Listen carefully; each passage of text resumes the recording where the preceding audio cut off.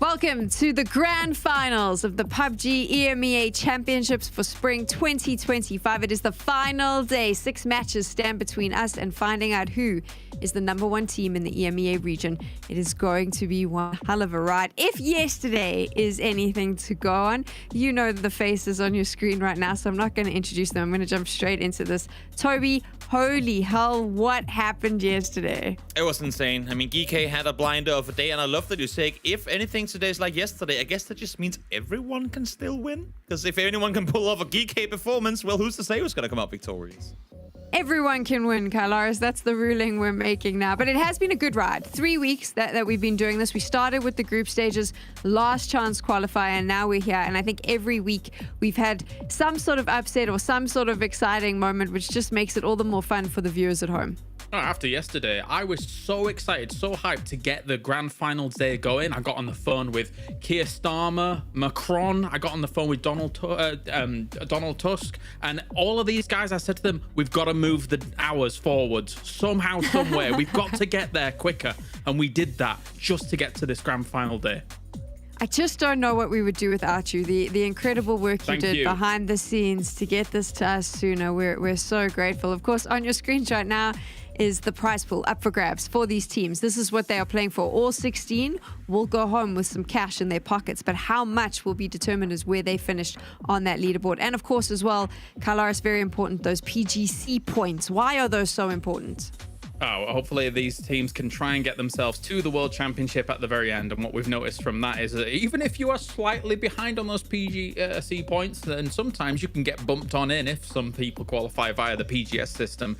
So every point will matter down to the wire. I think there's never been a year where we've had this system in place where it's not been absolutely down to the wire at the very end. So you've got to get every single point you can scrap for. All the points, that's what's up for grabs. And when we take a look now at yesterday, Toby, because we started the show where I was saying, wow, yesterday was such a cracker. Yeah. Why was it so impressive to watch? Well, I mean, when you have one team sat dead last, just to sum up real quick, that then goes out and gets 87 points in a day, and here you can see GK able to get the first and the last game won. That could have been 2 more wins added to yesterday's performance with how they were playing. But BB, Virtus.pro as well, playing incredibly good PUBG during yesterday's games too, and for good reason. I mean, they're the 3 teams currently spearheading the grand finals operation here. It was an insane time. But what I liked as well is that we got to see the level of skill in the EMEA region, right? So GK was really impressive. But all of these teams that you saw there, BB team, Virtus.pro, common, familiar names, Kailaris, just at some point would pop off and we got to enjoy the spectacle of top-tier PUBG. Yeah, definitely. BB team is one of those that has been able to shoot up quite nicely yesterday as well. And it came off the back of what I wasn't really expecting from them. Normally, when I look at BB team, I think to myself, okay, sweeping edge play. That's where their forte is. But their wins kind of came from central positions where they were like, okay, we're going to send it to the middle, or we have ourselves a compound. Let's try and lay low for a while, be quiet for the most part, and then strike out afterwards. And that was where I was impressed with BB team, because they're showing that they're very versatile, the complete package. The complete package, and I mean, Toby, for me, BB team has always been a list of names that I've expected more from, right? Yeah. And I felt like when I saw them drop into the last chance qualifiers and then pop off there, I went, oh, this is BB team. They're going to come in here and we're going to be disappointed as the highlights run on your screen. There's some good moments there, pay attention. But yet they've arrived, and yesterday I felt like BB team finally lived up to the expectations I've always put on them. Do you think that they are now starting to find that final form? I sure hope so, but if history is going to repeat itself, that's not necessarily going to be the case. I did love how we saw them play yesterday. We've seen these moments from BB team in tournaments past. We've also seen the level of inconsistency they come up with. They can have a day that is unlike anything they've ever done, and then a day they would all want to forget the very next one. I mean, kind of similar, just in opposite order of how GK played their first day into their second day. So really, today is where they gotta hope that they can bring home at least anywhere close to the performance they did yesterday, or else we know 1 or 2 of the other 3 teams in the top will. Okay, so let's talk about these overall standings now, because yesterday left us with a very fun and interesting setup here. Toby, walk me through what we're looking at, all the colors, all the names. Let's explain what we're trying to show people. So while 1, 2, 3 are obviously the teams on the top, I think the main focus here is 4th and 5th. Na'Vi, Twisted Minds. In the grand scheme of things, in terms of PGS, it does not matter where they end because they are already in by being global partner teams. What matters is excluding them 2 in green.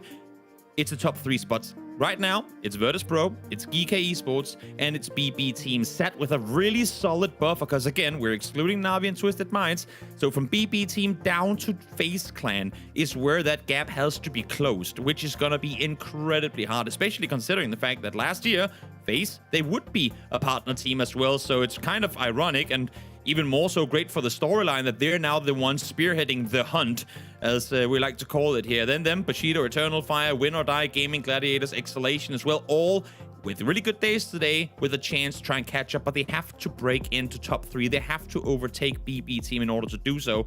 So we can see here, you need to play incredible PUBG today in order to catch up. I do also think at the same time, though, that Virtus Pro, GK, BB Team have all been teams that have shown in the past some bad days, right? So there is a world where, as much as, wow, we are impressed by how strong that they've been able to play some of their days out, there's also been some pitfalls in the past for some of these rosters. So there is, whilst they've played phenomenally, there is still an opportunity for the teams below them to actually be able to propel themselves forward. That's why I'm thinking overall, as much as these 3 look great, it's not all said and done just yet. Not all said and done. Lightning doesn't strike twice. This is my concern. And like you said, Kailaris, those 3 teams, not always that consistent. So Twisted Minds, FaZe, these are teams and names that we've seen them do this before. They come in on the last day and they just, I was going to use a naughty word, but I'm trying not to find my inner Avenger.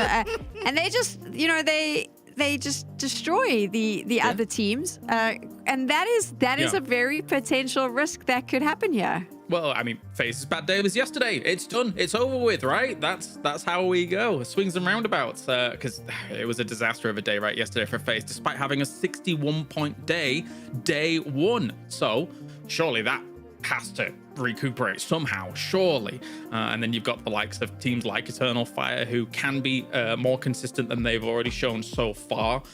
So that there's room. There's still room here.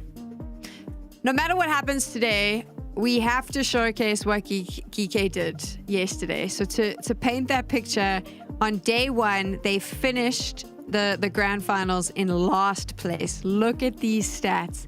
And then yesterday, Toby, they just came out and obliterated everyone. I feel like night and day is an understatement. I don't even know what could, like, Big Bang versus End of the World, maybe. I'm not sure, but insane to look at these numbers and know that it's not only the same team, but it's the same team from one day into the very next. We had a chat, obviously, with Quizzy yesterday, and they knew they played horrible. They said, we got to go up, we got to do better, and they did better. They did much better. Whatever happens today, I don't care. This is going to be something that we all remember for a very long time, Kailaris. The scary thing about it is that they could have even had another win. We were already talking about it yesterday, right? They got a first, second, first, fourth, and the 10th. That doesn't really count. Not in that order, of course, but it could have been even higher, and that would have been utter insanity from this roster. There is a lot of veterans. I would love to see them continue to do it. I don't think they're going to hit quite as hard as they did yesterday, but I'd love to see them qualify for PGS. What I'd love to see now is apparently Kailaris has put together some sort of PowerPoint slide presentation for us. I have not been given any information about this other than being told that I have to let Kailaris's presentation / slideshow come on the screen right now. And let's do it. Goodness help us all. Let's see what's going on. All right, we're here at PEC Spring, and we have got the season premiere of Name That Thing. The rounds are going to be very, very simple. The players are going to be spotting out a picture, and they have to guess exactly what that is, PUBG related. So, without further ado, let's get into it. First things first, we're starting with Mark. Round 1 is going to be guns. Mark, here is your picture. What's that gun? Scar. Correct.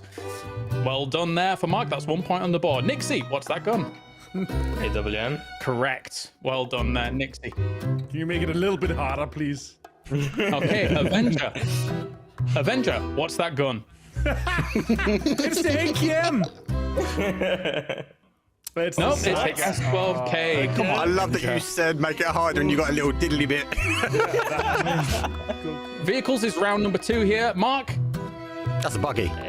That is a buggy. That's 2 points to Mark. Okay, Nixie. USA. Oh my god, let's please see give where we're going him a here, tire. guys. Let's see where we're going. Give him a tire. Correct. You Give him a are. nut bolt. Okay. Avenger. Right. Okay, yeah, I see where we're going. Okay, yeah, okay. RB No, that is incorrect. I'm sorry. That is the Roni. Roni. Okay. The map-specific one. Yeah, okay, let's make it a little bit harder for me, guys. 2 points to Mark. Currently, we got 2 points to Nixie and 0 points to Avenger. Let's move on now to team logos. Mark, round 3. What is this team? Oh, Twisted Minds. It's Twisted Minds, correct. That's 3 points to Mark. Nixie, what is this team? Ascend. That is correct. That is Ascend. 3 points to Nixie. Okay. Avenger. Hit Avenger, me with a what hard is one this here. team? Hit me with a hard one here. This is too easy for the other guys.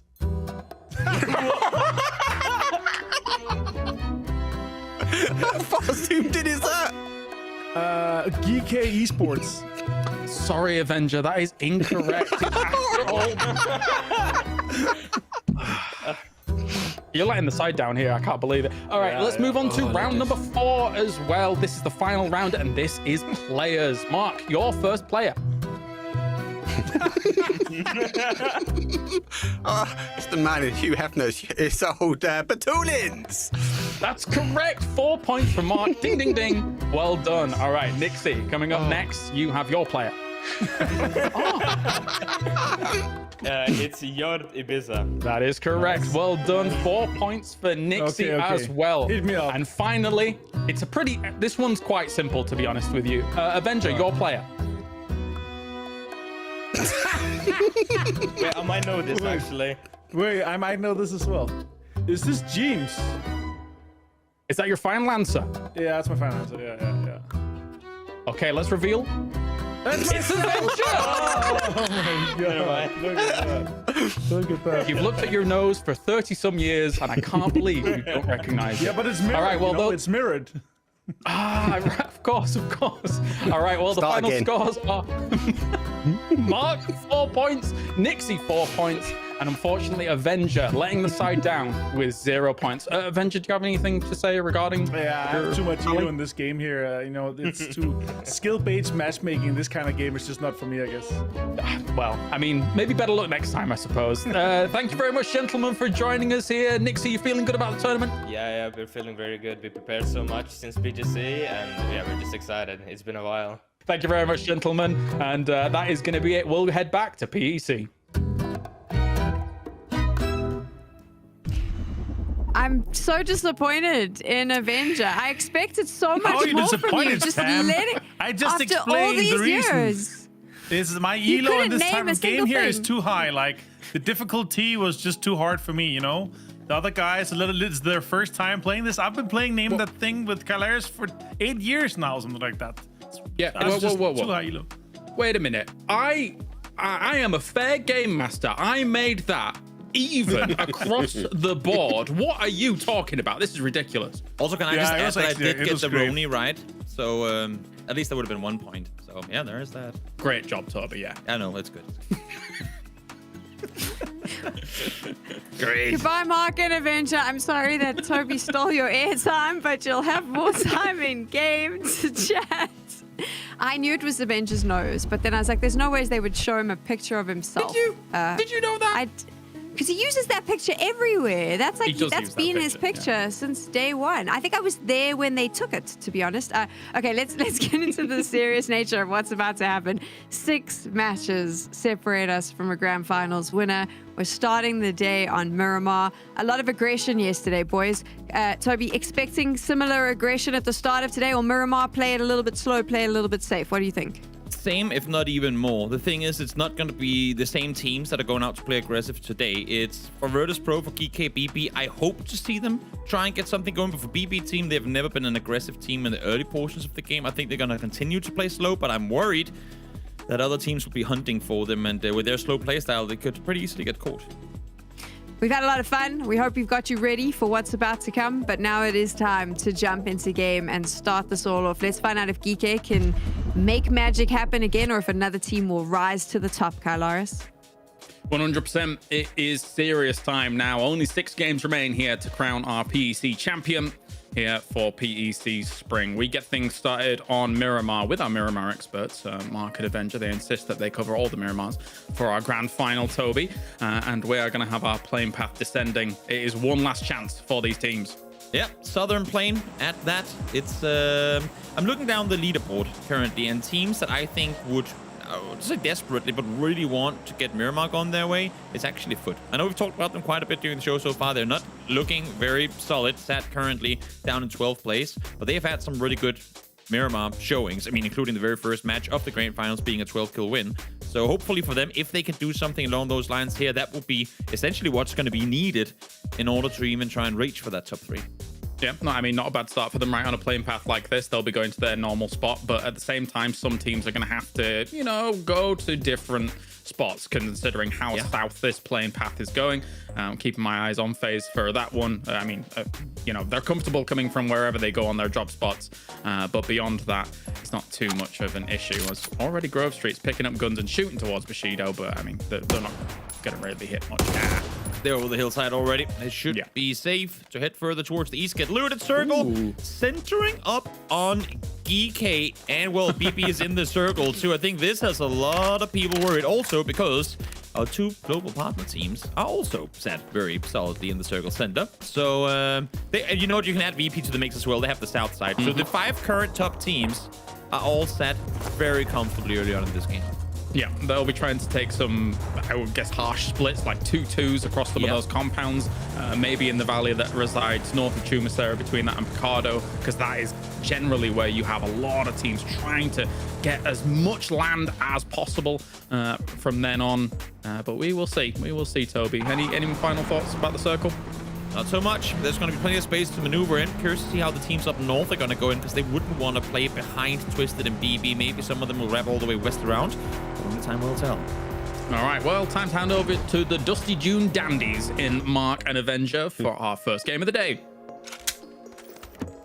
Thank you so much, Kylaris and Toby. And yeah, as Kylaris mentioned in the very beginning, we demanded to have to cast Miramar here because it was just unbearable listening to Toby every time the plane path got even close to any of the islands. It's like island ending, and he didn't talk about anything else than that for 5 minutes. So yeah, we took it away. We saved you, chat. You guys are welcome. Mark, the final day here. What an amazing time to see the first circle go to GK here. Our insane leaders from yesterday in terms of most points gained yesterday. Do you think they can do it today, Mark? It's hard. The lightning strike twice, as Sam said. It's difficult. They've got a really good zone, though. And arguments you got to say about momentum. Yes, they wrote off day number 1, Martin, but day 2 was so impressive. And they sit now in the middle of the zone. Will they get high kills this game? Potentially not. Chumacera, we know the zone likes to ball back here quite a few times recently. I really do like endings here.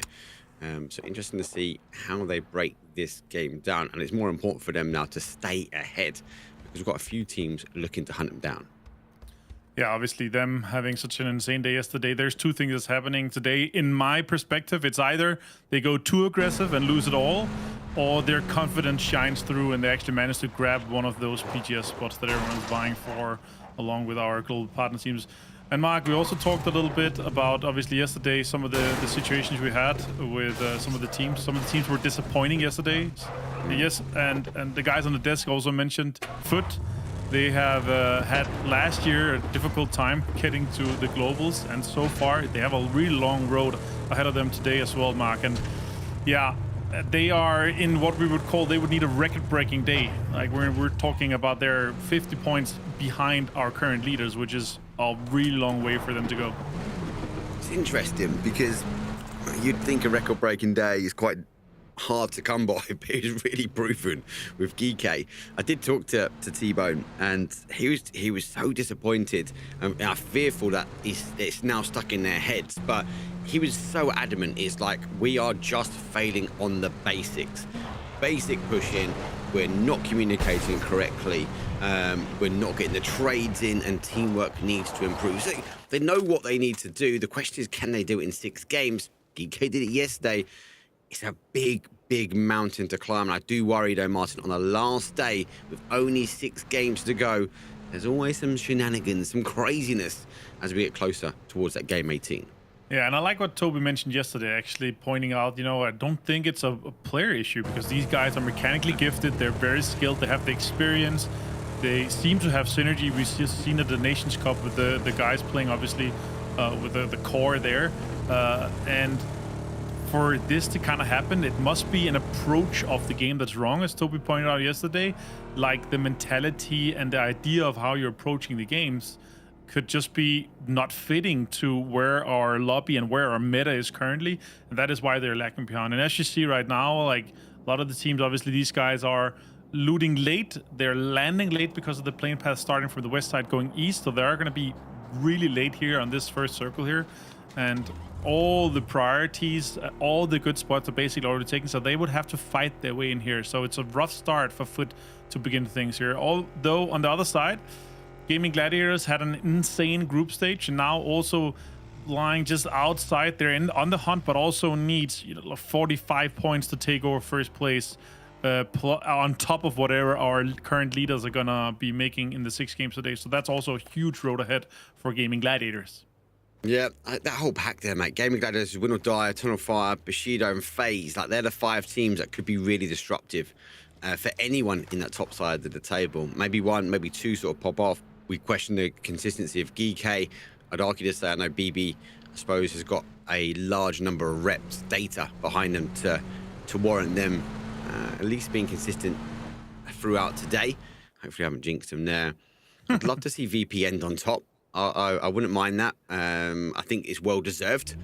And they've been putting in the hard work in the off-season. Yeah, they have. They have been grinding. We also heard from Nixie there, actually. Perfect timing for us to hear and play a little game with him, so it's obviously good. Them being 4th last year, Beamy being the 2nd highest on kills. BTC final Diffix, no, it's gonna find James. FaZe Clan off to a terrible start yesterday. They had 10 points in 6 games.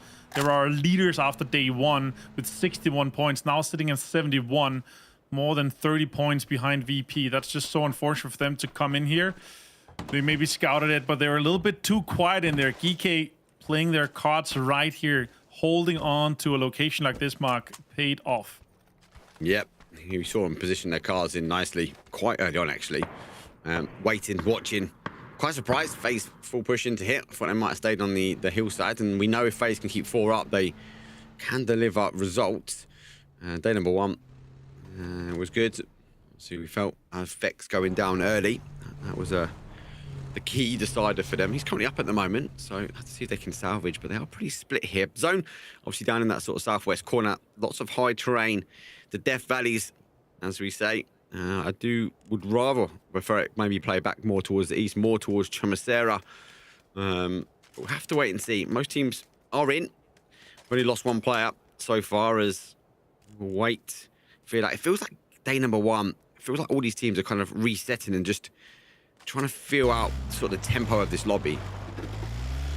Definitely, especially like a first game of the last day of the finals. It's really where people playing it slow. That's why I like actually it's starting on Miramar, because that is definitely the map where you can play slower. Phase 2, Phase 3 gives so much more information compared to where we are in Phase 1. Nothing is really decided until you see Phase 2, Phase 3 pop. So that's really why I like kind of you're starting a little bit slower. You're taking a little bit more like cautious game time here on Miramar, and that's where the teams are. PewDD is running towards Fix currently, and I'm not sure he has any idea that that's currently happening. He does have a good amount of cover with this, and now with a sandstorm also coming in, this would be a terrible timing for FaZe to lose another player. Pin is also doing a UAV, and he finds him. PewDD, that's just so unfortunate for FaZe. First 2 players down is 2 FaZe players. They were looking so good in day 1, Mark. They did, and it's that piece. They're not a global partner team, chat, so they haven't got the golden ticket, the free pass to the lands. They are not going to BGS as it stands. They need to perform. They need to get into a top 3 positions of 4 non-global partner teams. So 2 big kills there from the guys, as I think that Sandstorm played a big part in the ability. PWD was able to kind of sneak up on him and get that blow. All right, next circle about to pop here, Mark. We are going to be seeing huge impacts from this first one here. We go north, actually. Twisted Minds, smack bang in the center, and a lot of these really high priority locations. Na'Vi also looking good, Mark. Yeah, they're in a good position. Zone does pull towards the north a little bit. Power grid there. Got to remember the verticality that now Twisted Minds have and that they play all the time. Not like anyone doesn't know in this lobby, but it's going to give them so much more information. GG. Going to take towards a 2-2 split now as they do go back towards that kind of petrol garage. Bushido, in movement for them. They are also on a wider 2-2 split. Now, they arguably can keep them interested, but Shida, well, maybe he was going for his own 2-2 split and he was turned around quickly. Yeah, he's probably been put in a car or something like that. But yeah, more shots coming in here from this high ground pin. Steve swapping in the glider to take some shots at BB. I like that, but it's being returned quickly. Too many boots on the ground here for BB. Maybe not worth it for them. So, not sure it's really the case for BB here. They're on this southwestern side here. Again, information is coming out for them. The high ground is giving so much, but it's also a harder road for them to get further into the circle here, Mark. Yeah, it's a very difficult rotation here. Station obviously glider in hands. They'll be looking to rotate their way back towards the sort of west in and on Monty. So there's no BB team. That's their drop spot. They need to play out. The Myth-Off, really, really strong group stages for them.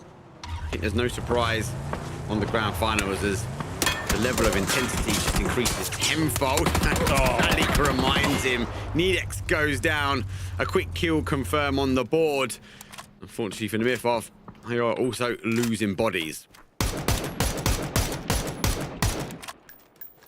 And we live again, obviously also in a decent spot here with a split though. Not sure this is again really worth it. Close to the edge of the zone here. They want to get further into the zone, Mark. They want to get more control, more information, especially with so much verticality as you talked about. There's a lot of high ground spots, a lot of high ground compounds even that you can make your way towards. Yeah, Mustboard obviously has a lot of information here on the Myth-Off. Oh, yeah. More information stolen away. Ooh, shots coming in. That's a lot of damage done to Abdu. He takes him down here, Mark. Well, it's the thing as well. They already read the kill feed, haven't they? So they know they're already down bodies. 2 remain. He's got full control, waiting for the smoke to bloom, potentially across. Second smoke will go for a Spartan just to try and go. That'd be good to know if you can get that molly in the middle of the smoke. Sees their tippy toes. The molly's slightly short. So the Myth-Off, well, they've got to time the run quite well. An argument of it is going to be trying to keep him in. I think they're going to be writing this one off unless Sparta just goes for the full charge and screams, "This is Sparta!" and goes for the res. Oh, Justice goes, "No, I've got this, lad. I'm going out the front door." Yep. And Medibay also finding Karam here. Grove Street involving themselves in this here. Yeah, again, now another sandstorm. We feel like we're having a lot of impact of these sandstorms with the timings. Like now they have to move. They actually have a decent amount of cover and they can just leave without potentially being shot at here on the northwestern side of the circle. And what's not on the minimap right now is that FaZe Clan is out northwest of them trying to make their way in as well. Nixie here, currently second on kills once we had our last game yesterday. 20 kills for him on second place, with Beamy on first place for 28 kills. This zone goes north though, Mark. There's not that many teams in. That's good for FaZe. I know they're rotating around on that northwest corner, but they've got an option. They can maybe continue round the high ground. Gige obviously having to leave. They go for the crash now. Looks like the knock through back on res. Navi has to try and get this reposition now. Gige is going to be playing the spring in their step. Navi looking to lead. Little shots will come through. Steedo, he gets out of his car. I think he's going to try and play sneaky. Navi play not too far away. Do like this new addition section. The element of cover will really help. And there's the surprise. He gets one. Quick confirm as well. GK spins round looking for the second. PWD doesn't quite go down. He's down to a one shot. He has to go for the reposition. Try and figure out, get the sound cues. Oh my God, Quizzy comes in. He re-picks him and does get him. But you know what? He was left there. He done the job. He disrupted him. He got a kill and he flushed it out. Navi on one. GK down to 3 players. Yeah, and delayed them as well. Right now, they're gonna have to fight the teams ahead of them. They can't really move too far around here. On this southern side, it's not worth it. Salik and Sancho finds any bodies here from Relive again. Twisted Minds on the high ground, on the Batulins. Kind of rock formation across this whole side here, south of Power Grid. Mussport pushes up onto the middle, finds Sparta. Really good push. Another one finds one more. Mussport. What a start for him. Example also helping off from the side here. But now they can maybe get a little bit of the utility taken here from them. Bushido shooting in the distance. Seifu has been taken down. Molotov grabs that from a distance. That's huge. That is some distance as well. Seifu's down. Again, it's a player I thought might be popping in the grand finals. We've seen his name ringing that bell in the kill feed. So far, maybe a reminder. He's gone across the NA last year. Comes back, face having to move around. Correctly down to Gustav though. He's looking to try and get 2. Doesn't quite get it. So obviously putting Correctly down. The reposition and it is clean sweep though. FaZe Clan needs a big day, but they are being closed out. Hobart gets that final kill. Exhalation looking to put that last nail in the coffin. But everyone's focusing now on FaZe, and unfortunately for them, they're out. What a rough start to the day again for them yesterday as well. 2 games with 0 points. And this one as well, first game 0 points. We said they need they're in the hunt, but they're probably going to be put into, they need a record-breaking day to make something happen here. Perfectix gets the bleed onto Quetpa. Nice shots here again from Mus, but he's had a fantastic start. Quizzy finds Fairist. The GK and Navi battle unfolds just a little bit here. I like this northwestern side that these guys have. There's a lot of cover and a lot of riches that they can kind of play it off from, but they're going to have to eliminate Grove Street first. That's what Hoba is looking to do. More shots coming in. And nades from Diffex. BB team, Navi and GK fighting on that southern side. Next circle did pop and it went north away from those. Nice shot from Hoba. Finds a really good angle on Voxes. And Grove Street is slowly falling apart here, Mark. Up your lane. Hoba. Looks like having a really good feeling. The lobby at the moment. It's very strong. Going to work their way around. The zone does play back towards that north side. Go into Power Grid. Go into the Twisted Minds home terrain.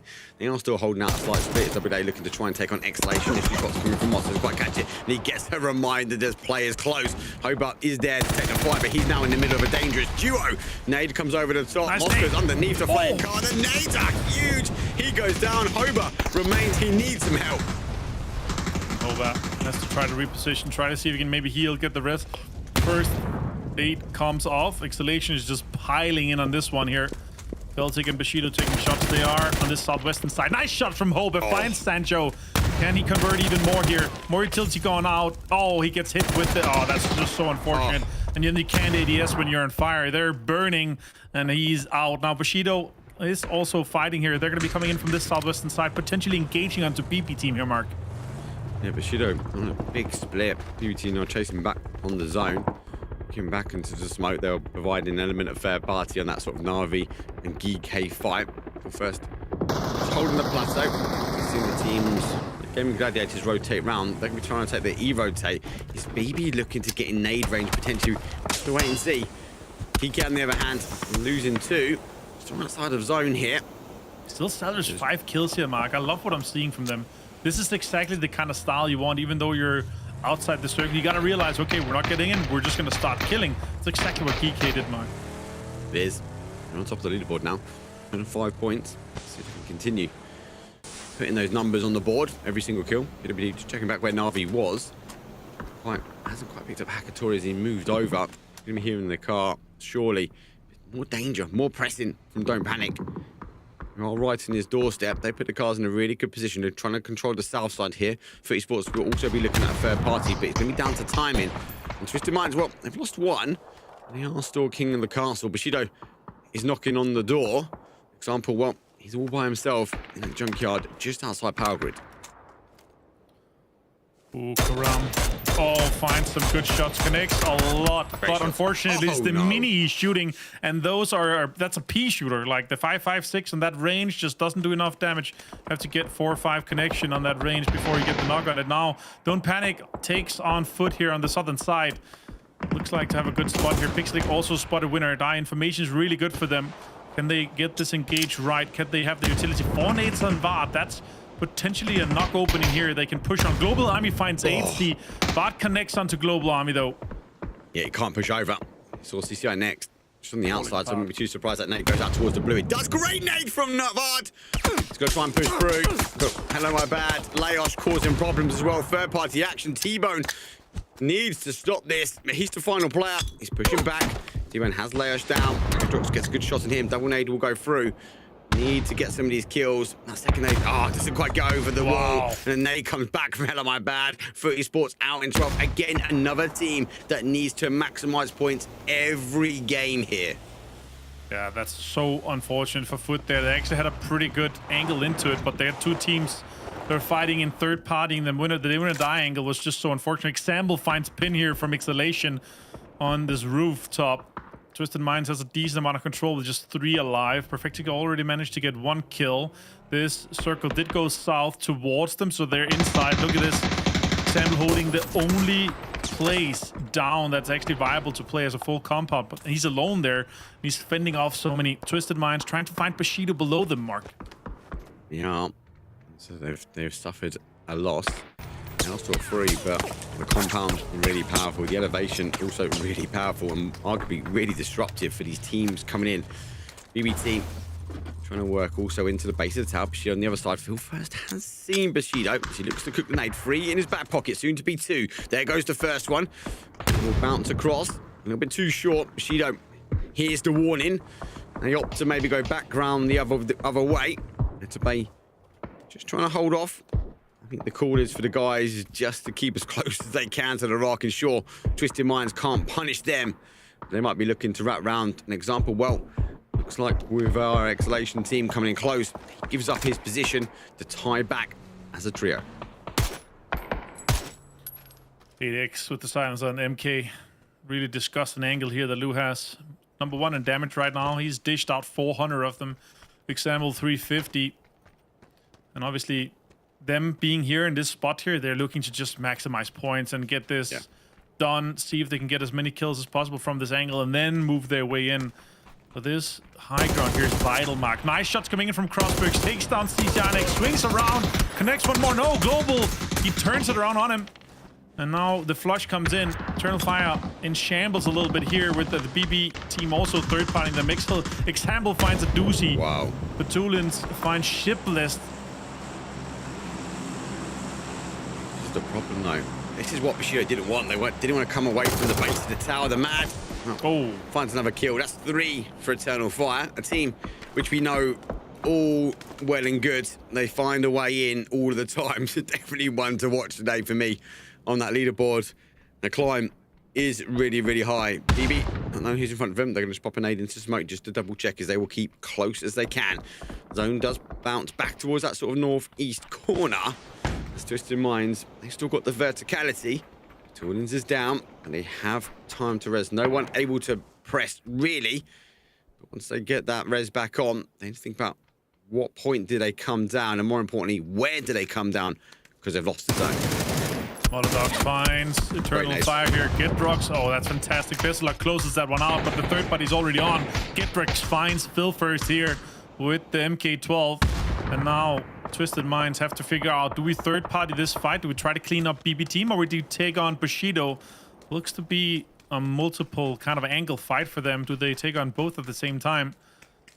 They have the opportunity to do so. Circle went away from them. While Bushido's up here in the high ground fighting. Dale Cup finds Petulins through the smoke.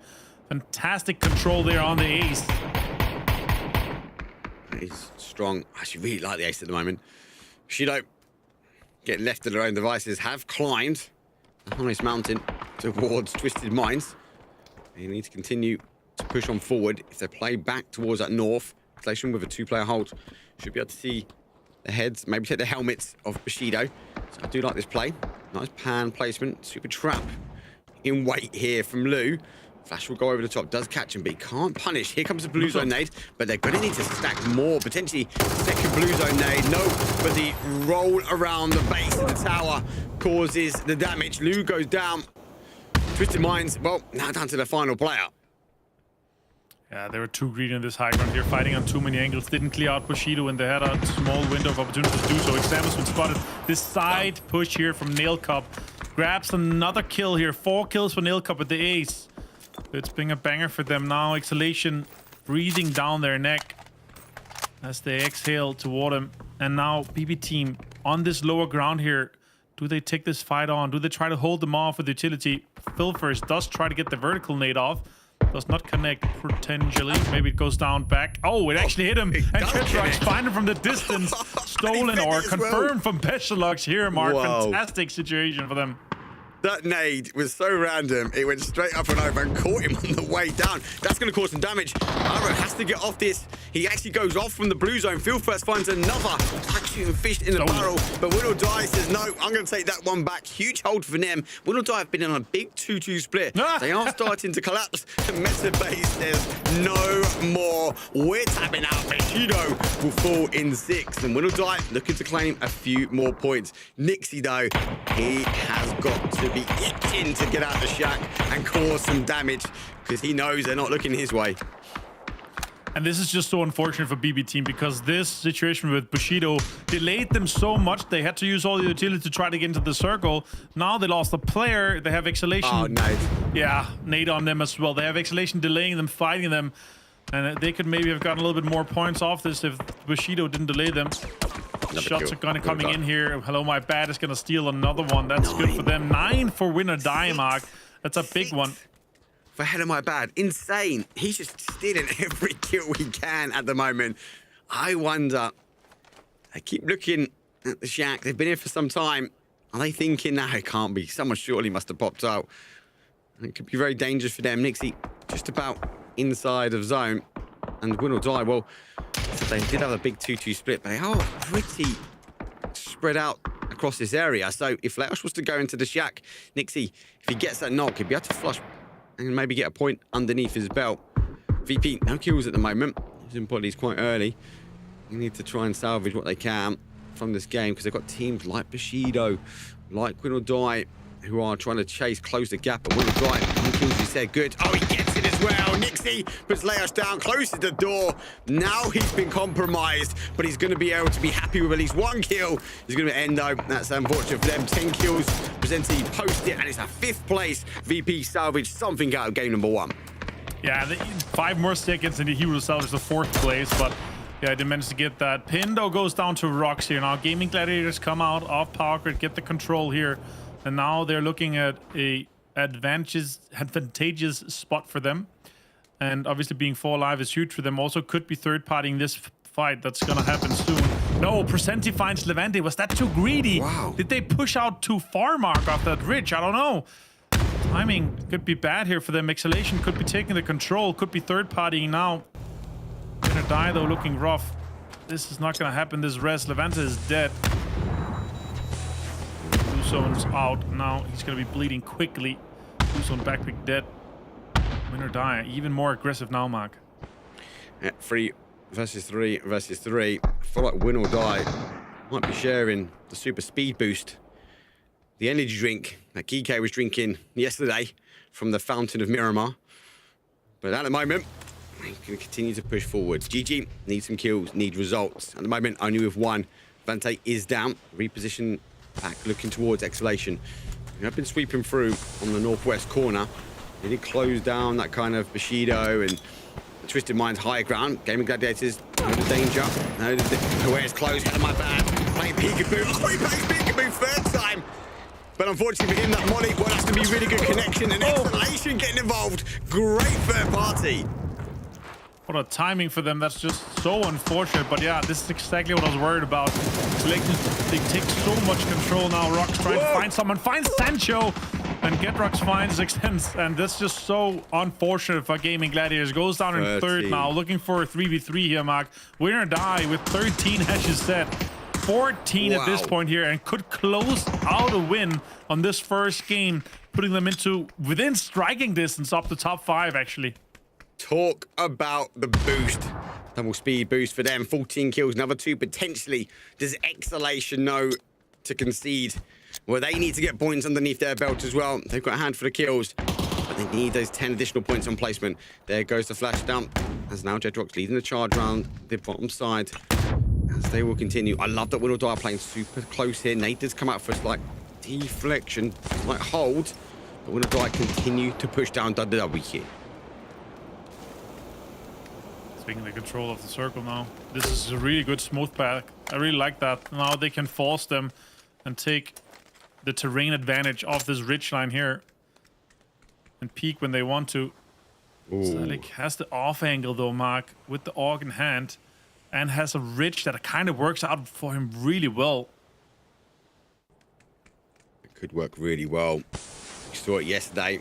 It's make or break though with them. It is make or break. Presenti senses the presence of Salik.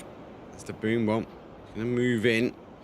Unfortunately for the guys, Win or Die are close up towards the end. We're phase number 9. Now 5 players remain. It is a 3 versus 2. As we look to close this one out, Presenti now looking to try and move around. This is where potentially Salik could activate. Has he heard him? I think he might have heard him. He's got no idea. He's just crawling. They have information on them. Obviously, smokes maybe been deployed too much. 2 smokes in the hand of Presenti.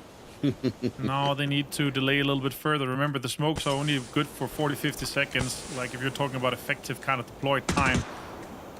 No. Salik is crawling even further. This is such a good angle for him as well. Broken vest though, Mark. Only 20% reduction on that one. So I feel like Win or Die are going to turn on him. He might be able to get 1. And if the boom strikes at the right time, it could work out. But the 3 versus 2 is just such a huge advantage. Go to the ridge. Go to the ridge. He checked the ridge. He's living on ammo. He gets the first knock though. It's 2 versus 2. There's another point. It's 9 for Exhalation. Now we need the boom to activate. They're coming round their way. They're going to try and sweep the corner. Nearly going down. Jedrock's down to 1. The boom's going to spray through the smoke, but doesn't quite get the connection. He's got the remaining flash that will go through on the other side. Now he's going to wrap around the smokes that were deployed. He's got to go sneaky again. But this plays in towards Win or Die. Jedrock's able to get that met back on, but he's got a bit of cover. He loots the spray on the other side. Hell of my bad's going to try and hold. Jedrock's goes on the outside. Jedrock's goes down. He's going to make the push and he claims it. Exhalation from nowhere. The duo back 11 kills. It's a 21-point game. And me and everyone else in chat would have been thinking Win or Die was going to take it. It's an impressive 15 kills for them, but they dropped the ball at the very, very end. They, though, have to take away huge amounts of kills, but Exhalation, wow, what a produce for them. Yeah, what a fantastic game for them. Honestly, for them to take the control, they basically pushed away Twisted Minds as well and maintained the control of that western side. I was worried for them, but they made it work, Mark. A 2 versus 3 to win that in this terrain and this angle here, that's so rare. But that ridge, it paid off dividends. It paid dividends for them, but obviously they bagged a huge amounts of kills, but also did Win or Die. The teams that are looking to try and get to the top spot. Well, let's throw it back to the desk, as there's loads to break down from that game, Sam.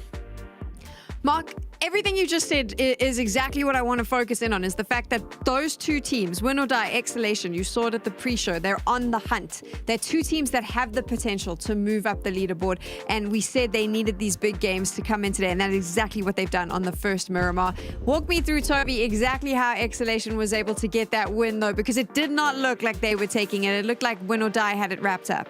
Yeah, I mean, they got there in pretty different fashions too. Win or Die were already up on the hillside from an early point in the game, set up there towards Parker Plateau. But when that phase 3 shifted up the mountainside, Exhalation was actually the furthest south team. When we saw it happen, I was wondering, why is no one but FaZe wrapping west on this? Exhalation ended up doing that and got to kind of just sit back and watch all these teams push up the same crevice towards the circle center and get butchered. So Win or Die and Exhalation could lean back, sit there, pick up a lot of people while they were fighting elsewhere.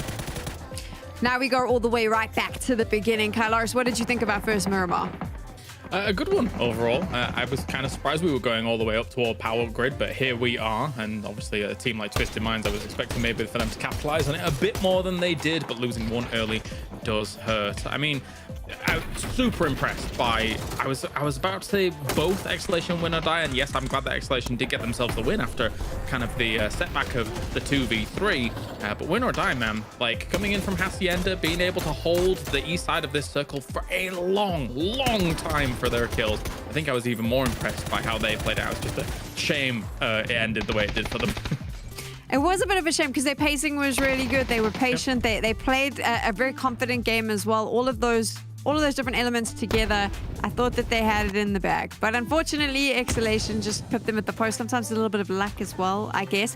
Let's talk about some of the teams we marked them at the start, gents, and you both said they need a record-breaking day. So I'm sitting watching the record-breaking day teams to see how their first Miramar plays out. And we see Foot Esports, Toby, and then we don't see Foot Esports. Yeah. This is concerning, right? And not just for Foot, but a lot of those teams that you had marked as need a record-breaking day seem to just fall off very soon into the start of Miramar. I mean, it's effectively all the teams that try to just shove straight up through the middle here in the kind of halfway point of the match, where you see, for example, Win or Die here at this point, already 8 kills on the board. They just get to sit back with very little to risk themselves and farm some of these teams that cannot, I mean, look towards Win or Die. They cannot look towards Exhalation because they have so many teams right next to them. They have to try and concern themselves with first. And then, of course, this final fight between Exhalation and Win or Die, it looked very solidly to go the way of Win or Die, but good performance here and then by the Boom. Overall, a good start for us. An impressive bunch of performances from those teams that you see at the top there. Exhalation, Win or Die, 21 points. This is how Geeke started their day yesterday, Kylaris. This is what we need from these teams if they want to stand a chance of taking that top spot and being called champions. Yeah, and for that final circle, right, the 2v3 that goes down between Exhalation and Win or Die, really both pushing themselves up to try and challenge. They still need a bit more on the ball, but try and challenge. I think those 4 smokes in the middle of that small circle were pivotal, right? It really denied Win or Die in the end full scouting ability on where the two were. It was very clear they didn't know where Exhalation was, even in such a small circle like that. So they were playing a bit more cautious, a bit more scared about how they were going to approach this. And I thought Salik was going to relocate after that first knock. I mean, doesn't matter anyway, because the Boom goes big. So yeah, Exhalation, great win. Okay, I'm going to move away from talk of the game really quickly because this conversation happened during the match, and I actually think it's a good one for us to have right now. So I'm going to pose the question to you both. What's more important if you're a team? Is it winning PEC and saying you're the PEC champion, or is it getting a spot at one of those international lands, Toby? Personally, as much as winning this tournament is huge, I think qualifying to back-to-back $300,000 global events is gonna be bigger. You have a chance, if you do well there, to maybe get yourself an early seed to PGC as well. Of course, winning PEC would be huge, and you get a ton of PGC points with it. But back-to-back 300K tournaments, I think, is gonna be more important to some of these teams. Just before we get Kylaris' view on this, your G-Coin code is below 500 coins today to celebrate the grand finals. So go and redeem that quick, fast. Kylaris, where do you sit on this? Because for me, I do think that there is a huge amount of gravitas in being called the PEC champion. Yeah, so obviously, yes, PGS is very important because it's the main direct way you might be able to earn yourself more money. That's cool. However, I think Europe, or EMEA in general, has built a reputation over the last couple of years that, you know, you've got Twisted Minds as always the champion. If you're suddenly the champion of PEC in the short term, then guess what? You're better than Twisted Minds at that point, right? So I think, yeah, there's a lot of reverence in becoming the PEC champion. Talking about the PEC champion, currently, if we were to end this right now, Geeke would win it all because they are sitting at the top thanks to that first Miramar game. Wouldn't that be a story if they did win this whole damn thing? And you can see there that overall leaderboard that I kind of skirted over because I wanted to have this conversation sitting there right now. And for the most part, still those top 3 teams, Toby, they are there. But Exhalation has pushed themselves up. Win or Die into 5th place. FaZe is looking a little bit concerning now, all of a sudden. That's where my eyes are going to draw because I'm a big FaZe fan. I mean, this day, I mean, James said it, we said it to each other, like, as this game rolled off, this game started the exact same way as yesterday did, with FaZe losing a player early to Geeke, and then, of course, things falling apart from there. As they did the smart play and trying to wrap West around, there's just not enough players on the team to make that rotation happen. This is just mental when you take a look at the scoreboard, though. It is still very, very close. There's still a lot of space for these teams if they can have 1 or 2 pop-off maps, Kalash, to push themselves up into the top 3. I think a lot of people will be looking at it at the moment as a 3-horse race and maybe already guaranteeing those 3 to be going through to PGS, considering how far they've set themselves apart. However, the one caveat to that is the one team lurking below you is Twisted Minds. We cannot count out the idea that they go big today and catch up and become the champions. So the 3 teams are doing great up at the top, but yeah, there's a threat lurking for sure. A threat lurking. Twisted Minds or Na'Vi could really kind of be the cat amongst the pigeons and shake this all up. We're going to see how it plays out match after match after match. And of course, we're getting ready to go into our second one of the day. It is another Miramar. Expect more aggression, Toby. That's what we've been saying, and expect much of the same. Let's get into game. Hopefully, blind sense won't be the play this time around. Hopefully, teams won't have to funnel their way into, well, destruction, effectively. As we do head over to the last Miramar of PEC Spring. And James, what a fair plane we got to work with to kick things off. Oh, lovely. Lovely jubbly. Lovely, mate. We'll see how it fares for him, of course. His foot's out early. Face going back to what I guess at this point they consider a nice home. And for all of that said, both those teams really need to start racking up the points. So at least they get to be out of the plane quick, get on the boots on the ground, and then be figuring out how they're going to rotate to that next circle. But for the most part, I mean, if we get a southern circle, it's only favoring the, in inverted commas now for this PC, the big dogs. So if what we you're want... saying is just go north. Yeah, that would be helpful at this point. Yeah, for sure. Yeah, the buffer space that the top 3 teams, being of course Virtus Pro, GK, and BB, have been able to assert themselves is starting to concern me in terms of, is there even a chance for some of these other non-global partner teams to strike back? Of course, always nice to see Winner Die and Exhalation finally get things going, but that one performance is far from enough. They need to continue it as shots come way up high. Maybe they'll find one here. Abdu goes for one more. Oh. Those are some great shots. Really impressive. But I don't think they're going to get the finish overall. It's just getting a little bit too out of range. UMP. The bullet drop on that. Those bullets have hit the floor. Not gonna happen. Circle does swing east, though. Plenty of space to maneuver. If you're a north side team, you'd have to imagine that they're going to try and wrap in from, honestly, all the way around the coastline east of Sahar. Same thing to be said from the south. There is a play potentially to make a wide southern swing, come in underneath Las Leones out towards the east side. But I think for GK, for BP team, the straight in from the west is it's more inviting. Yeah, as my last point, I think the foot wouldn't be too harshly done by if they go east side, rotate, and then into the fields of Impala that they are so used to playing from, right? That's what I'm kind of expecting from them. But let's hear what the casters are expecting from our final Miramar here as we have Mark and Avenger on the mic. Thank you so much, Carl Harris and Toby. Yeah, this is obviously the last Miramar of the PEC Grand Finals 2025. And yeah, this is such a easy circle for the majority of the teams to get into. But yeah, it's looking good for Na'Vi. It's looking good for VP in this one. But what do you do if you're VP in this case here? Like, you take some control on the northern side of Las Leones, hope it goes south. You don't really gonna go out and go too greedy, Mark. No, I agree. And we've seen some of these zones pull back towards Lost as well. So got that high ground, just as you said, on the north side. That's going to give them a lot of options to scout, see obviously the information of these teams rotate from the north down to the south, because we will have a large number rotating their way down. VP will be under no illusion that they might have phased on the alternate drop on Resort, but most likely they would have gone for their normal going early across water treatment towards Cruise. So I think VP would just be looking to maybe conquer that high ground, as you say, and just hold it down. But it's sad, the final Miramar. Yeah, it's really sad. We're the Miramar connoisseurs are coming in here, Mark. That's obviously the big one here. But yeah, Leosh from Winner Die, he's trying to lurk out a player, see if he can maybe set a trap up for CCI next and grab one of those. And yeah, as Toby pointed out, this circle obviously has a lot of space on the eastern side due to our plane path being very central. So there's a lot of teams that potentially could be coming in from that and take some space there. But yeah, the big question is really all those good priority compounds that are north of Las Leones, they're going to be locked down early on from Eternal Fire, from the likes of Na'Vi. Let's see how deep the other teams they decide to go here. Laios though finds CCI next to the trap springs back.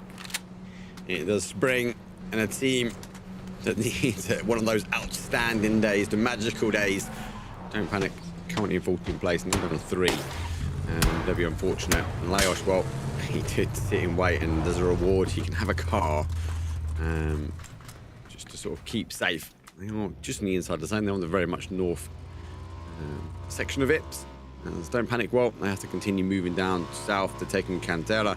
They know this is Eternal Fire's drop spot, so that's why you are seeing Sheila just kind of scouting over the top, hoping, praying, maybe, they don't have someone else lurking close to where they want to go.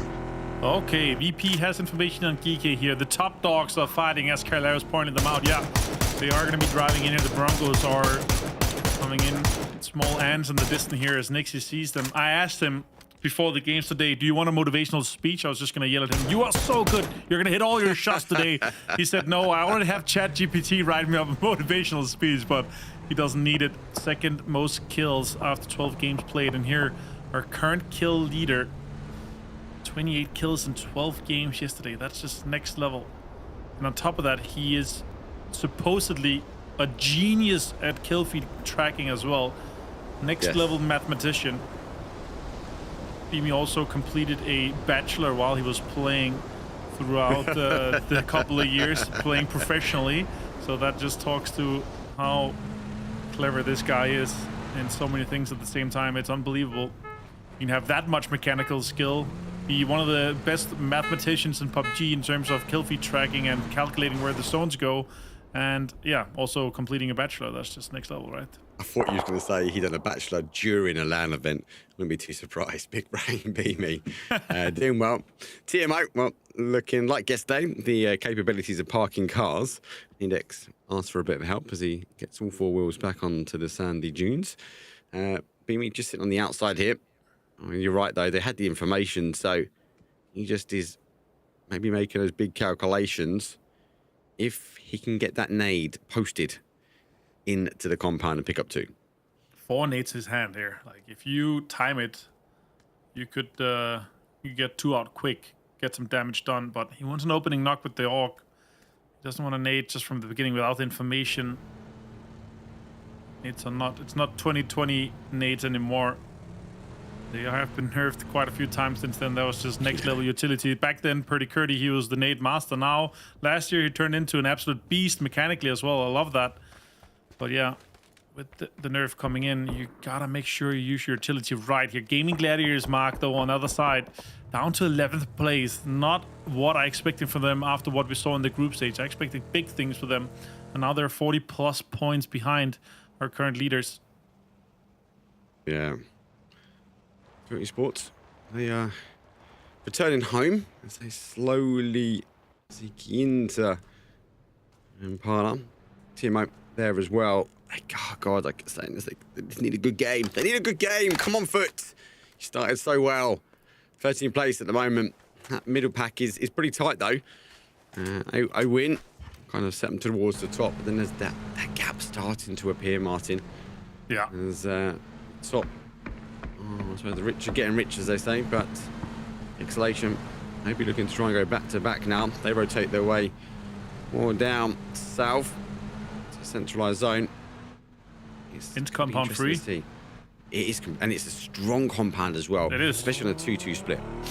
Yeah, it's really strong here. Vard knew that the Mythov here, he was silent pull-upping into Impala. The Mythov, I don't think, knew that Foot was backfilling them a little bit here now. They're going to be going deeper here. They're going to be going on this ridge that is close to the end compound. And now they're going to be pulling up into Exhalation land here. Justus has an idea. That's why they're stopping outside on the ridges here. Worth fighting for this compound now? Yeah, probably. If you know it's a 2-2 split from Exhalation. Good angle here from the boom. Doesn't connect though. And it looks like he's considering going into the car, maybe leaving, Mark. Yeah, bait it. Pins on the outside, so they might commit. I think he was expecting to come on the inside of the wall, right? He was thinking he was going to run into the compound. Lucky enough, though, for TMO, he went across And then obviously that will provide the element of cover. The shots didn't quite connect, and Exhalation looking to fight another day. They are going to disengage. TMO got to run across the compound, so that hill is going to provide the cover. As they sweep on past, a couple of shots will come through, but Justice doesn't get the connection. More of a warning, a shot across the bow. Yeah, I like that they actually did this with a two-man pull-up, and they managed to push them away from that. And obviously, you don't have the information on the side of Exhalation. You're already looking at compounds that are closer to the current circle, center of Circle 1. So, I like that they're able to push them off with that, and TMO continues to be a little bit greedy. They have to as well, Mark. They are currently on our last place. They have to get greedy. They have to get aggressive. And they're taking advantage of the other teams that don't, like, they're outweighing the potential if it's worth it here. And nice shots from Nixie onto EK, and this circle is about to pop. Let's see what we're gonna get from this one here. We're gonna going northeast hard. Exhalation sitting really good in that Kantara compound right now, and Foot has to move in. Beamy with shots connecting onto PUBG. Almost grabbed one of those. He was so disciplined and so patient, but it didn't pay off, Mark. Well, again, the shots were coming through. I think they're just sort of summing up who's there. Shots coming on the other side as well. Okay, getting punished, getting isolated. Jedrock's doing a 360 spin. No scope with the car. As he's trying to work his way out of the sandstorm as quick as he can. Gonna die already. The first kill underneath their belt. And Badger's going for the reposition of his car. As, they are in zone at the moment, Martin, but I think if they stay where they are, they're really gambling that the zone will play back towards that Kantara ending we saw so long ago. Groshi on the other hand, well, slipping away from Twisted Minds, and both these teams are very much on the outside edge of zone on the west-hand side. Yeah, they're pulling up into the west side of this graveyard kind of area, but FaZe is ahead of them towards the Minas Gerais side. Here, Seifu and Grove Street now on this, high ground for Seifu west side, but he needs to try to connect. Maybe he can find a Twisted Minds player, but Tulin standing there just trying to get information. He could maybe get him here, Mark, and get the confirm as well. The other players are quite far away, driving currently. I think Patulin's looking to leave as well. He is taking the bike, obviously always on the bike. Yeah. How else do you get on top of the mountains with the bike? Pickups. Pick up now. Yeah, well, yeah. But Jordan wasn't happy when they first came in, though, was he? Because he mastered the ability to get up in the top, and then everyone else was joining him as their mountain go. Jordan's, well, he was one of few that used to play that high train. Seems like a lot of people now tend to do it. FaZe Clan, 4 up, 4 alive. You know, on the west side of the zone. Just going to tuck in the cars. Again, play for that zone that pulls back their way. Be interesting, as I said before, if FaZe can keep bodies up, if they can keep 4 alive, to see them in late game. And they need a game like Win or Die. They need a game like Exhalation, who leapfrogged ahead of them now. Back towards Geekgate. Rotating now on the south side, but VP already ahead of him. Potentially looking, watching, waiting to pick up some of these rotation kills. Yeah, I like this. You know, you want to go on the eastern side, this next circle here with northeast. So if you can swing around the eastern side here, that'd be great. Novitos Pro getting a lot of information here, seeing Exhalation in the distance, probably also seeing GK moving in closer. And they're going to be taking this little backflip area that got added some time ago. GK will be hearing Ibiza Drive here. They've taken a little bit of a slice of Impala as well. They're going to be sitting inside, waiting for this next circle to pop, hoping potentially for it to go once again northeast, because they control this entire side right now. Lukarooks trying to see if he can connect a few shots here with the 8x Mini. 3 vest equipped as well, 55% damage reduction instead of the 40% that is on the level 2 vest. Pixelic finds PUBG.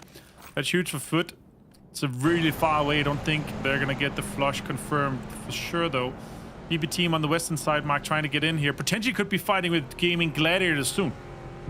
Oh, EP going up.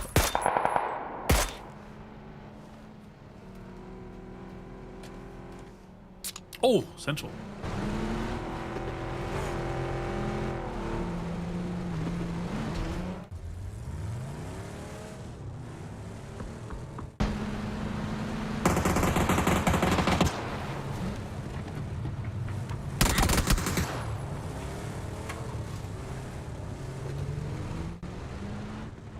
All right, yeah, of course, here in this western side. This next circle here is difficult, though. I overall don't like it for so many reasons, because in the center there's just fields. It is just open. Grove Street trying to get in near effects, taking shots. They got down base, so can they get more done here? Grove Street's just completely demolished. They were trying to send it blindly with no information, and Minas was already occupied here. EB goes down to shipless. It's don't panic, finding information. Looked like VP. They did a crash onto this side here. And now they're trying to see if they can get more, though. Presenti gets down a Doozy, and Musbot gets down shipless. This information is coming to VP now, and they know they have more time to get the res off. And this is just so many sins into this open area here. Molotov finds hello, my bad as well. Abdu went down to We Live again. Leosh potentially getting some shots onto BB team, and the car is gonna explode. Beslak takes a headshot from the distance. Smokes are deployed, and now they're gonna try to have to survive. Just hit the deck. Smokes everywhere, and see if you can survive a little bit. Quetpa goes down as well. Eternal Fire and Navi fighting as well. Fex, utility coming in here on Bestlock. Fex is close, barrel in hand. Oh, good utility uses here from Corexi. Nades connects. Another one from Corexi takes down another BB team player, and that is BB team out in 15th. Presenti found Molotov in the distance too. Now Navi here fighting on the southwestern side with Eternal Fire, the Mad, trying to fend off 3 standing Navi players. Shotgun picked up as well, reloaded. Nice shots coming in from Soset. Closes down Eternal Fire. And now they have control of this southern side of the Kantara Edge crater here. That's a good amount of control for them. Lukavruk's flush is fair, that's huge. And let's see what FaZe can get out of this one here. Down. Already BB team have the control of this western side. And of course, Foot here on this side, northwestern side, northeastern side. Gaming Gladiators close to them. They're gonna be leaving. And let's see what we could be doing here. And I think Mark, after yesterday, he felt like he casted too much. We're gonna be bringing in Toby again here. Toby, such a difficult ending for the majority of these teams. It really is. It's a tricky one to make way through, especially if this next one, as we kind of expect, do shift down towards the south. I think that's what everyone is fearing at this point, that it might. It's Levante, caught by Spiro here as well. It's tricky for GK to get a foot in, but they seem like they're still fighting for it. Yeah, this next circle pop obviously coming in. It's going hard east towards jungle on foot. They're laughing for that here, Toby. That's a massive TMO also in this great compound. A lot of teams are going to have to scramble to try to get in here. More shots coming out from foot, trying to fend off GK. This is exactly what GK needed for them to have a chance to get points in this circle, or more points than they've already gotten here. PUDD outside the circle has to try to get in, but has spotted multiple of the GK members. Now it's gonna be crashing, breaching area. Batulins finds Bushido, and Medibay goes down. Big fight here for Twisted Minds to try and stay alive. They do not want to take any casualties because this compound is inside circle, and they do not want to have more teams joining this party. But Perfectix already falling, so one knock on either side as Batulin spots one, but he's been caught by himself now. One nade thrown in here, and there would be nothing Batulins can do. And in fact, there won't be. That nade should have his name on it. Indeed it does. Yeah, and on top of that also, he started burning with that. Now Examined and Lou left to try to make something happen here, and making it difficult. And they're fighting for edge compound. Everyone else is shooting him as well, trying to maybe see if they can steal some of the flushes. Good for Bushido, but still, it's hard to Toby here. This is really interesting. I mean, this is screaming for a third party, but no other team is really in a position from where they can engage on this. You can see Win or Die, they want to get something going, but they're currently being shut up by Gaming Gladiators. And Foot, as you're saying, Martin, looking in this direction now too. This fight is taking way too long as Twisted Minds trying to stay alive here. Loop forced to close the door once again. And Win or Die, not opting to engage here. This fight is going to stay between these two teams, and Example able to find Iroh. Solid double headshot connected. Lou with the pump in hand. Can he make something happen here? Makes it difficult. Tries to delay this one here. Tries to get points out of this potentially 0-point game. Now comes in. Lou gets taken down by Celtic. And oh my god, Example got Celtic down, but he got turned completely on there. That is a difficult one for Bushido, but they made it happen, Toby. Really good Mark is going to be available maybe as well for the remainder of the cast. Mark, 1, 2, 3, do you hear me? Yeah, so get out of here. I'm Miramar. I love Miramar. Good shots. Jedrox comes over the top. Well, he puts down rocks. They've got to continue sweeping through. But should obviously get in that win. That was really good, powerful for them. Harvey, the flying third party. And they're going to now take the shots on towards FaZe. And Gustav goes down to a one-shot, but instead, well, he bags the nade on top of him. Gustav will fall and correctly work the final player for FaZe. 3 kills under their belt, but they need to try and survive the blue. Yeah, they're just trying to see if they can get anything out of this one, right? And the two teams, obviously being in blue, next circle closest, goes from 3 damage a second to 5 damage a second. It makes it difficult to out-heal. Grexy only on 2 first aids. It's going to be a rough one. Yeah, just fighting right now. You're fighting one of the teams that you don't want to fight. Already looking good for them. Next circle pops here. Still has jungle in. Still have the entirety of the TMO compound in as well. FaZe goes out in 11th. And now TMO, they need to start farming some points here. They have a center compound. They need to maximize. They've been fending off here on. Now they need to start fighting them instead. Oh, good shot connected. Whee! Goes past with the car. Go. Why is everyone spinning around? Oh, no. Oh, this is painful. Divix without the helmet, but he doesn't need it. He can continue to launch the 5.56 from the mini into the smokes of exhalation. The boom is down. The Pin, Sandik, and Sancho 1 HP. All 1 HP. Pin's barely holding on. That smoke needs the second one to bloom. I think he gets away with it just about, and Geek unable to find the remainder of exhalation who spun out in the field.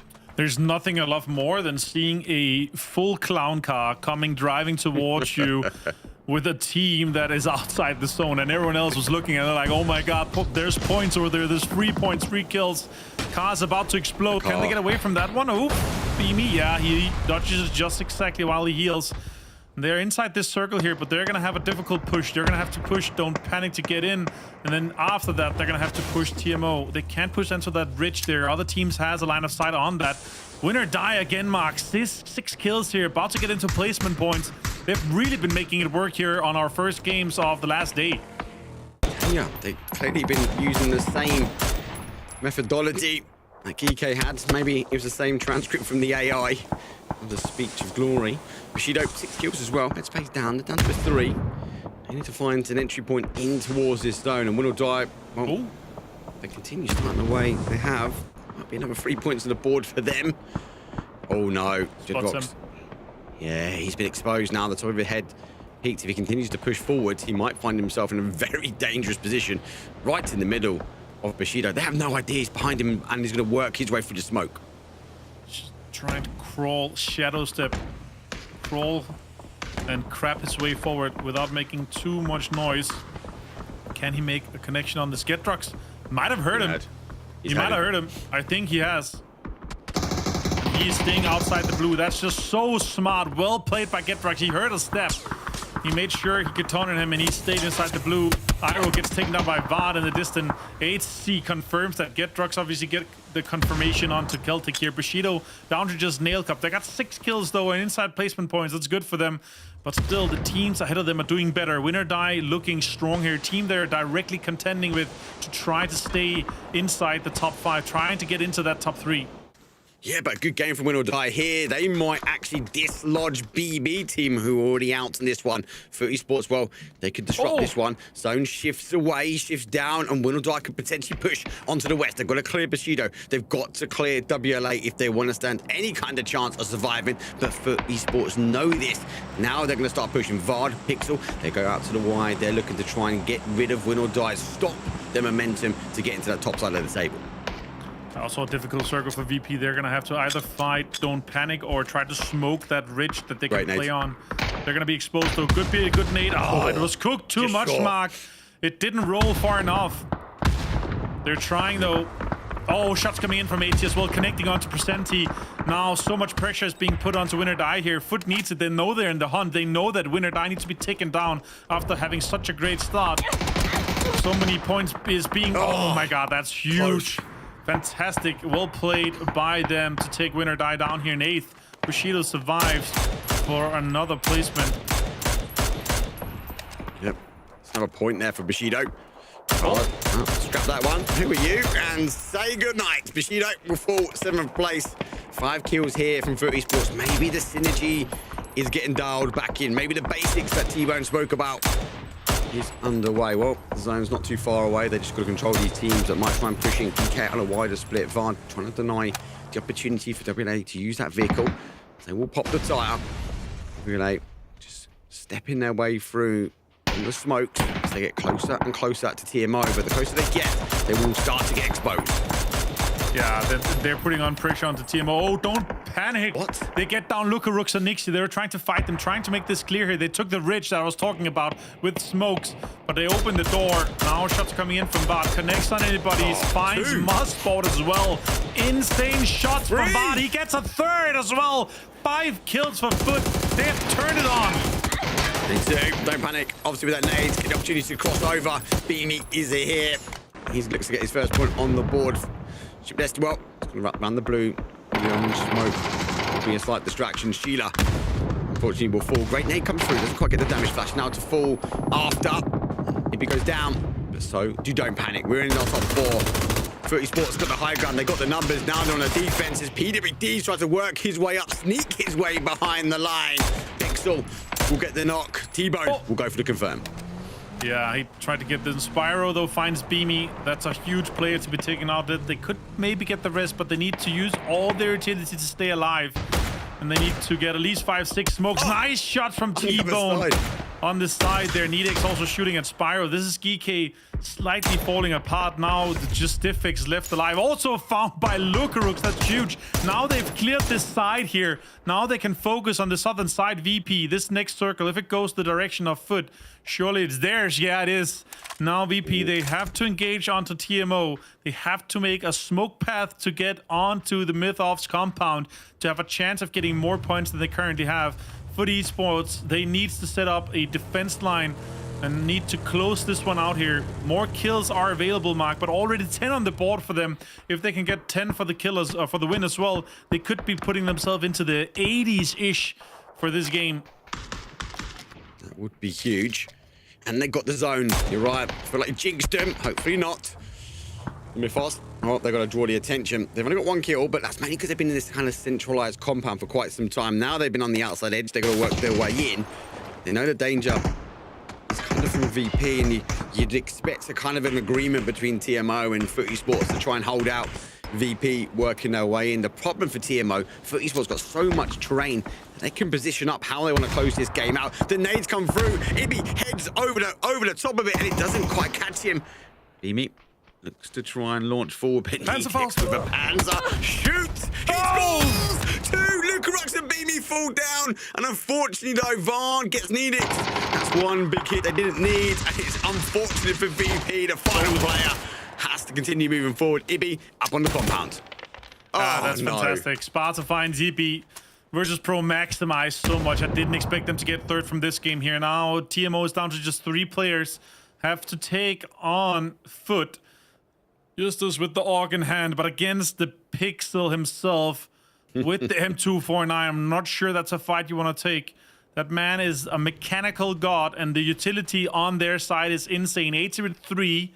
They have smokes available, plenty of stuns, 2 Molotovs on Pixel as well. Could clear out that rock if he sees him with that. This is surely Foot to take. Gonna come down to this though, isn't it? Pixel, the mechanical god. He's so creative as well. Like, he's one of these players you always look, he breaks things down, the shields come out, he's the first one using them to block doors, hold angles. Great shots come through, they lose 1, but no, Justice laying in wait. 1 for 1, it's technically for a 3 versus 2. Sparta moves forward though, Justice able to try and conquer the area Pixel is, and that means T-Bone has to reposition. Try and hold out Justice, he tries to hold the angle, and there's the confirm. There's another point on the board for TMO, as we definitely go into the final couple circles though, 3 versus 2. Yeah, TMO at 4 alive, VP at 3 alive. That's 7 kills potentially for Foot, but so far none of them, and only 2 left here. The 3 versus 2. Can they get 1 or 2 more kills with this one here? The circle is definitely in their advantage, Mark. So let's see how they approach this one here. This West control from Vard is huge. 5 kills from him. We know he's so great at the game. You know, mechanically he's up there as well. One of the best to have ever done it. To have touched the game, to have graced it. Some of the things we've seen from this guy through the years is just insane. And now they might have found the synergy and the approach that they needed. A jungle ending here, a somewhat home serve circle for them, Mark. And they could make it happen here. P90 in hand. Disgusting angle too. Doesn't even warrant the mini, does he? He's like, I want to end this quick. Let me bring up the P90 Sparta. dodged the shots, put a few back in the way of Vard. Vard able to pause. The full control, though, is for Esports at the moment. Talk about a huge climb so far. 54 to currently 70. Looking to try and bag another 2 kills underneath their belt. But more importantly, that win they so desperately need and desire. Vard repositions after U2 comes down. But so does Justice. Justice and Sparta will team up now. As unlike the last game, the duo conquered on the split. Let's see if a duo can conquer here when they work as a team close together. You get this closed out here. Good. Ooh, Justice takes a lot of damage, down to 37. Then it ticked a little bit, 39 HP. Can heal. Has a 3-vest. Sparta 3-vest as well. That could have an impact, but looks like Foot has the terrain advantage here with where the circle is laid out. Justice down low again. Zone is just behind them now, Mark. Surely this is Foot. They closed this one out easy.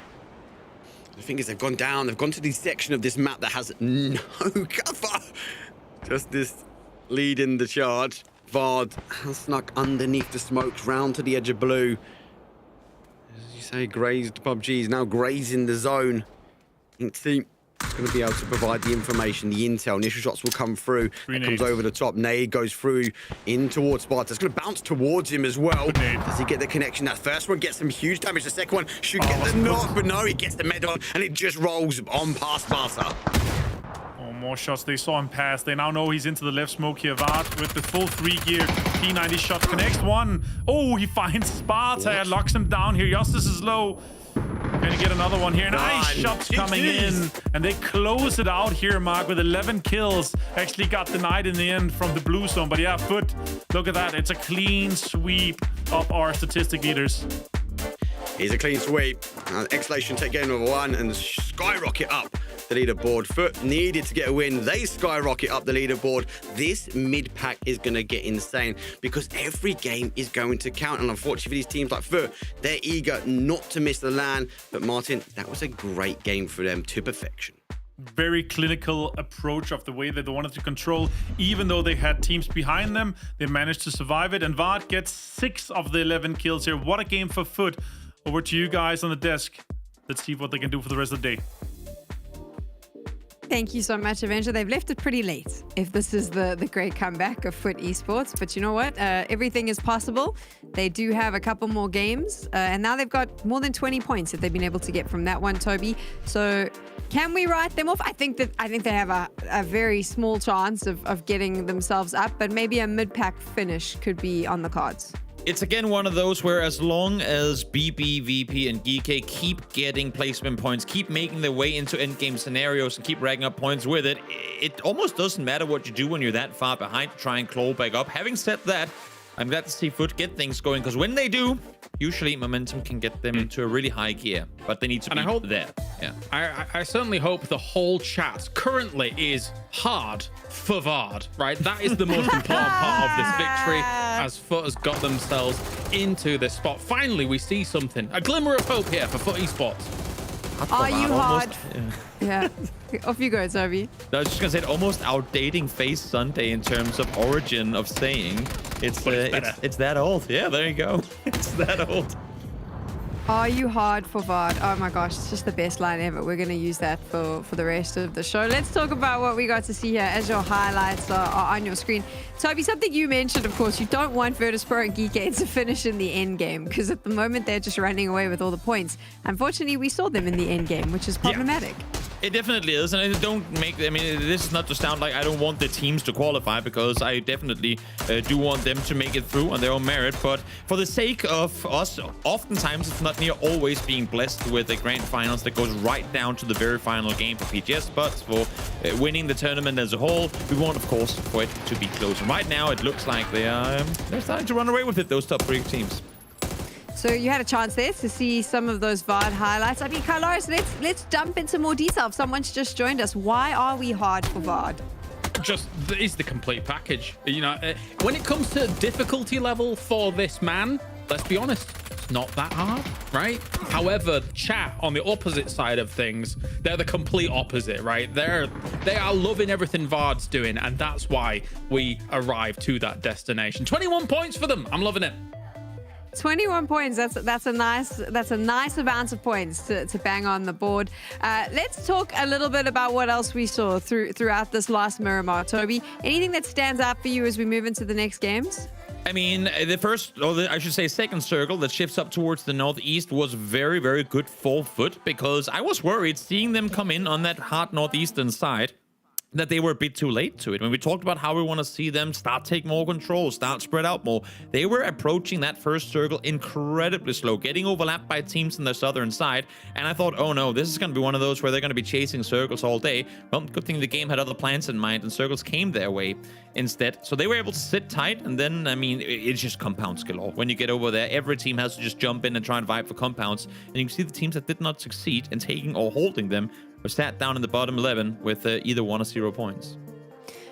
Was that a Twisted Minds problem, Kylar? So you're on the same train as Toby?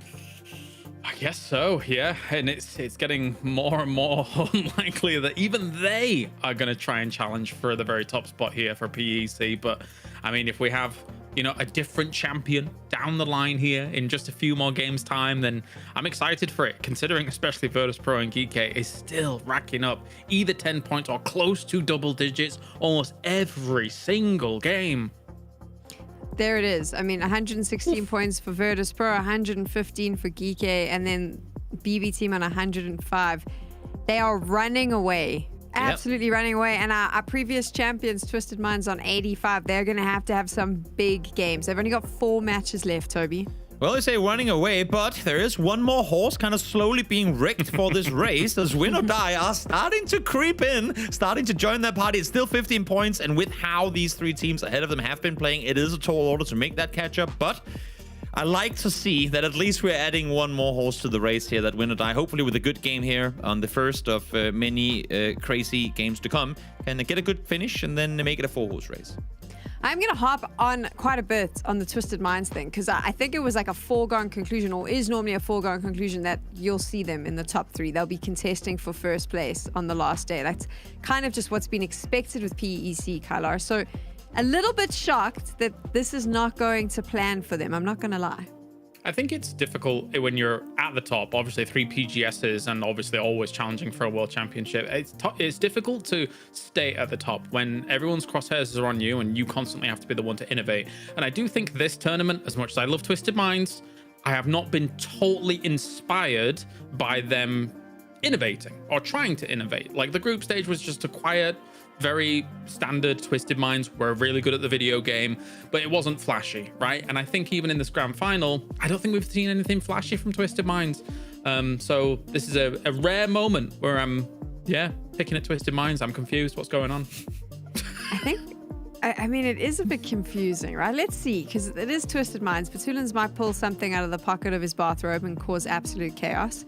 We'll have to wait and see if that can happen. Can Foot continue, though? I mean, now that they've got that one win, Toby, do you think that this is the start of their great comeback, or just a lucky position on that circle? I like to think that I repeat myself all the time when saying these sort of things, but do I think so? Probably not. Do I hope so? Most definitely. I mean, if they can get themselves a good we never know what's going to happen when we head over to Rondo. All kinds of crazy things can end up being the case. They could get another game where, yes, they get a compound early and some circles favor them. That could be another double-digit kill game. And if that's going to be the case, all of a sudden you're within top 5 territory, and it's very much within reach. But it could also be back-to-back wildcard games that just go completely against them. And then, I mean, it's practically impossible for them to make that catch-up happen. I think that's why it's so exciting that even with just 4 games out of 18 to go, a team in 9th could potentially strike for top 3.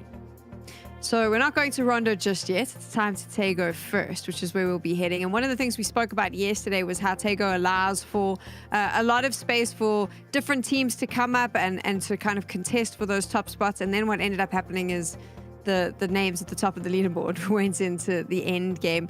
Based on what we've seen from the 2 Miramars today, the aggression that these teams are coming out with, Toby, I'm expecting to see the familiar names up at the top for this one. Would you agree or disagree?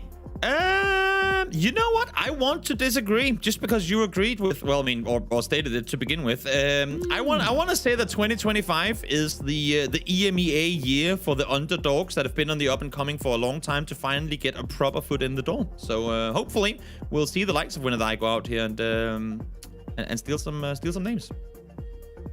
just felt like being disagreeable to see if you could jump onto the other side. I'm glad that we succeeded in that little journey together. It was a test, and you passed. So far, though, we've had some good Miramars. We say goodbye to it now. It's time to get onto our wildcard games. Kylaris Tego is coming up. Let's see how that playing path plays out. Absolutely. And obviously we've seen so many Northwest Island finishes so far through PEC. I wouldn't mind some more mainland goodness for what has been going on. Of course, Godok was the big focal point. As we now get into our Tego game, we look at the bridges, we look at those many crossing points actually to that Northwest Island. And judging by the fact that the plane is just above a bridge. Oh, no, actually, it's not that severe. It's not that severe, don't worry. I was concerned there for a second, Toby. You shouldn't be concerned about anything. It's gonna go dog anyway. I mean, again, the script has been written eons ago, so that's what's gonna happen. That's why you're seeing so many teams fly up towards the north. Maybe they know something we don't yet, or maybe they've written the same script that we're all aware is gonna take place, or maybe we're gonna get a hospital finish because we haven't really gotten to see what the former location known as Studio is like down there.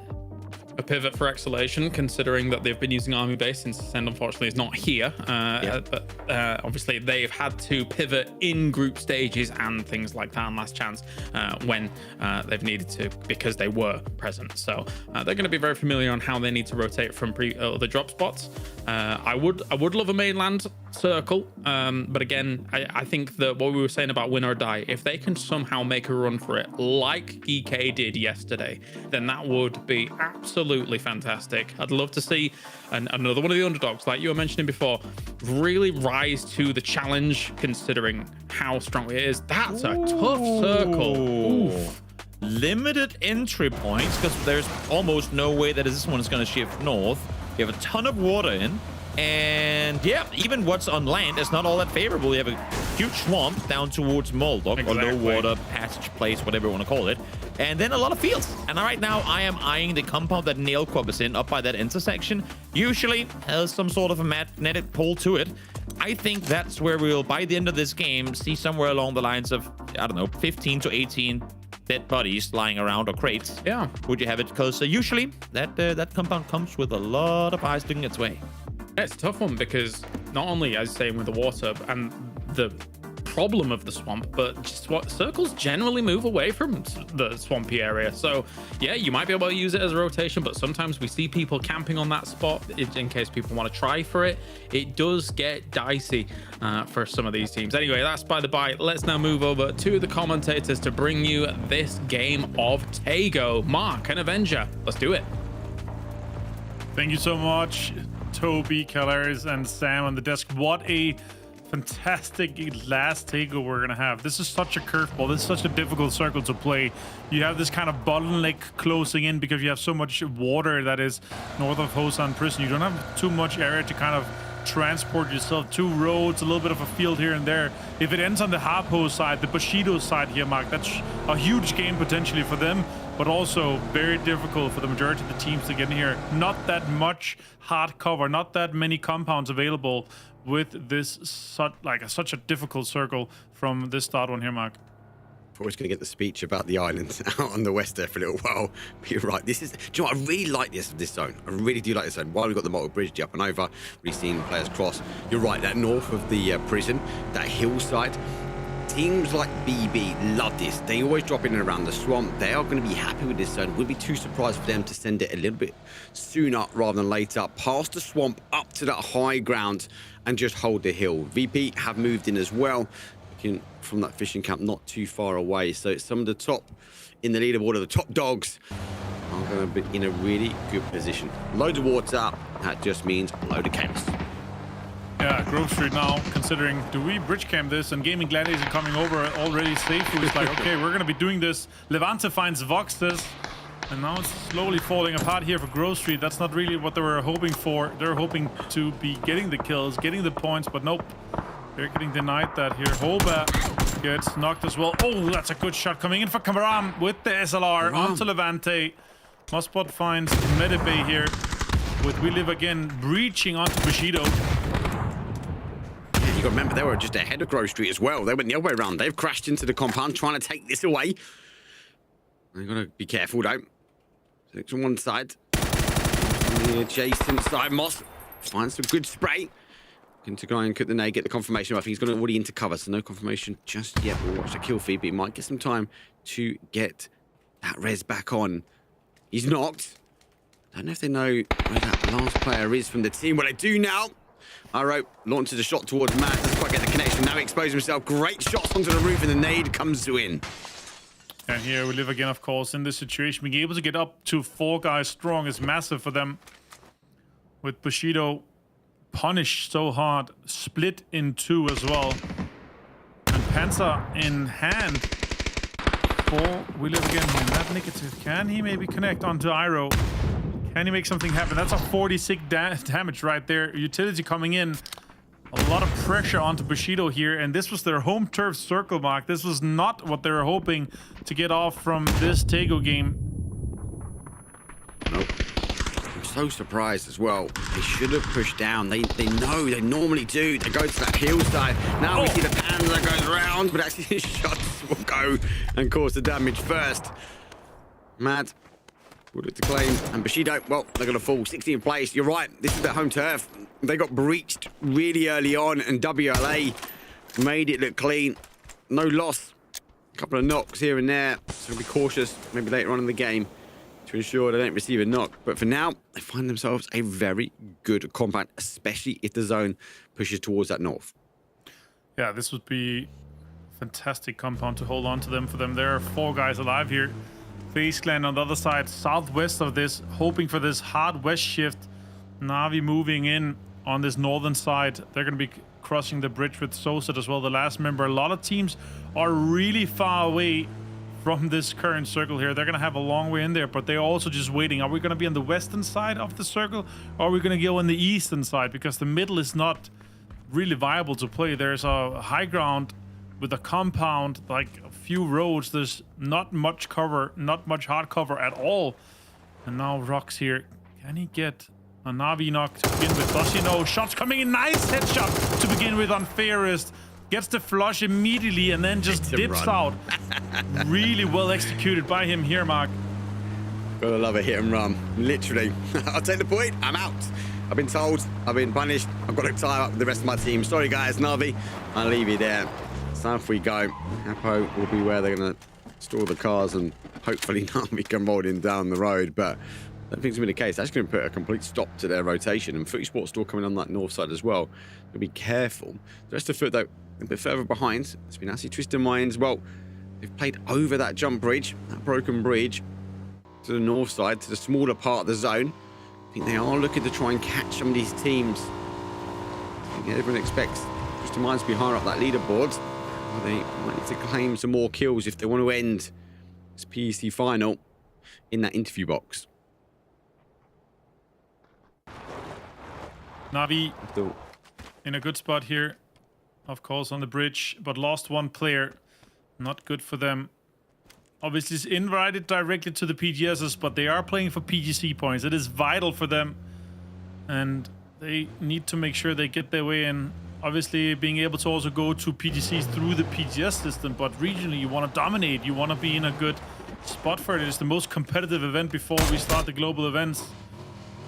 Now Foot looking to cross here. Can they make it happen, Mark? I don't know. Na'Vi shooting a couple of shots. Footy Sports need to get across the bridge. They also need really, really big games. T-Bone leading the charge. He's going to be the first over, taking the underside of the bridge. Na'Vi already backing away from this one, so the shots were kind of an opportunity for them to try and work a field. But they're looking for the crash now, and it comes down to Grove Street. 1's down, 2's down, and Na'Vi falling apart. They're currently in 5th place, but they can play this game number 3 out on their own. Mizzou, well, they're a 3-man. They lose one early. Victims to the bridge themselves.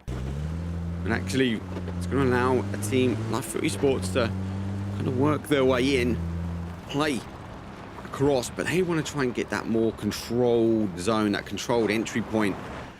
And that we'll have to wait and see. Zone moving its way in. 15 teams now remain. 55 players up. There is a bit of space, and you have to map stream up. You can see BB did move into that position I was talking about, and I think that's going to be key, especially for the late game. That kind of water just above Hosam Prison Oh. Holds onto so much. And unfortunately for the rest of these teams, gotta find an entry point at some point or later. Yeah, and as you said, this bridge here, this up and down bridge, I really like it. It really opens up the door, and I mean, more of those, especially if we continue to have a situation where we have so much water. I would like to see an updated take where there's no water in this canal, and you could go into the depths of the water as well. But this next circle pops, Mark, and we are going towards the Hosan prison side with a lot of the swamp in place still. You can't play around the edges of this. A lot of good ridge, a lot of good amount of cover here, but the compounds around it are high value, high priority, especially because you have the base that are gonna be pushing the circle away in circle 4. So GK is actually sitting really well situated, but they are greedy with their splits. 1-2 split, maybe a 2-2 split once the other guys arrive to the different compounds. That could incur as well. Yeah, they're collapsing now. They know. They heard you, Martin. They're like, nope, we can't hold this. Martin said, we've got too much terrain. They are going back for a 2-2 split. And Quizzy's already holding out that compound. You can see in the distance, that's like one on top of that hill. It's really hard to kind of breach. A few more teams will go in towards the swamp area, but it's kind of ensured destruction. Very difficult to come out here. I like the discipline though. BB team going for a 2-2 split up on that mound. They're waiting, watching, seeing if any teams go to try and crash them. And it's going to be a critical area, especially in the west. Whoever can conquer that, especially if it comes back across towards the swamp area, or like a lot of the time, we eventually lose that water in the southwest corner. Does mean we play into the field. VP will then hold the control when it comes down to the compound, but the team that comes off the mountain, they sometimes maximize points when it comes down to kills. Yeah, that's exactly what you want to be going for. Obviously 65, 70 sometimes percent of the points per game comes from kills, Mark, and that's where you want to stay consistent. You want to make sure you salvage. When you're not inside the placement points, you're not going to have a chance to. You want to make sure you get those 5-6 points in your bad games, otherwise you're going to be left behind. The averages average out, and you don't want to be out averaged by all the teams, if you say so. Foot here has GG close to them outside the circle, also trying to kind of see, okay, can we get in somehow? But they're getting shot at from so many angles. Vad's been found with a headshot from Vex. Unfortunate.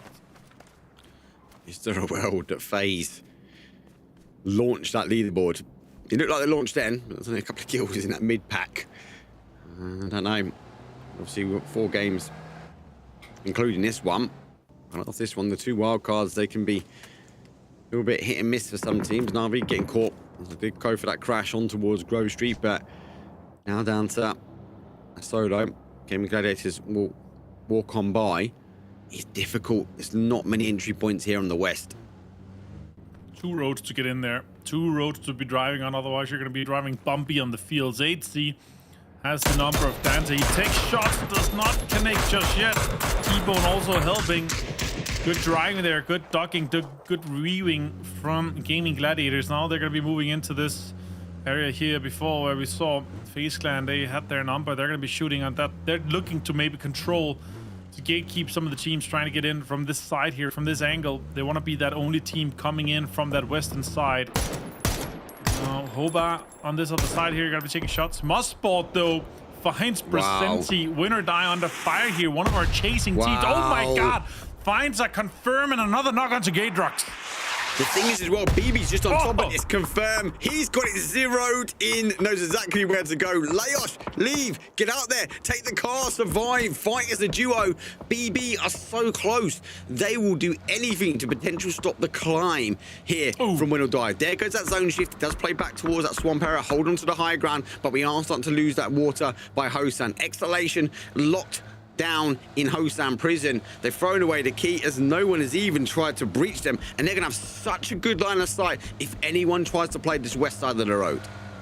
Yeah, and Kalaris called in the beginning. It's rare we see these swamp endings. Now we get one. This next circle is obviously going away from water, so it's going to be a hard swamp ending.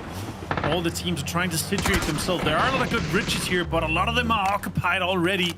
No, Twisted Minds already holding out one. Takes down Layers. That's so unfortunate for Win or Die. Down to just 2 players. Had to try to blind send it in to the swamp. It didn't work out. Now, Gaming Gladiators on the road here. They're going to be going towards the prison, but Exhalation already there. They're going to be taking shots. Seeing here Sancho. Can he connect the Mini 8X? No extended mag on him, though.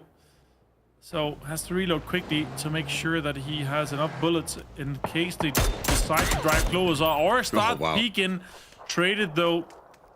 21 damage gone both ways. 3 vests here. Good for Sancho. It is. It's going to keep him alive. I like that GG pushing towards that prison. And they know if they stay any further up that road, they will be cannon fodder. WLA looking to try and climb this high ground. Double nade from a doozy. Backs away. Him and Phil first. So maybe try and tighten up. There's a little ridge they can play from here. But there's no other option here for WLA. They're going to come in. Then you've got the question of FUT Esports, Grove Street, maybe FaZe, all potentially third, fourth, fifth party action. We really only need one team remaining on this west side. For now, BB team will still try and hold as FUT Esports well to look another way in towards zone. But there's something telling them there might be opportunities, more kills, but over the other ridge, not too far away. That's such a hot game for them to get in here. This northern side, it is so occupied already. And Grove Street also trying to get in. They're probably going to be driving straight into Virtus Pro or into We Live Again, depending on where they decide to go. Or maybe they try to thread the needle mark, try to get into the center of it. Shots are coming in from Holber. They're trying to push them towards the VP side. VP has set up here with a Dragonov, connecting some more bullets here.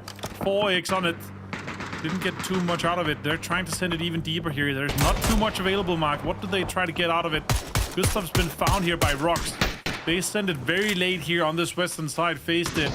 Oh, they've been punished for it. BB team. Molotov finds him though and steals it away. This is the thing. This is late. Both from FUT, both from FaZe. Pretty much most of the real estate has been taken, has left the compound. VP really good reposition from them early on, not getting caught. GG tried to push towards Exhalation. Boom has come out. One of them is down, so they are losing bodies. We'll continue to try and hold a lot of open train. That zone shifts in stuff. Wow. I've not had a circle this close to Hostown Prison. It's going to be chaotic as Grove Street put Doozy down. Kill confirmed, driving in towards zone. This is ensured destruction. If you're not in it, it's about maximizing points now. This is a circle with so much open terrain. Only a few rocks, a few trees to cover. And so difficult to play here. Grove Street. Oh, can we get the last one? Nope. Molotov. He did not connect it. It's outside the zone. Grove Street, they're just having such a difficult time here. Now, VP backfilling. We Live Again. They're also on this northern side here of this new circle shift here. They're going to have a long road ahead of them, try to get in. Everyone is sitting inside the last center, waiting for the teams to try to kind of get past them, see if they can pick up a kill or two. Example and Twisted Minds of one of them. We Live Again, they're sending it. See if they can find a home inside this new circle here. Pulled up in a difficult spot, close to FUT as well. Anybody finds T-Bone here with a nice headshot with the MK. And FUT needs to return. 0 kills to them, but down. Last team's top fragger, or last game's top fragger in this team. Nate's low too. This is a difficult game for FUT here, Mark. This is difficult. WLA just driving by, launching nades out the window. Oh my God, he picked him up as well. Homer, he literally was a throwaway nade. They didn't even stop the car. Second one goes down. Pixel, well, got to save as best he can. T-Bone, it's not going to be the case. And I suppose that last ditch attempt from FUT leaves him with a ditched attempt to go down towards the south. And now we come with GK. Great knock will come in. Diffix go for 2. There's a confirm as well. Wow. Down to the final player. This is huge. And GK done the right thing. They went for a 2-2 split. They collapse now. Now they hold the east side, and everyone else is trying to find somewhere to live as their boots get muddy in the swamp. Tactics as well. Also connecting. Example 3 kills here. Twisted are just farming inside the zone here. They have utility deployed. They have all 4 guys standing. A little bit of control with it, a little bit of cover. Diffix also finds Justice. What a fantastic start to this game here for GK with 4 kills on Diffix's side. Perfectix now taking shots here at VP. VP 3 guys only, no kills so far in this game. But they are looking good. 26 points ahead of the chasing team Winner Die that's already knocked out. He could get more out of this one here. It is difficult though, Mark. It is difficult. I feel like swamps are like nature's way of telling people you can't live here. But PUBG says, hey, let's go for an ending. Let's see how many teams we can cram into a very difficult, very open section of the map. A few rocks, a few cover, little mounds. Fortunately, though, as you pop over the mound, you might find another team. WLA, well, they've got to be conquering it themselves. Hobart launching those nades out. Unfortunately for Pixel, he's already claimed his shack, praying no one else comes there. Leaves a little peekaboo hole as he would launch out, but it doesn't need it. He gets a knock with the nade though for one. He's now pushed it up. Oh, he shoots over his head and able to go down. He catches him, BBT eliminated, and Pixel gets away clean. How did he get away with that? That was just dirty from him. A classic Pixel play here. Holds on to the center shack, defending it. Now Eternal Fire are going to be taking on Geeky here. PewDiePie with a P90 in hand, pushing up.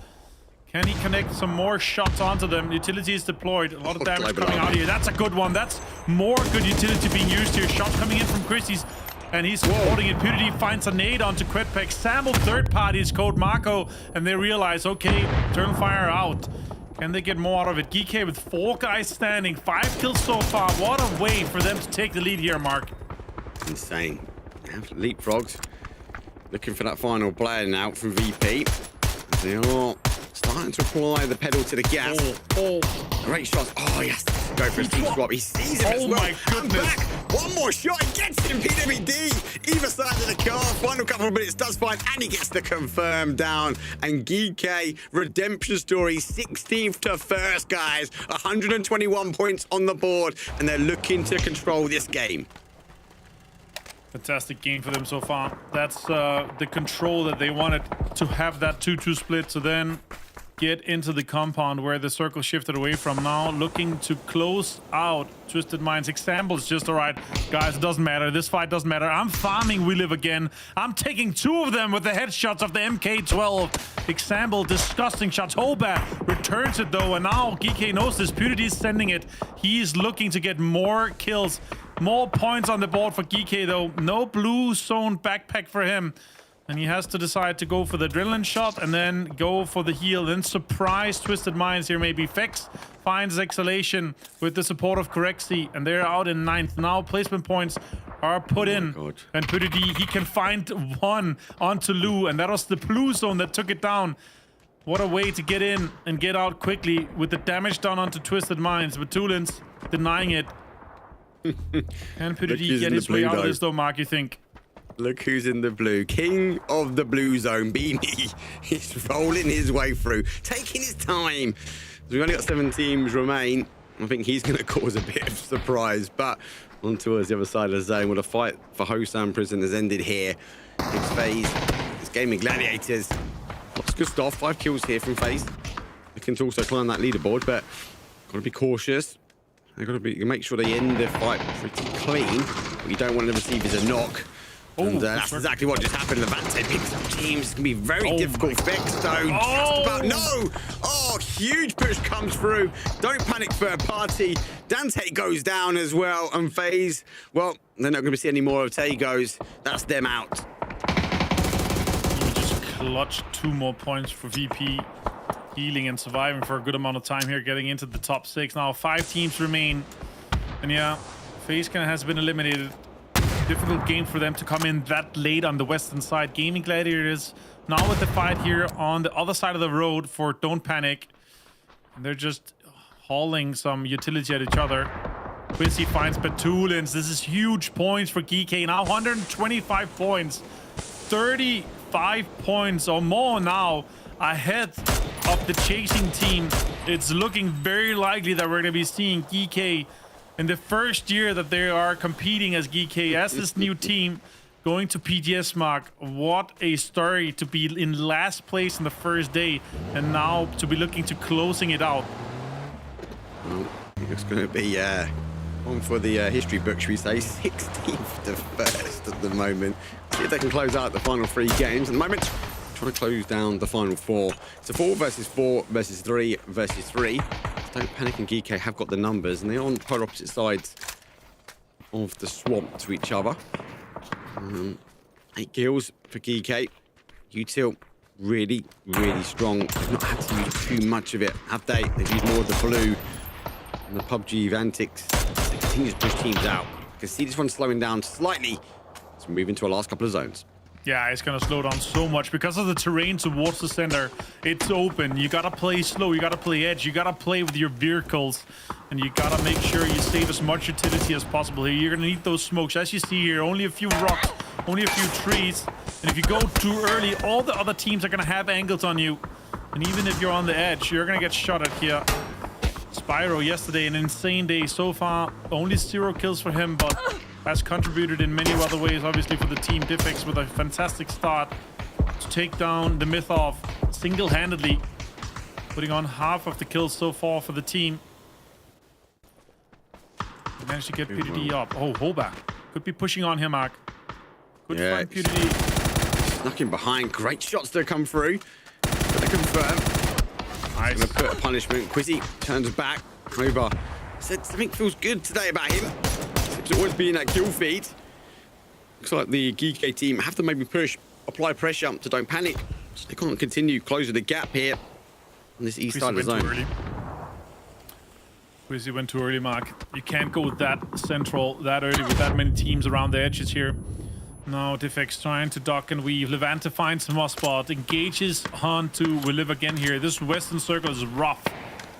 Don't Panic has no foot inside, but they're taking so much shots at GK, trying to control that side, take it away from GK, take control of the eastern side. Could potentially be the winning strategy. Dante gets the bleed out on anybody's. And Levante gets it on Mustboard. And now Don't Panic, the only team with 4 alive, looking to take this control here, looking to push in from this southern side. Look at this. Make it happen. Bottom side of the table, though, fighting realistically. Geekate, another duo. I know Quizzy went a bit early. It's everyone down the lower half of the table here on Tego, trying to maximize the points in that mid pack, especially for GG. A win, couple kills under their belt.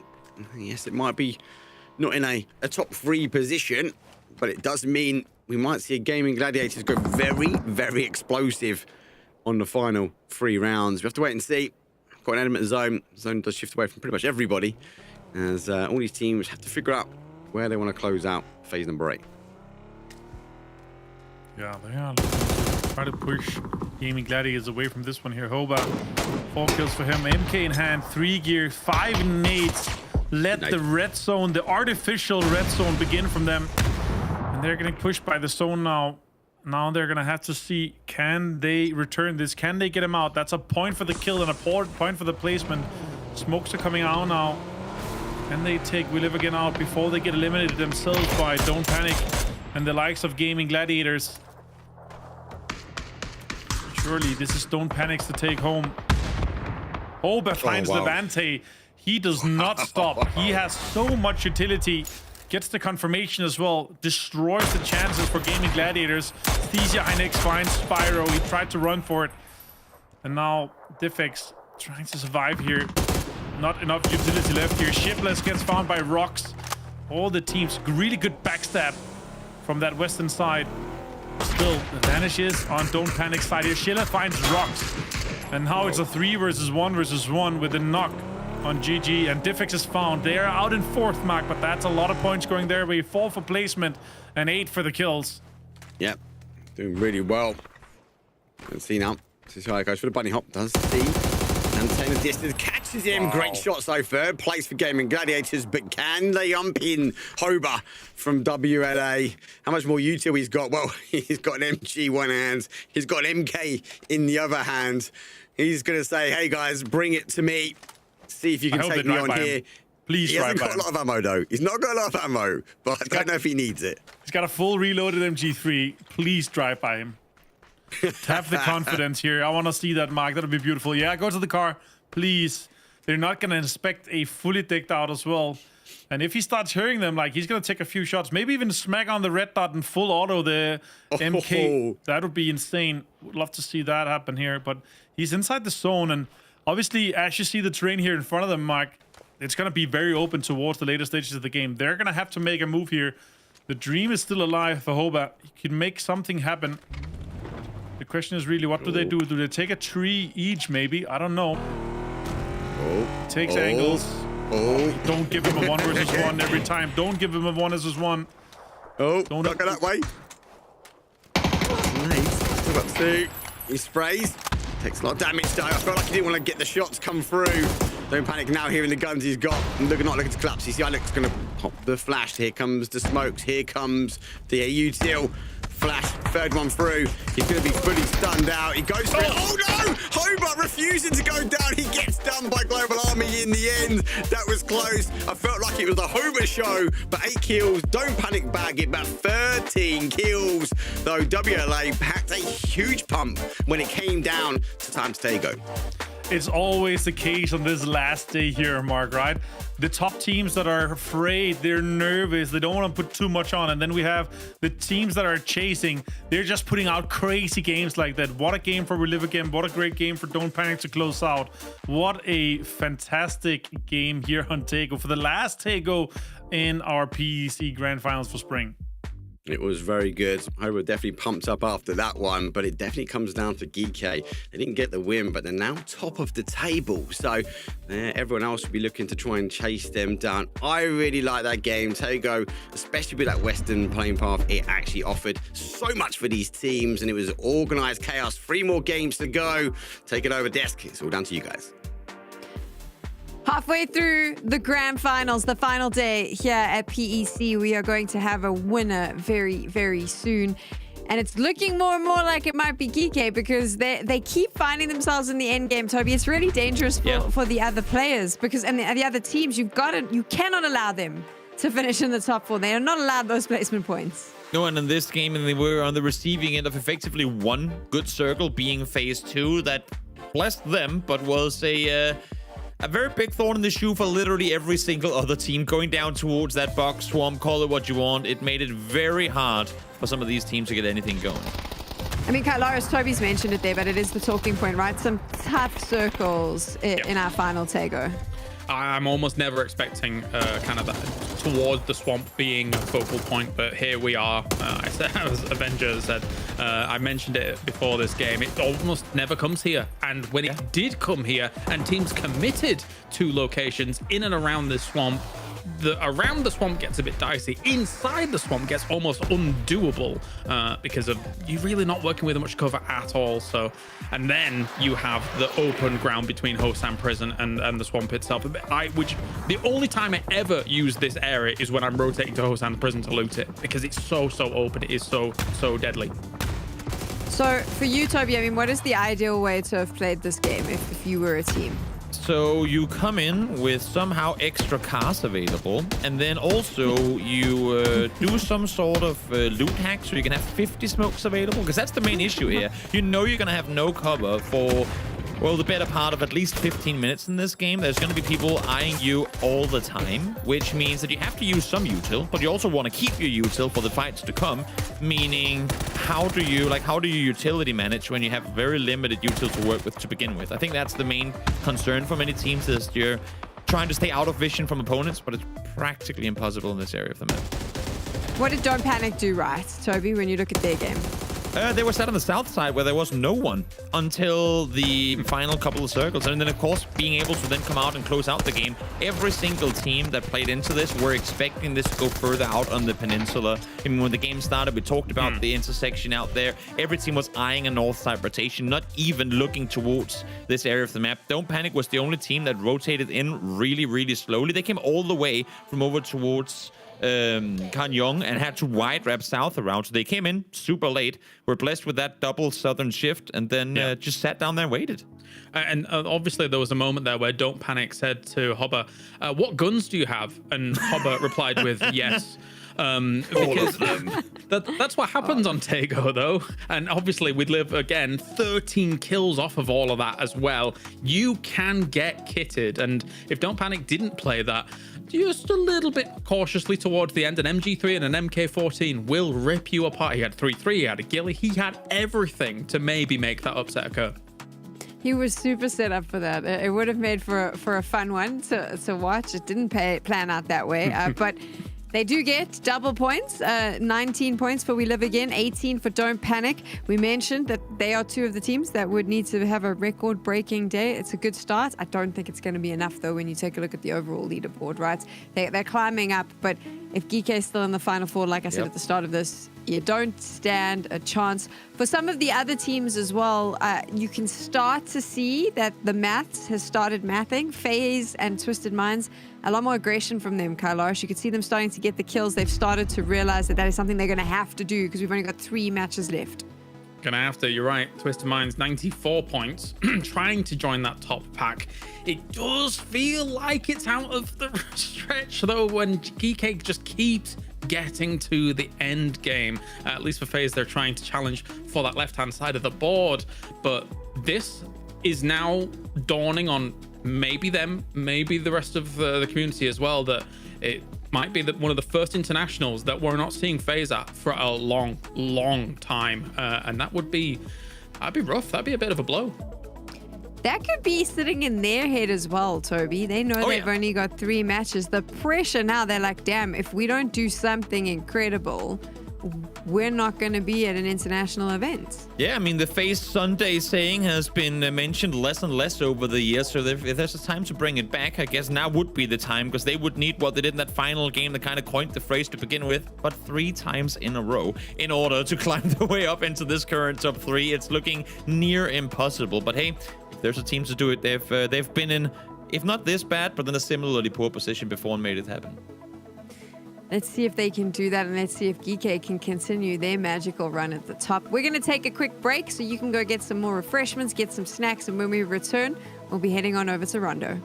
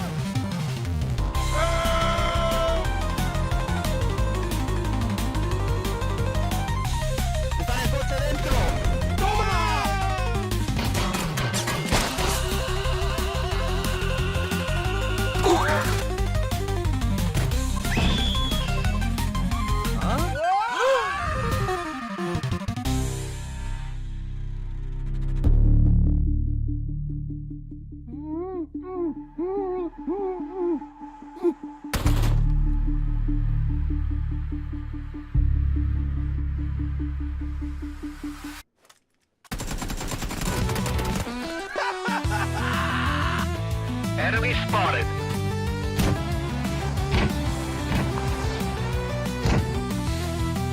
Oh no.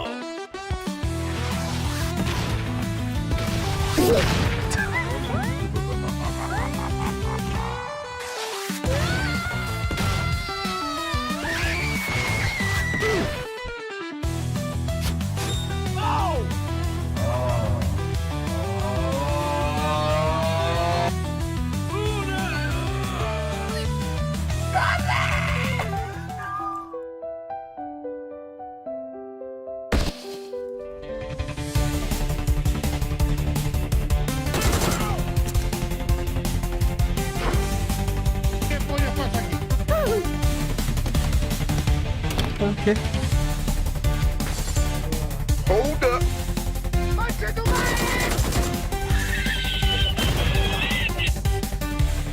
My.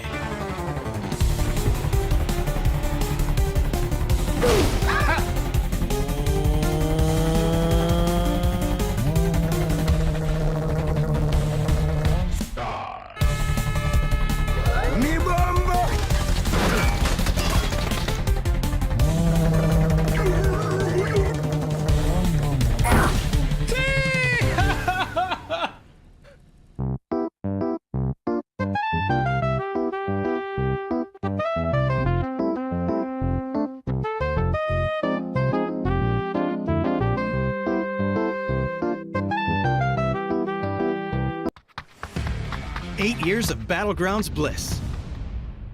Updates to several arcade modes. And a new Survivor Pass. All this and more as we dive into the Update 34.2 patch report. First up, we're celebrating 8 glorious years of Battle Royale mayhem. You'll find anniversary decorations across the various maps and on some of PUBG's most iconic objects and locations, including care packages, energy drinks, the plane, and various locations across Erangel. The starting island also features an 8th anniversary BobbleBot statue with special golden grenades to throw at it to see your name up in lights. We're even collaborating with M83 for a brand new BGM track for the anniversary. This milestone wouldn't be possible without your dedication throughout the years. So on behalf of the entire PUBG Battlegrounds team, thank you for 8 wonderfully chaotic years. And speaking of your dedication, thanks to your testing, we were able to make some meaningful adjustments to the aim punch settings following the Gunplay Labs aim punch we ran in January. We're now planning on a second round of Gunplay Labs in March to test the new settings, so stay tuned for details. Next up, the arcade is getting a couple of adjustments. Team Deathmatch has several new maps to enjoy, including Destin Arena, Vikendi Train Station, and Sanhok Camp Bravo. We've also adjusted map selection probabilities, added destruction to Sanhok, and changed up the spawn kit. For intense battle royale, the layout of safe zones, supply drops, and vehicles are now random in all maps. The starting Molotov has been swapped to a frag grenade, a random LMG crate has been added, and we've activated destruction on Sanhok. For fans of custom matches, you can now bring in 100 people, up from the previous 24. Last but not least, we're reverting the max player count for Hot Drop back up to 64 players for even more intense action, while also slightly lowering the atom spawn rate. You can check out full details on all these changes in the patch notes. There's also a brand new Survivor Pass available to collect, as well as various bug fixes, so be sure to check out the patch notes for full details on everything. Update 34.2 is here, so put on your party hat, grab a golden grenade, and hit up the arcade. Happy 8th anniversary, PUBG fans. We'll see you on the Battlegrounds.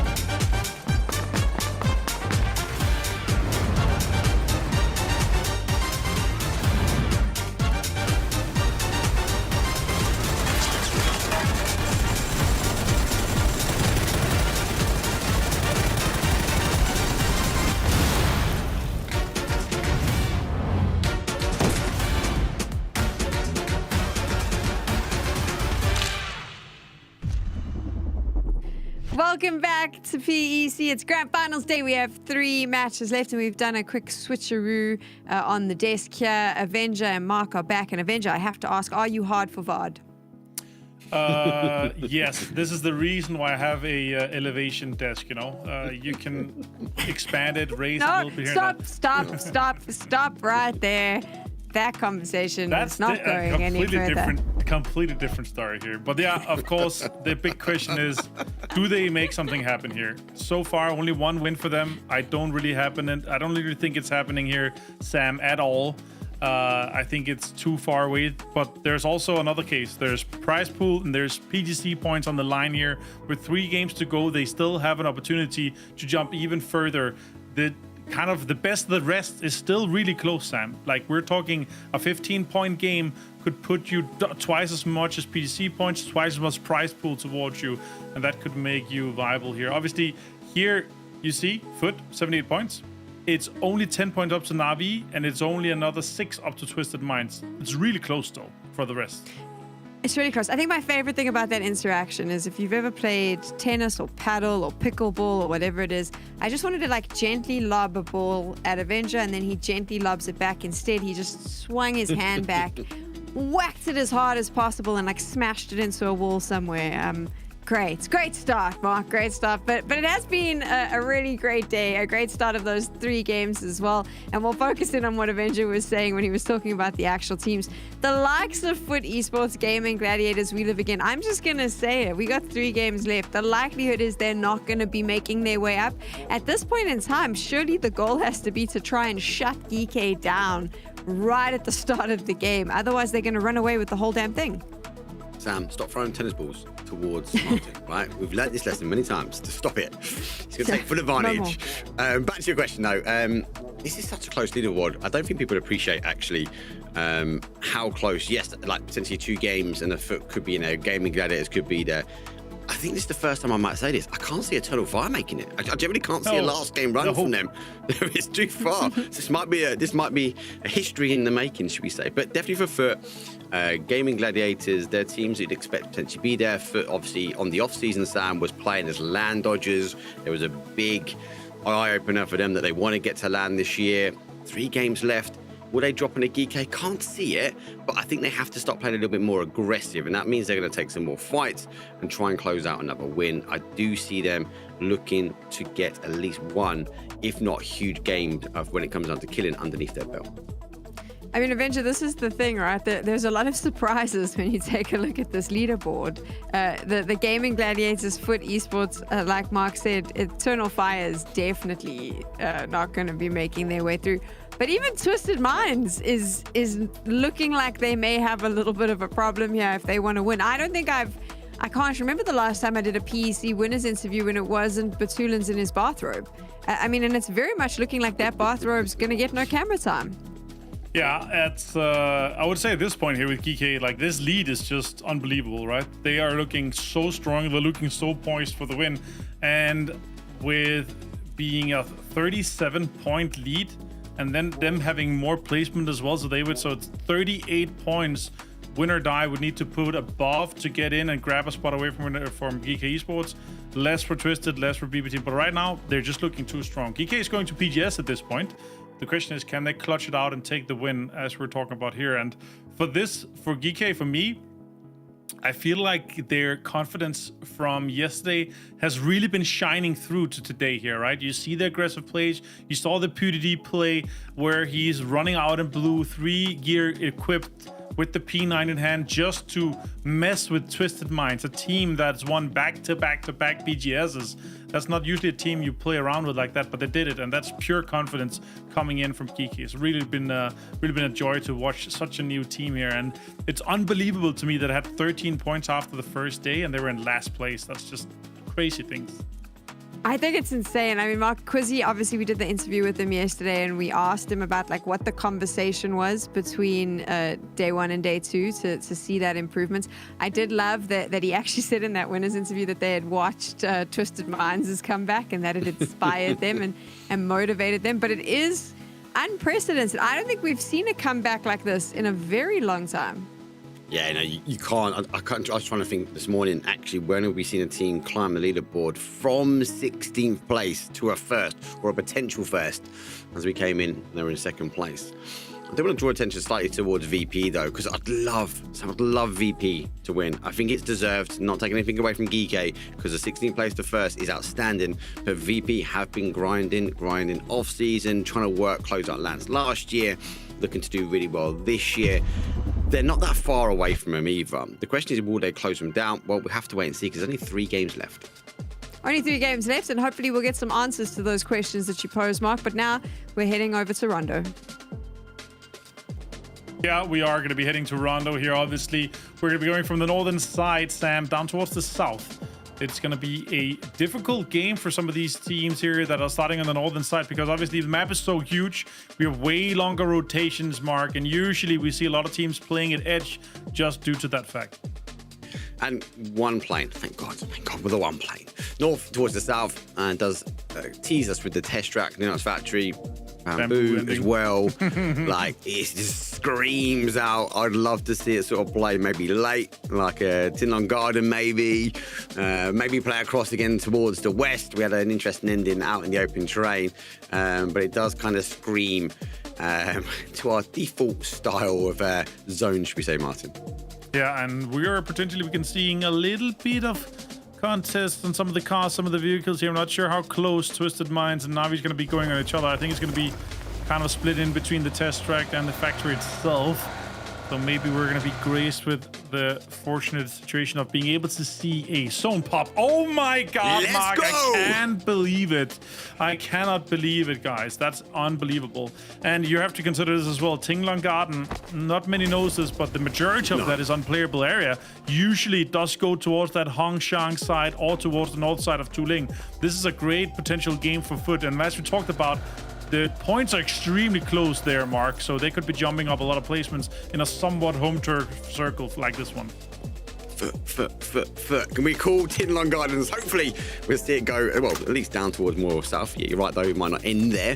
But Foot have an opportunity now to go take some prior compounds away. They'll be cautious, though, because I know where BB landed. I won't be too surprised as BB just kind of extends their gap out to a bit. But it's not down to us to take this away. Let's hand it over to the pros. James, Toby, take it away. Thank you, boys. Yes, only 3 games remaining to figure out who's going to be our champion. Toby, you were wanting this circle almost as we came in, and your wishes granted.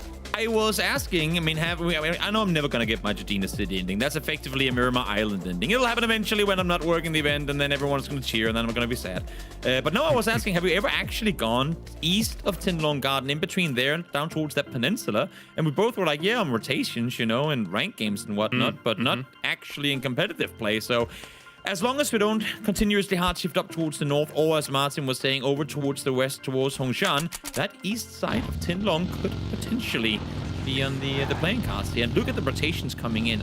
I am interested in seeing how many teams are going to opt to rotate through Jadina. Like, try and come in from that eastern side, because that side of the map effectively becomes kind of a military rotation with bridges crossing over.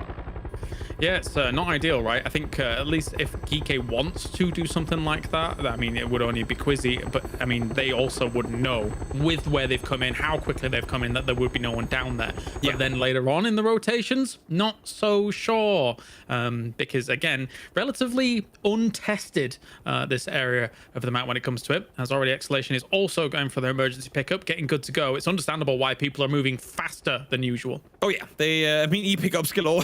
Everyone wants to skip the chaos that is trying to kind of map the area down here. As I think it's important to keep an eye on, of course, the leaderboard, and also now see where do we have these teams that are currently set in top 3, which I guess everyone, for the sake of it not being coined before we get to the final match, where do we have them? And currently, well, I hate to see it, but BP team and GK are in some of the best positions. On the flip side of that, VP currently chasing in, just made their way into the circle side by side with Eternal Fire and the potential to be running into Foot, depending on, of course, how they opt to continue forward. So C8 here, moving his way towards his compound. So all 3 teams currently in the top are all in pretty good positions here in phase 1. Oh, definitely. And we will see. Oh. Okay, well, you take over for a moment. Will do. Spashido, Iroh. 2 parting shots fired towards Getrox. He will get to live to ride home about it, win or die. I mean, again, as much as they want to get good games going, they also somehow need to get either BB, Virtus Pro, or GK to fall massively. And even if GK falls here, their buffer, even just down to BB, is so big that I think at this point, that's not even going to force them out of top 3. They are effectively hoping, praying that BB stumbles here on the finishing line.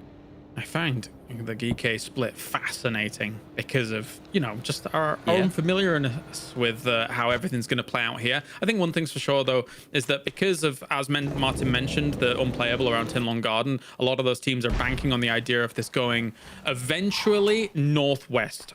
So that's why they're seeing such a cluster there to get things really moving along for this game. Rex is running out. Of course, all these cars driving on top of each other. It's hard to really count the number. But now he's going to spot 1, spot 2, spots the 3rd as well. A few parting shots. I mean, FaZe knows they need to get kills. And what better than potentially taking a fight here outside the circle should Gaming Gladiators get baited and wanting to go back for it. I'm just a solo. I'm alone. My team is not at all right next to me. You know, those sort of things. But Gaming Gladiators, more important things on their minds. They want to make their way down south. Look at this. Well, the first time we've ever actually had a hovering of this area of the map. Yeah, it's not really like Diffax is holding this, but he is moving into the road. He hears cars coming along. Maybe he takes some shots. No, it doesn't look like it. Just hiding out, getting a bit more loot on board for him. Maybe he can shoot at somebody at the tail end of this coming along. Most importantly, I think in this case, is feed info across your teammates. Oh, the back car is a buggy, always dangerous. But now, Bushido aware that they are driving past at least a solo, but also I would imagine expecting there to be more players sat in front of them, as that one shot usually never comes alone. Whilst we're just getting into the game, of course, here for Rondo, our third last game of the tournament, I do want to give a big shout out to a lot of the watch parties that are going on here for PEC. Oh, yes. Of course, you got Zerator, who I haven't seen for like 11 years back in the StarCraft 2 days when he was covering StarCraft. Pokemon, of course, big one, obviously, after all, not getting to the finals, but love to see him on board as well. And yeah, a lot of other ones going on, like Kovo, for example, who was doing some of the observing for us in the past couple of stages. So a big thank you to all of those guys for being on board, because the whole ecosystem of PUBG is awesome to watch, and I love how it all goes down. Agree more. Just +1 in the chat, I suppose. Green, everything you're saying there. As we live again, got shot down by an EMP on the middle of a bridge. Really quite a scary area to to be forced to stop, but good for them. No one else was around, so they will be all right on their rotation. It does delay them a bit, though. And what it causes is that Don't Panic actually manages to get in front of them. So shame on you, E-Pick Up, for slowing down the We Live Again rotation. What is Bushido going to take? They're taking spots that are basically eventually going to get shifted away from. And they've even got to be careful about the potential of people being up here. It's only Karam up on this spot. The rest of Grove Street is separated across other locations because they know eventually, yeah, this will be pushed away from. So they do need somewhere where he needs to go later on. But he's heard these cars moving up below him. So he's got to be very careful being a solo up here. It's going to be the game of Rock, Bolt, Mortar, potentially, whenever Karam ups to reveal his position. I don't know who wins. Usually one counters one other, but we'll have to see how it's going to be written up whenever Karam does up to reveal his spot. He is in a wide 2-1-1 split with the rest of Grove Street, so I'd imagine that he's not going to go overly aggressive. At least not before they've seen this next circle pop. I would have loved a world where the glider just comes a little bit too close. They see each other, they trade some blows left and right. That would be something weird. This shot's coming from the glider. It might actually be. I can't quite see where they came in from. We don't have the tracer on him, so hard to pinpoint. I think they came further towards the northeast, but we'll see. He's looking for them, trying to be like, who the hell saw me there? I thought it was safe for a while. That's one good thing about a glider. They glide, so you can actually do a little seat swap and stuff like that and do what you want for a moment. But anyway, Exhalation maybe taking a bit of a fight against We Live Again. The Boom does realize that the car was flipped. Some few shots come in from the QBU, despite it being a laser, doesn't connect with everything. And We Live Again is gliding up in the height. See exactly where this is coming from as well. Got to be careful, the Boom. Yeah, a lot of open angles all of a sudden as he reveals his position. Has to try and reposition. Sancho is there to potentially help him as well, but they do have BB on their northern side. Now shots are coming in from them as well. So Hoba forced to play this one smart, go further down towards the south. As FaZe now makes their way into the circle, driving straight past Twisted Minds, further down towards the south. As we get closer to this circle 2 popping, we could go into completely uncharted territory should we get a southeast circle. But let's see where this one is going to take us.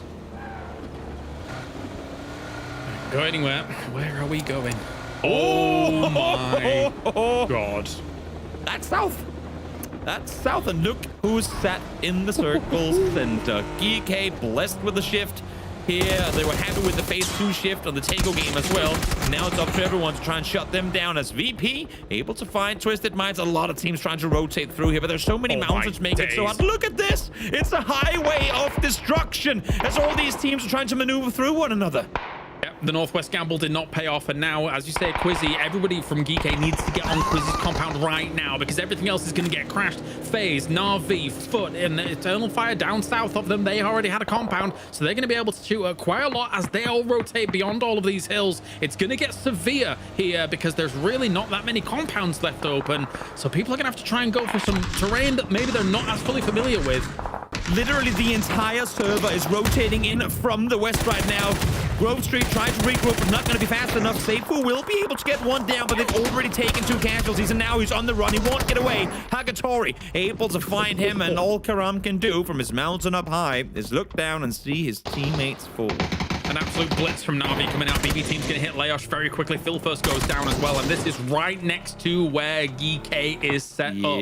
GK is looking to try and push a little bit out of here, but I don't think they're going to fully commit. I think they fall back and don't really trade out, because they know that they're center. They can just play this out for at least potential placement and see where it goes.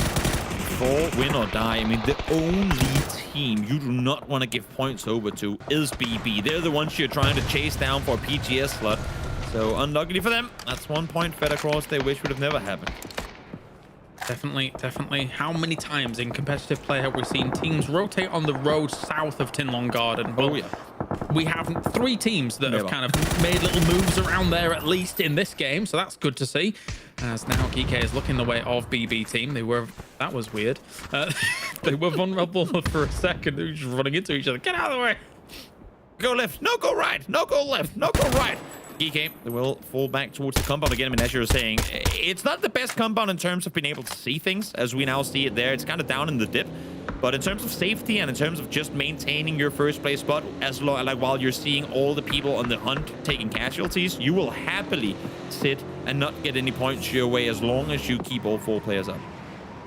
Twisted Minds are still dealing with the myth of up in Jadina City. We might see a fight in Jadina City. Like, Could be. I want to see that because we never get to. I mean, Twisted were part of the initial commotion when FaZe rotated past them, right? They saw all the teams driving side by side further south, and they were like, yeah, no, we're not going to take any part in this. We're going to wrap all the way north around as we live again now, taking the fight onto VP. EB down. Beamy instantly there to follow. We'll see if they can somehow reset this, but it's a nice read on the side of We Live again, catching them in a split. Not bad, all things considered. However, I'm still a little bit concerned about taking any of those spots near Tinlong Garden. So it will be maybe Win or Die that has the hill to the east of them. That might be the victors towards the end. We'll see how that kind of permeates through this game.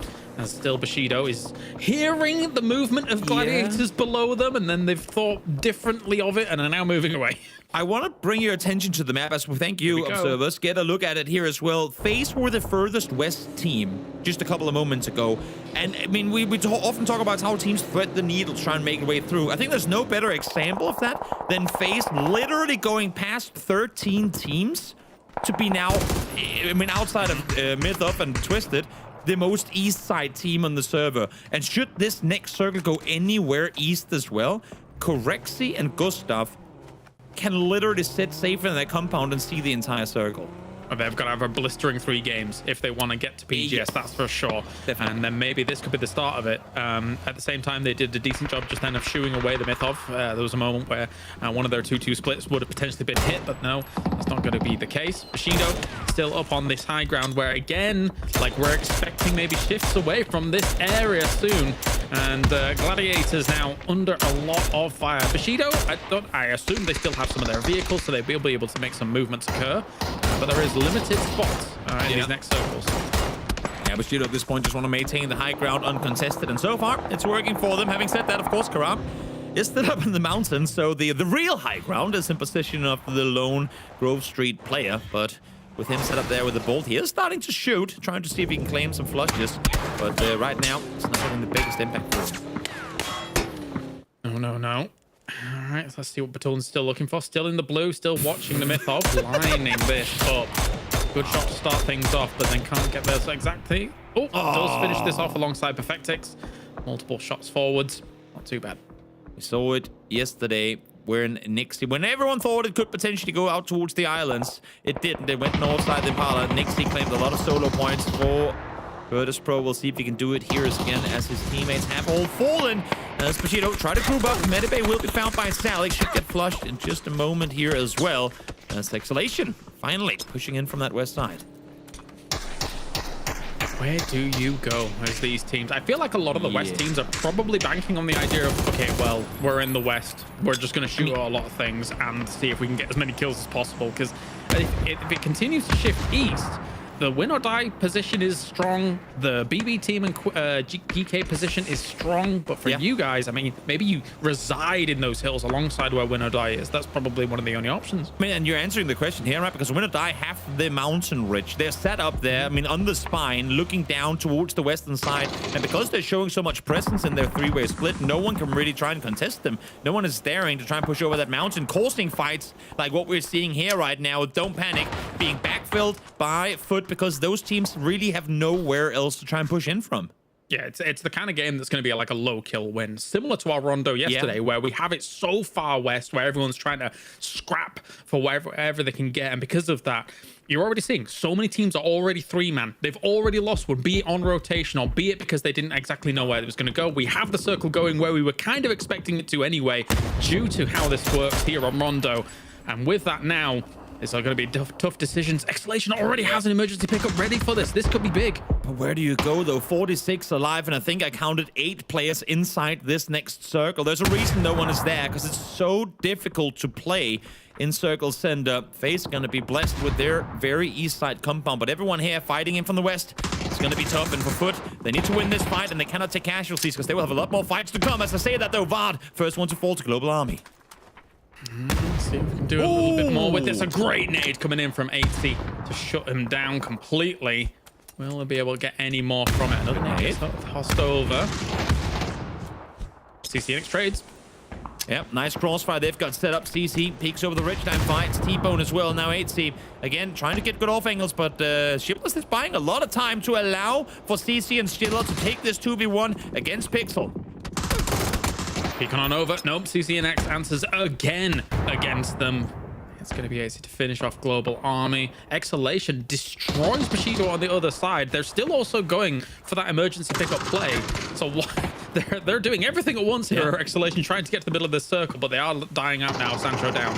Some missed timings in the part of Foot here in this fight. Pixel does spot one. Sheila, I think, has eyes on him now as well. No, he does not know where he's getting shot from. So Pixel able to get the first knock down, but a lot of people in front of him that he has to try and deal with. He does have a glider. I think it's out of gas, so not really going to get him anywhere. He does get 1 point, though, but for Foot, they need a lot more than a single point here there. Yes, they do. Yes, they do. Even when Exhalation sent it towards the middle with that emergency pickup, they still lost that person, and now they're trying to scramble it in. So you're totally right about how open this is going to be. Like FaZe's compound, for example, has great lines of sight towards that west side until the hill really kind of crests, right? So it's tough for these teams on the edge. They are trying to scramble for a spot. Even Geek having a bit of a hard time here. Yeah, also Twisted Minds were able to wrap all the way south around that compound, so now set down towards the hard south.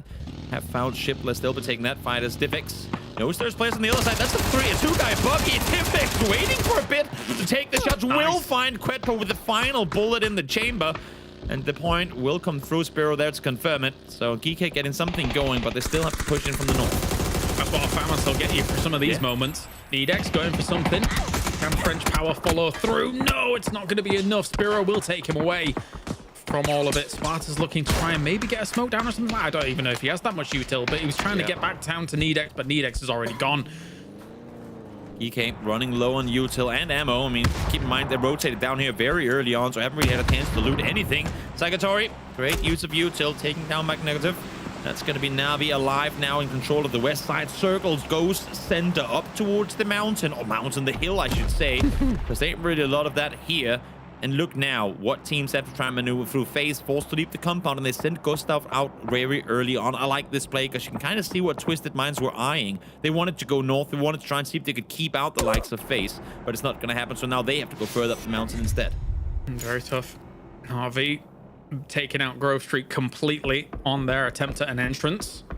As Twisted Minds now moving towards a few of these trees, a few rocks they've got to play with, trying to get some cover from whatever may be happening on that far west side. But at the same time, it does make me wonder how long until Win or Die just peeks on over and has Overwatch on them.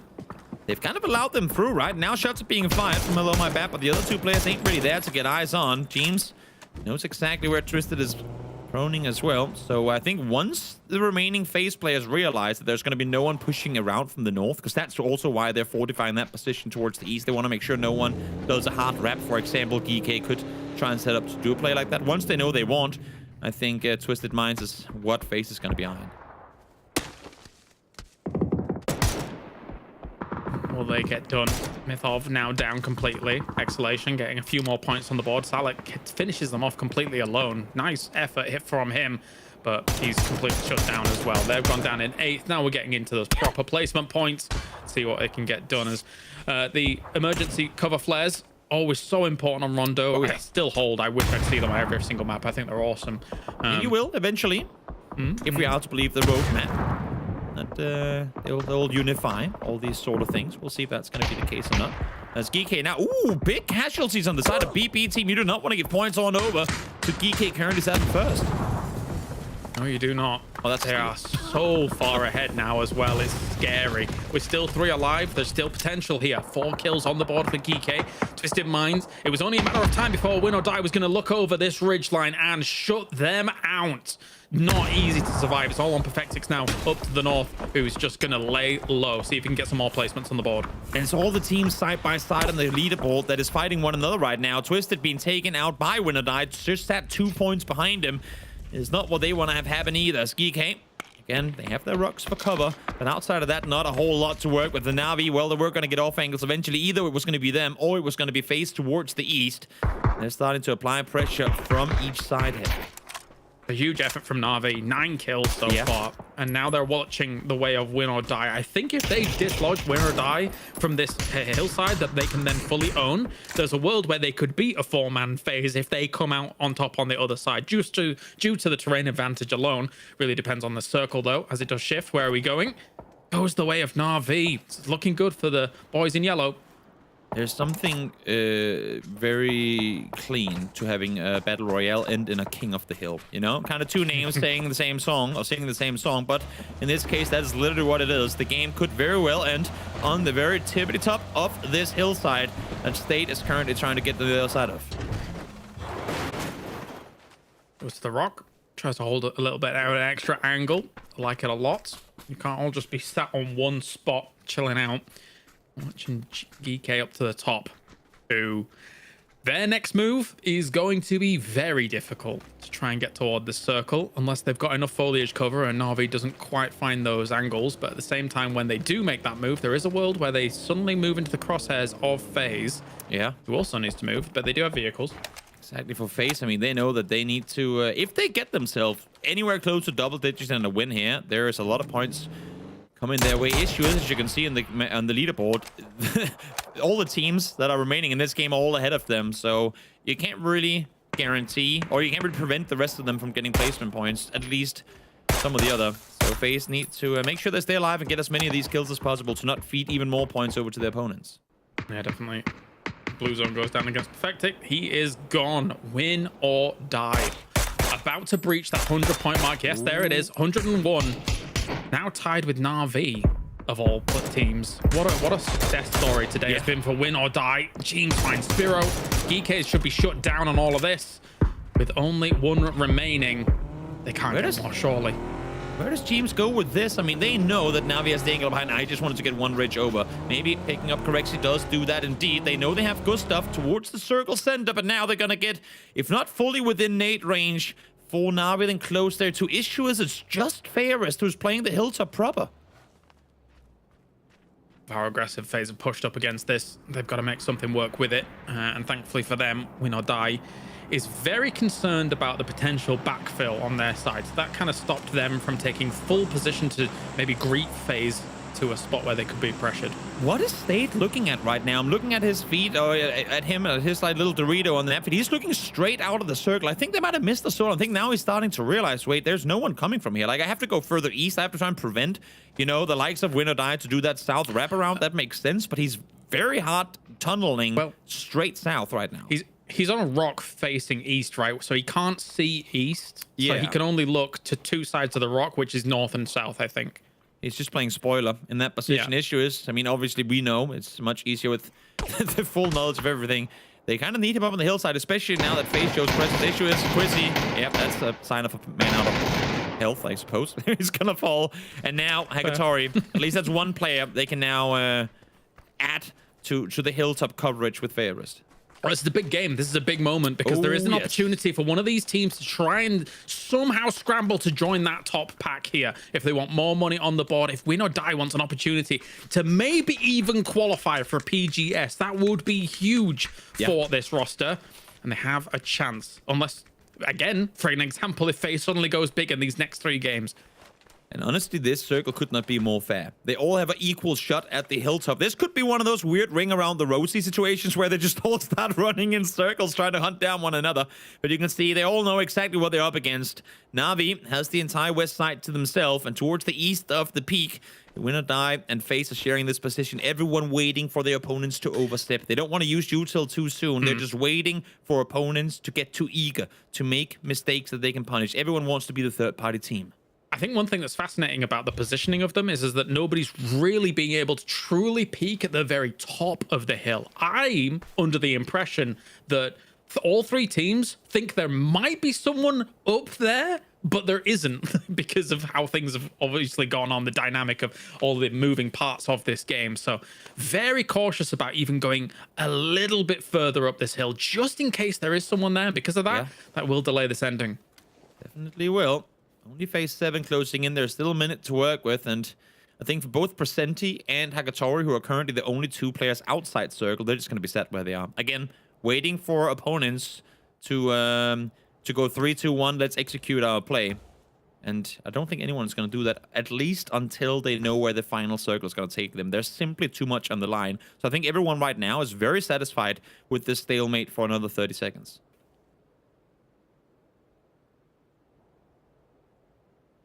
It's planning. It's talking. It's having the IGLs do all the work, setting up the troops and figuring out how they are going to play this end game.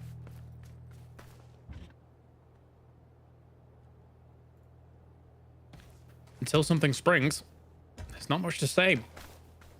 We are just waiting for the calm. We're in the calm before the storm at the moment. Exactly. Us being quiet means IGLs and teams debating, talking, trying to figure out what the plan's going to be. It's all going to come down to this. Where does this next circle take us? Are we going straight up the mountain high, or are we going to shift one side? Nope, it's the donut. The mountain top is the victory point of this game. So how are they going to play it out? Who is going to be the first ones to move here? Win or Die could try and swing south, and if they don't see state early on, that could be huge. But yeah, I don't think what's the like, try to put yourself in the like mental of an IGL here. Of course, again, everyone wants to move after they hear the other two teams shoot. But everyone also knows exactly where their opponents are.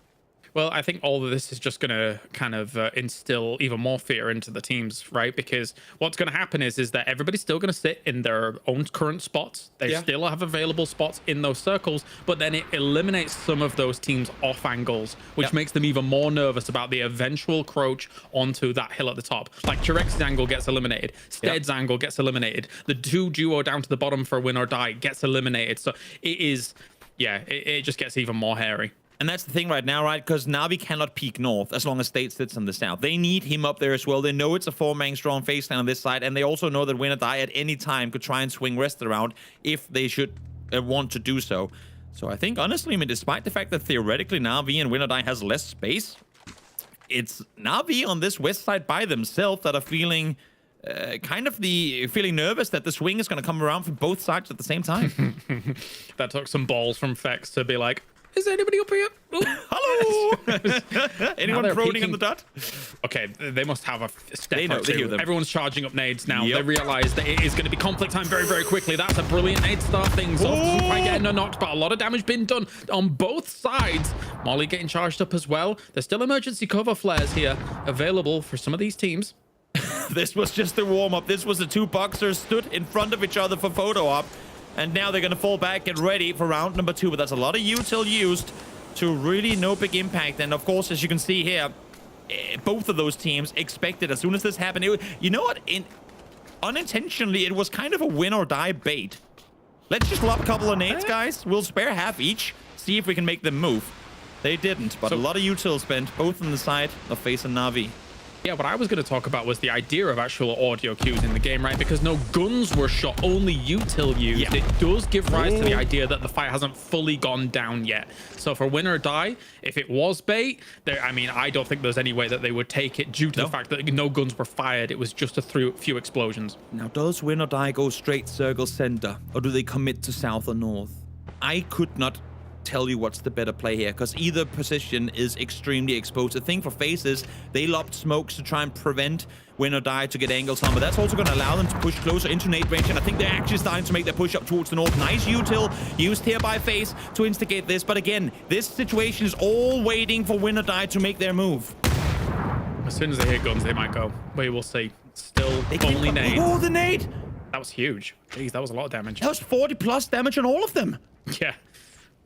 Still calling it off. Win or Die now is being pushed forwards. They're using their nades as well forward against FaZe here. They realize that's the top of the hill. There has to be someone up there now. Yeah. Blue zone goes between them to try and maybe zone it out a little bit, but I think maybe they wanted that to go a little bit further. But even a gas can gets thrown out as well here by Na'Vi. FaZe is retreating from that. They're gonna have to fight Win or Die. Yeah, Win or Die is waiting for it. They're sat here ready and waiting. Win or Die finds the first one, but Gustav instantly there to trade in return. Brasenti has one nade. Now is the time to use it, because you can take out the entirety of FaZe if you do. He throws it forward. They're all gonna take damage, but now it's Navi's turn to try and fall back. Let these two teams fight one another and take the top. Everyone is trying to play passive, but the circle is not gonna allow them to. Nobody has any nades anymore because everyone's so balled up. Gedrox gets a brilliant spray on Kurexi to get things going. It's all on Gustav and Fex now to really do something as Fex hits him through the smoke on the angle. Nicely done. Presenti pushes through, but Gustav finishes him off. And now it's only on Na'Vi to really do something. The FAMAS does so much damage. Na'Vi takes it, and it's a big kill win. 11 kills. Able to brawl their way in from the west. We said that the winner is probably not going to get any kills with it. I was thinking when you said it, well, if there's one team that can actually survive that western onslaught, they're going to come in with a lot. Well, that was Na'Vi coming out with a very, very good slow-paced finish here, but everyone, again, so much to play for. They were the only team that I was thinking was going to surpass what I thought was going to occur, which was, I was like, okay, maybe a 5 or 6 kill win for whoever may make it happen. But Na'Vi on that west side being victorious. And you could just see how cautious all these teams were around that hill, because it is uncharted territory at levels like this. But let's head over to the desk to break it down. Na'Vi with a big win. Na'Vi with a big win, but there's so much more to this. We'll talk about what we actually saw in game, right, gents? But there's more to this as well, because if you were watching the scoreboard on the side there, you'd realize that final fight, there were teams going above each other, then down, and then above each other and down. And that for me was what was really exciting here, was just the aggression coming out of our top players. Geeky obviously makes themselves comfortable in the final 4 Avenger, but thereafter, Win or Die pushing, trying to overtake BB team, Na'Vi trying to stop them. What a freaking game. Walk me through that final fight.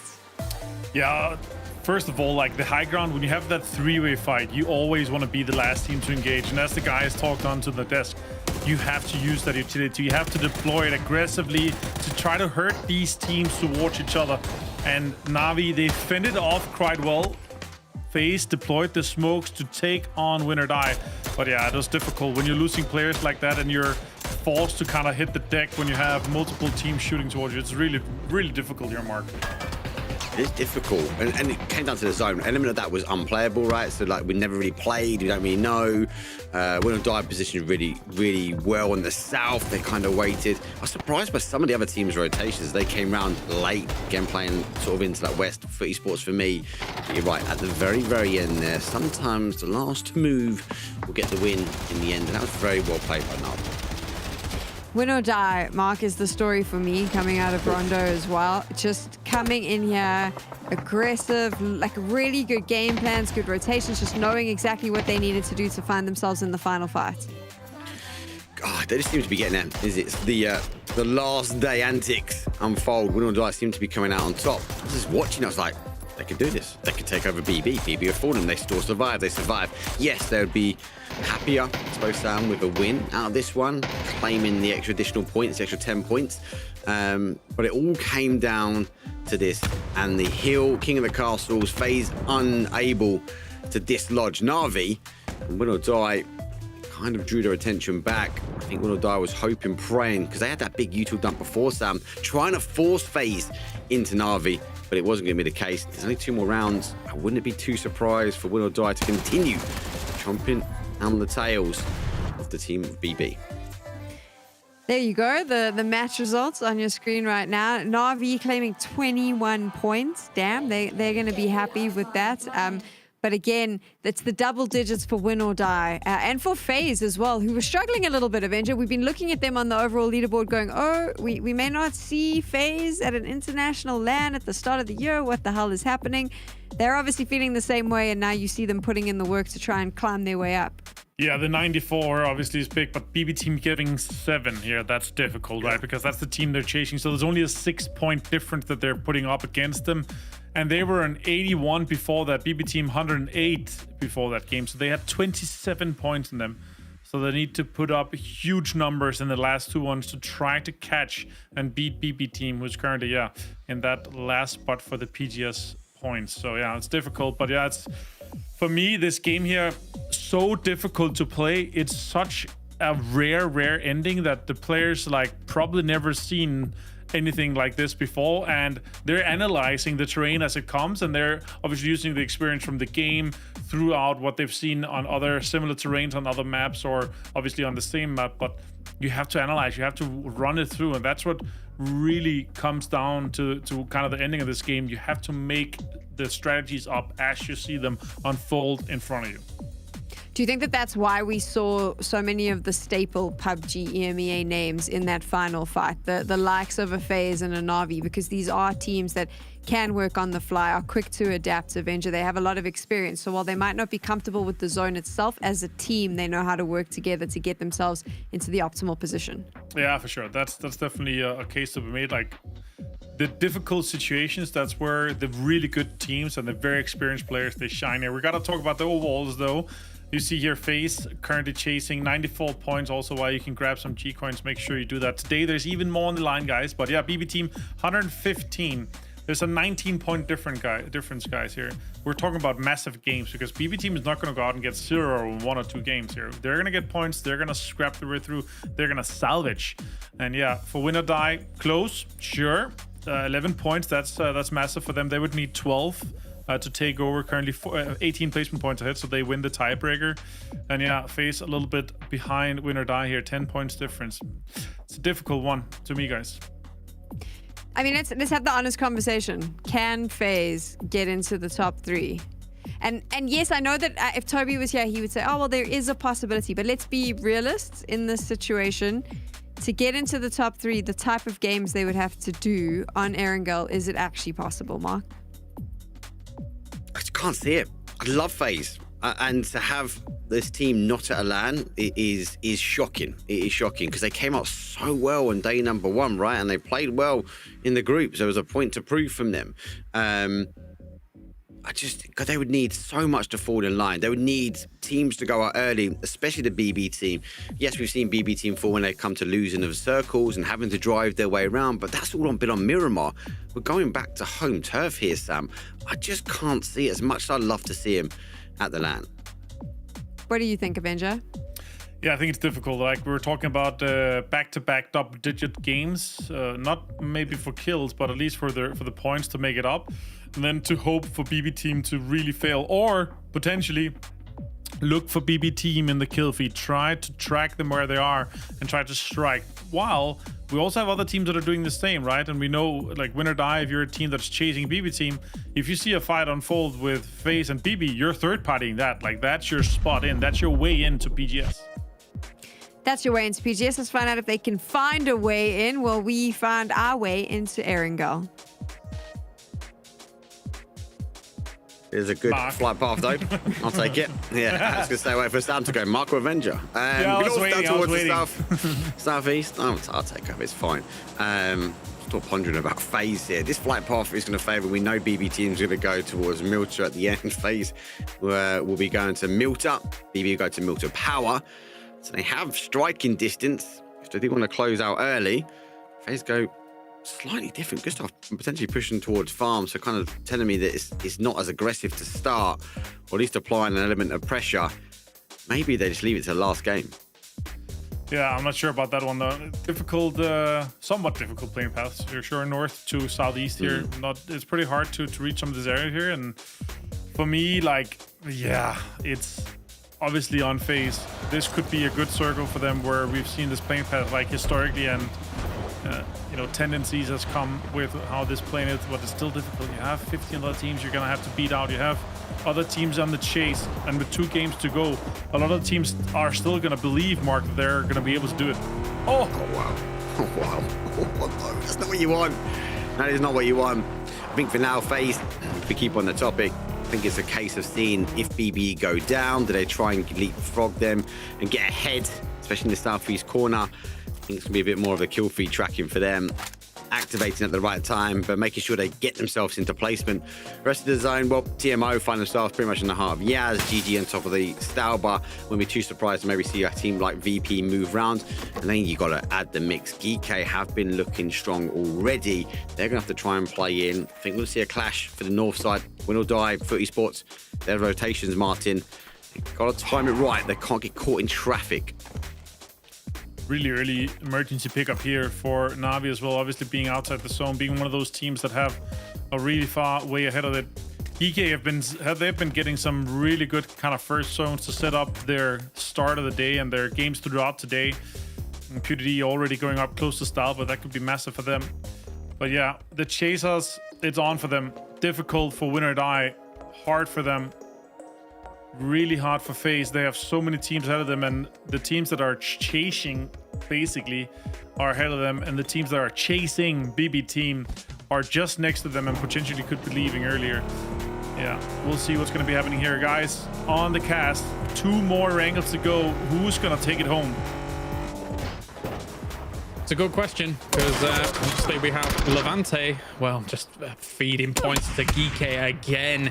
It didn't realize he was up here this early. It does not too much of a surprise. But I would say, Toby, if you'd have asked Geeke at the end of day 1, do you think you can win this tournament? I think almost guaranteed they would have said it's probably out of our hands here at this point. But they've come back. They're looking to potentially dethrone Twisted Minds, and they've got a good circle to do it from here in the penultimate game. That's the thing, right? Because not only have they made it up from yesterday, but they've continued the success into today as well. And I mean, while the Taco game went their way circle-wise, this game, they have access to it once again. Oh, wow. So what are you going to go for? Ooh, a little bit of a whiff on the first one. Vex makes him pay. And that's what you got to deal with, those drive-bys. Ever since the stability came in on those drive-bys, it is more difficult to take those trades against those people driving new pie. So unfortunate there for Grove. And I mean, hit the Panzer, and then maybe it's a different story, but even then it would have probably been knocked immediately after as more shots come through and teams driving past. This time around, though, they're opting to stay as Dante finds himself alone versus the Mythov. But he has teammates over on the other side. Rocks and Extends are there, and seems like the Mythov is well aware now that the opponents are pretty much everywhere. Not too much of a surprise that there's a big challenge for these warehouses on a circle like this. These Stauber warehouses almost pivotal in whether or not you can get good placement early on in a game like this. As already Rox is going to charge up a nade. Will they be able to move on around against this? It's not bad. 44 damage goes through, but now they know potentially where that has come from and as an angle. Still holding these angles though. Extends does take down Sparta. At the same time, Rox still holding this off. He's doing a good job of holding it off at the moment here, but he does get traded away just on the foot. Yep, there's more people to be seen inside the buildings. Extends, find himself a double with the AK. Can't quite connect onto Justus. Now it's just him. 1v1 against Justus on the other side. Would be huge if he finds some toe taps come through, and Justus over towards the nade. He swaps. Doesn't have time to go for the heal, and Extends takes down the entirety of the Mythov. Unfortunately, the post-mortem nade comes through as well, and Rox will be the victim of that. Gladiators, of course, wishing the grand finals was basically the group stage. Yeah. Only in 10th place at the moment here. They had a great group stage. We cannot deny it. But here in the finals, it's not fully come together. And now they've got even more threats coming their way. Don't panic. Decides to have a little bit of a peek over and see what they can do. Already on the north side of Yasnaya, FaZe is slowly moving past the rest of Grove Street. They might get attacked by them again, but if Vex has anything to say about it from a car, he'll just shoot right back. They're going to go further north, and again, I mean, they're probably eyeing the same exact spot that we were just on.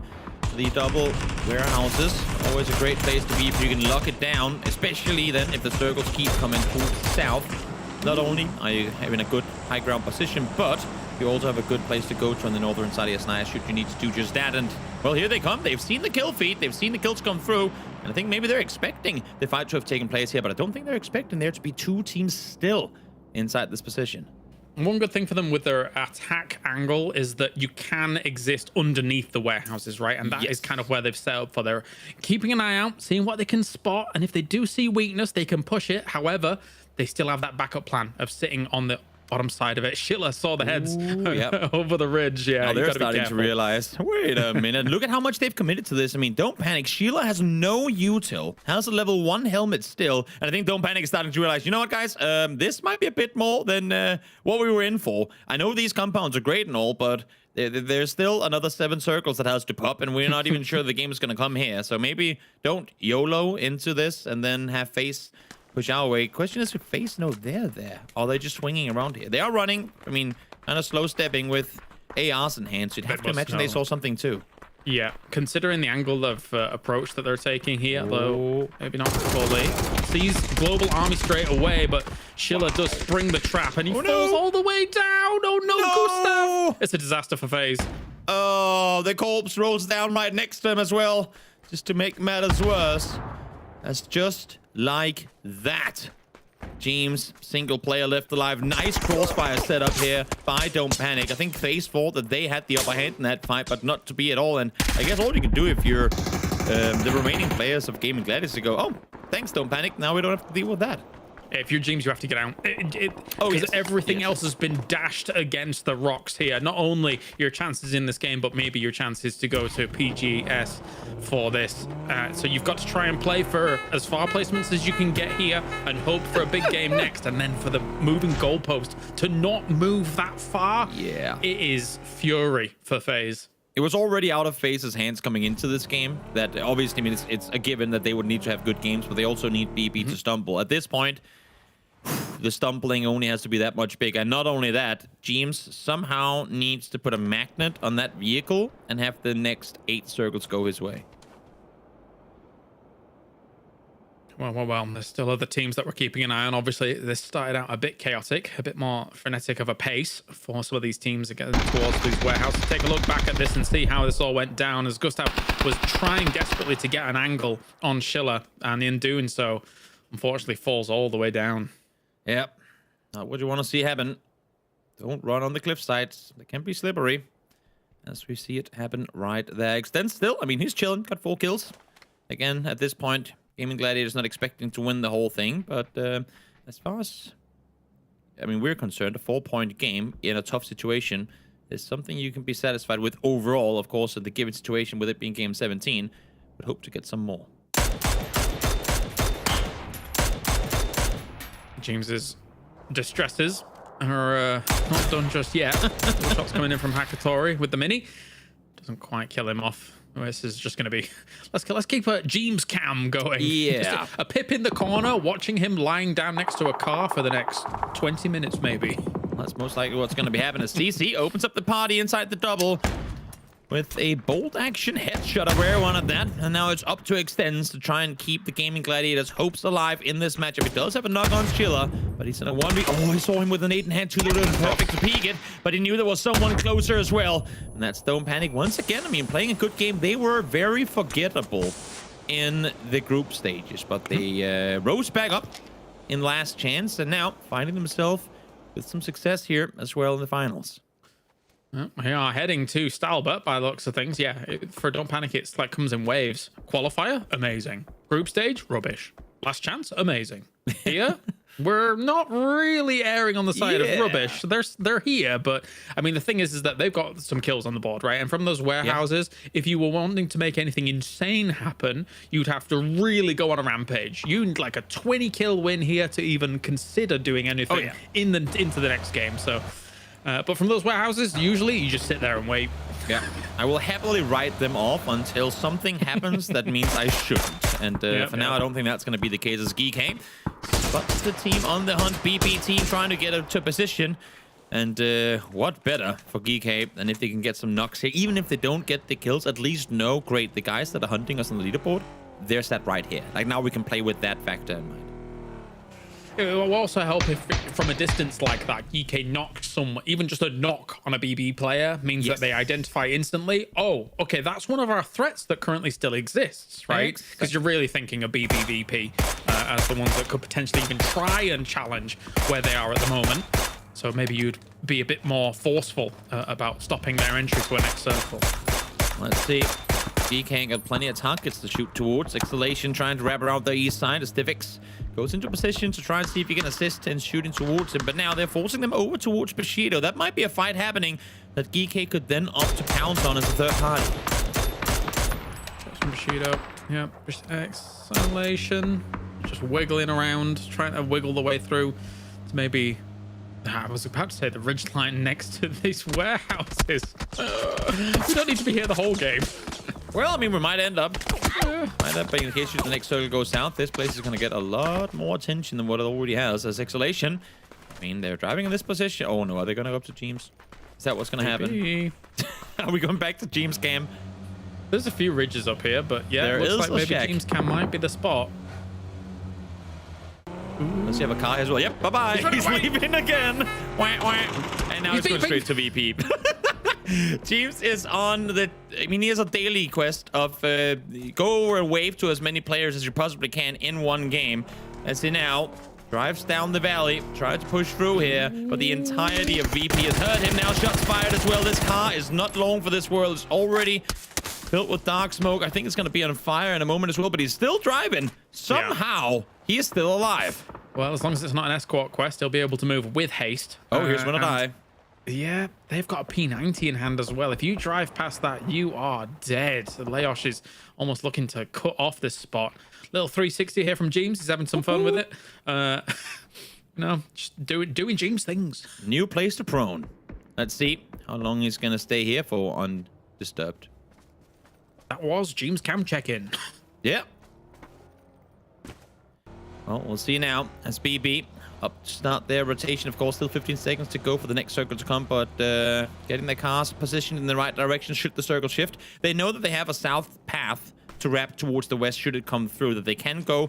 Honestly, for BB's sake and where they are on the leaderboard, they probably want to shift into the blue south of Yasnaya should the circle shift west. But let's see what's going to happen. It's going to go south. No and, way. And all of a sudden, that double warehouse looks pretty delicious. Every time. Every time. And they're full steams. James Cam deactivated. Deactivated. Yep, turned off. And so, potentially, are the hopes that FaZe make it through to PGS. They still have one more game to make magic happens. But it would require magic and then some. And most importantly, I think right now, would require BB team to go out with a 0-point game. Yeah.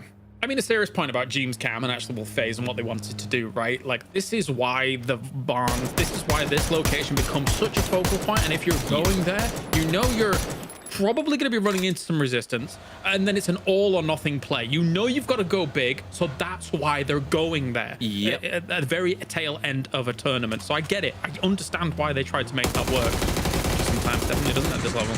Exactly. The man able to find the first knock onto Medibay. I mean, Bushido were kind of funneled in this direction. It was just PUDD shooting from the east that kind of forced them to readjust their routing, and in doing so, sent them straight over towards Eternal Fire. Madfind 2 will find a third, potentially, as well. Not quite to beat just yet. He has him just down below, but can't seem to get the angle. I don't think he's fully aware of where he's being shot at from. Maybe not. A little bit of dancing, cat on hot tin roof, running around, dodging, diving, weaving, and being able to find himself an okay spot. Still Bushido under siege from the bottom. Celtic, though, does get Crossberg. Crossberg has been stellar for Eternal Fire through the tournament so far, but they're sat down, languishing in 14th place. Went on die, decided to look at the barns, look at the warehouse, decide, yeah, maybe not. Just came over to say hi. Oh, this is where the party is at. Yeah, we'll come back later. Yeah. We don't like starters. We'll go straight for dessert. Just give us a while. We'll come back and say hi once all the circles come here. It does make me wonder, by the time we get to the very end game of this, how many teams are going to have visited this. Oh, BB team losing players to Spiro. Everybody feeding the GK monster at the top. That really has been the tale. I mean, I don't have the stats to prove this, but if we were to look back at a lot of the early games where oftentimes EK comes in with a couple of kills, very rarely have they had anything to lose in those fights. Now, Spiro might lose his life. He had to cancel his heal down to 13 health and still taking shots fired now as well. They know it's a solo sat over here, and Moldog will take out Spiro. So one player down, but even then, I mean, yes, they lose one here. Still, the initial kill came with little to no risk involved, and a lot of EK's early game points have come that way. Don't mind the holdout of BB team, but you've got to realize as well that Virtus Pro is still alive and you don't know exactly where they are. And you know that you've not seen any of their players knocked or killed in that kill feed. So for GK, yeah, you can hold this. Really depends on when the circle's going to shift. And then eventually, I mean, look at BB team. They're having to circumnavigate this position. So job accomplished, even though you've lost one. Definitely. Next circle is going to be huge. Where are we going to go? We're going to go towards the west. Twisted Minds in. Almost in, I should say. Twisted Minds in. Double Warehouse in. And really, I mean, everything considered, one of the places that could actually potentially house all but one or two of the teams remaining, depending on how GK opts to path this one as BB team. They're on the hunt. There's a 3-man vehicle. They're chasing him down, and they will find Pew.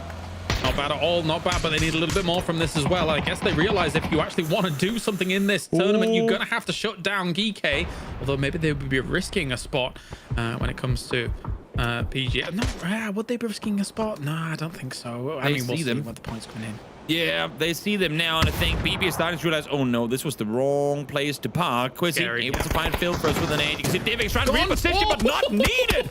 Quizzy with the spray on through, takes down the double and eliminates BB team. Not only is this amazing for GK and GK supporters out there as they now set themselves up 20 points ahead of Virtus Pro, but for win or die, for the unlikely chance of a potential push through from FaZe Clan in the final game, this is what they needed. BP had to be shut down early, and whoa, lining it up for Quizzy. Just saying, he's had some good practice in 1v3s, all right? Some good practice. That's what it is. That's what it is. But I mean, what a blinder coming out from Quizzy. Hungry for the win, and they're at 140 points now. The next threat that they're going to have to deal with, of course, though, is Virtus Pro. They are at 120 points. They still have the potential to do some catching up, and they've got an okay spot in the north side to make it happen, but there's big threats around them, so we'll be keeping our eye close on Virtus Pro, who is kind of flexing towards Foot. You got to be careful here. I don't think they know exactly where Pixelic is. Yeah. T-Bone is knocked. They're going for that rest. They're holding a split, so it's really just Pixel trying to fend off the entirety of Virtus Pro. And now I say entirety, but they're on one player short as well. As the peak does come through, we go up to Beamy, who is very isolated from what's going on down here, but still he's going to be the one to find Pixel on the backside of that rock. How the hell did he have that angle? But yeah, I'm not sure. Beamy doing Beamy things. Yeah, it's ridiculous. 8C does have the angle on him, though, and tries to a little bit of a trade. He has to get some cover, though. That Bushido was doing some damage, and obviously they have gone as well. So for 8C here and the rest of Foot, they're going to try and hold out Virtus Pro here. That is easier said than done, though. See. Remaining 3, Foot trying to reset. They want 8C back towards him as the fights take place elsewhere on the map as well. Na'Vi able to get the double. Soats now finding a third. That's Divix falling down. EP falling down as well. Nixie falling to blue. A lot of the top teams here started to take casualties. Maybe this is the arrival to the final game that we were all hoping for, with points now going to the teams in the hunt. Yeah, coming in from the edge, going up Stalborough, fighting through all of these hills gets really rough. Hard down, low health. There you go. Coming back in, and Beanie hits the double nade, and a third goes down as well. Virtus Pro on the warpath. It's not done just yet. And again, 2-point game into a 5-point guaranteed, most likely, or potentially at least, with more to come. That's how you make it to the top in games like these. You don't fall in the first confrontation. You stay alive, at least through a couple of them, for those games that don't go your way. When we had our circle shift, look where we are. Oof, this is, well, up for a Quizzy now, realizing that Virtus Pro on the other side of things did get killed. Sees the Beanie gets knocked in that kill feed as well, so he'll be happy about that. Just even slightly outlasting. I mean, we're slowly getting towards placements, but any point will matter, especially if VP has a good second game. And for people wondering why Twisted Minds is so good at the game, even if they don't find themselves in the top right now, look at the map feed. Look at how they were able to spread out. We always talk about how you want to make space for yourself earlier so that when the time comes that you have to take a fight, you can kind of dictate the flow of the battle. Look at the amount of space they have towards the west here by splitting up the way that they did. Very few other teams dare to go out and make these sort of plays happen. And now, well, with everyone else being away from them, there's a bigger chance, statistically, that third-party opportunities will arise as we see all these teams on the opposite side of the circle feeling very squished towards one another. Well, a very similar game, actually, now that we're in this spot to a game that we had during, it was either Last Chance or Groups, I can't remember, but we had it, and obviously there was that silly cliff situation, but Twisted Minds carving out as much as they have on the West means that they have that perfect entry point to try and state their claim on a win here when it all goes down, because all the other teams are going to be funneled into each other after carving out what they have, as you were mentioning.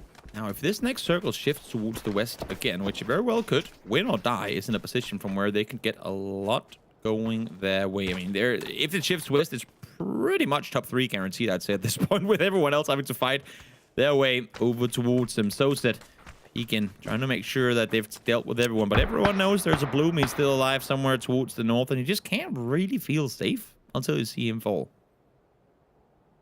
No, you can't. How many meds does he have? Did we have a med check-in for Beamy? Can we get a tracker? Now, from James Cam, we go to Bloomy Cam. Yeah, we need... No, we don't even need to see where he is. We just need like a POV of his amount of first aids available.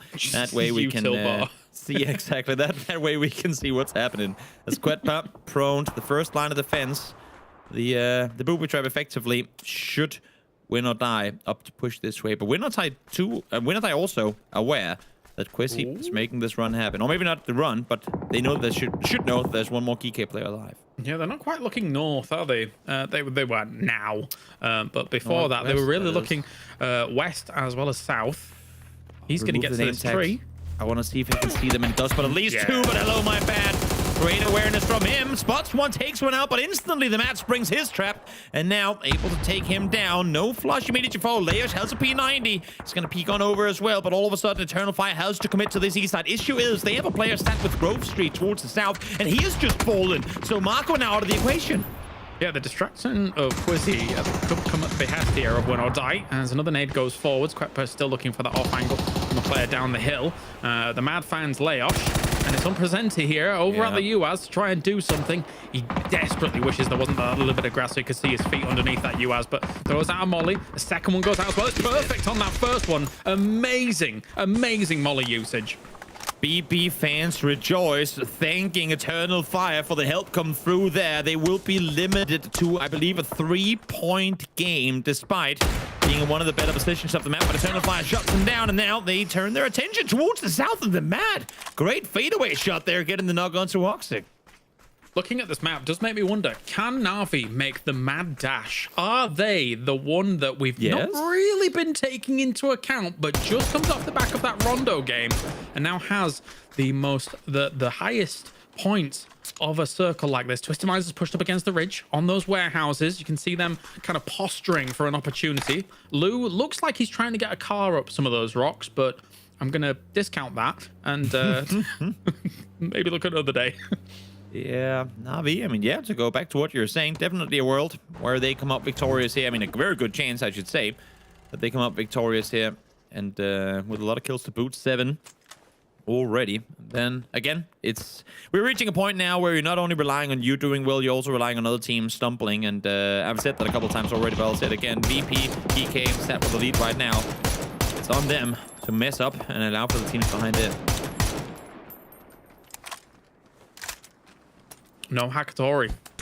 No, a lot of people would consider them the star player of the roster, but he is not up right now, so it's on the others to do something. Stay with 3, the new boy. Doing all right for them up on the high ground. Grove Street now coming in on the south side of this ridge, still realizing exactly where Eternal Fire has gone, as they've been kind of moving around here and there against one another. Still some shots coming in from Stefo. It was great to get his thoughts one of the days of the tournament in an interview. Great to see them get into this grand final. It's been tough for them for sure, but still making some more names for themselves. A great nade coming out from Global Army. A connect there just down this hill.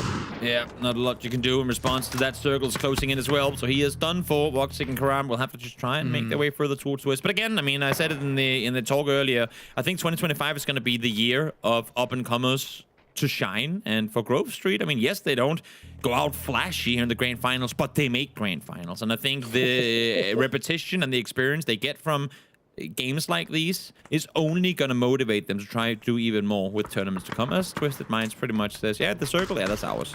You don't get to play that. Yeah, let's get Martin on the case, Avenger on the case, and get him to feed in the information into AI and say, how much control does Twisted Minds have of this circle? Yeah. Considering that half of Sheila's shack is still in, I'd say 99.93. Somewhere along Come on, those Martin, lines. get on it. Yeah, we'll see. Can Twisted Minds do what Don't Panic succeeded in doing against FaZe in the very beginning of the game? It's a similar setup here, as they're the ones waiting for Grove Street to push forward. They have no clue with where they're currently lobbing their nades. That Perfectix is set just over. On the other side, as Spatulis hits the hole-in-one. 100-0 on Woxy.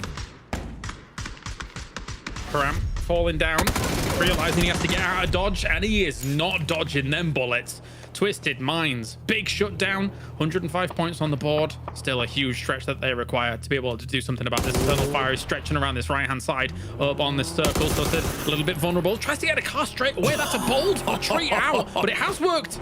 Jeez Louise. Successful in disengaging, but as you're saying, I don't think I'd dare to just jump in a car when you know there's a person right next to you as the prone comes down, but Matt spots him. 692 damage done thus far. Needs just one more tag onto Sosit, at least to make some space for himself for the circle, is forcing him to push forward. Don't Panic. Trying to take them out on the hillside now as well. Tolan's still looking the way of Don't Panic. They've done good about holding down these warehouses. 10 kills to boot. Brilliant stuff by them. But can they continue to? Oh, here we go. Going to be heading north. Oh, no. This is the big move into the smokes. That opens them up to so many angles as well. They take down Eternal Fire, but they are getting completely pinned in here. Guys, you can't stop there. You have to go all the way over the ridgeline. You're leaving You yourself can't park exposed to the there. entire server.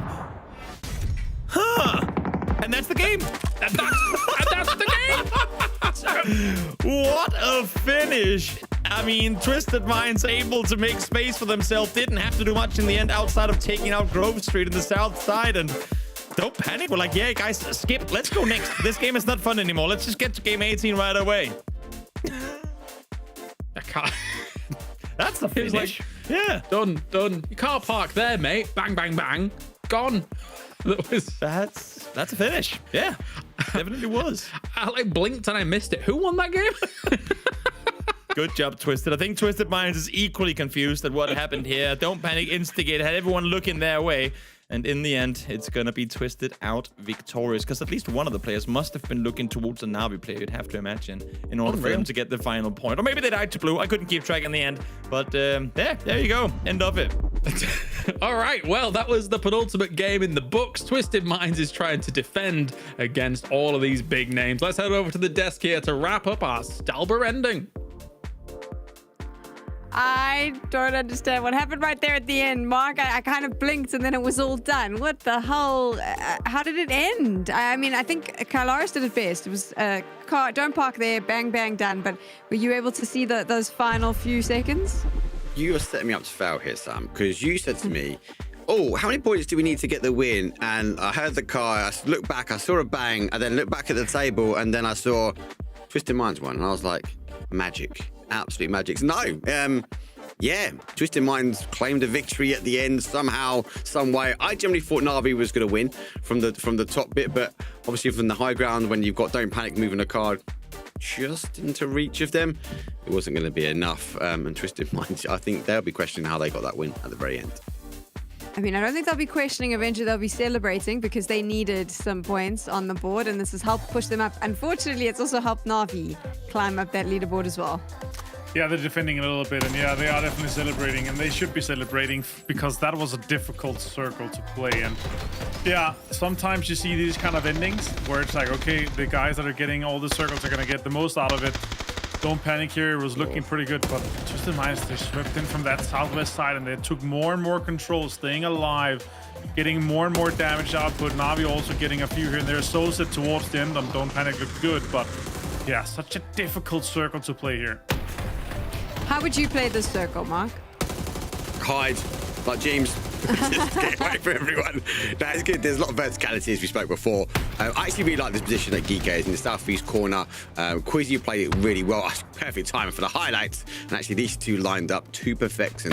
There goes Best. I'll sweep over, and Morodoct is going to fall as well. I really like this section. I like pushing up the hill. I think sometimes the high ground gets denied access, especially looking down as you move a little bit closer. Unfortunately for Geeko, got controlled out because Na'Vi wanted this position and then they went on to go get themselves a second at least. But I'd rather be pushing from this sort of southeast corner, Sam.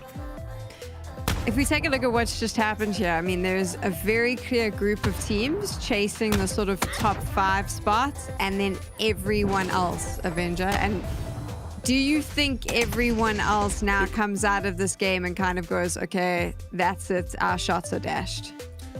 Nah, they're always going to be optimistic, right? Unless it's like completely unrealistic here. Don't Panic getting 17, Twisted Minds getting 16, climbing just a little bit. And you know what?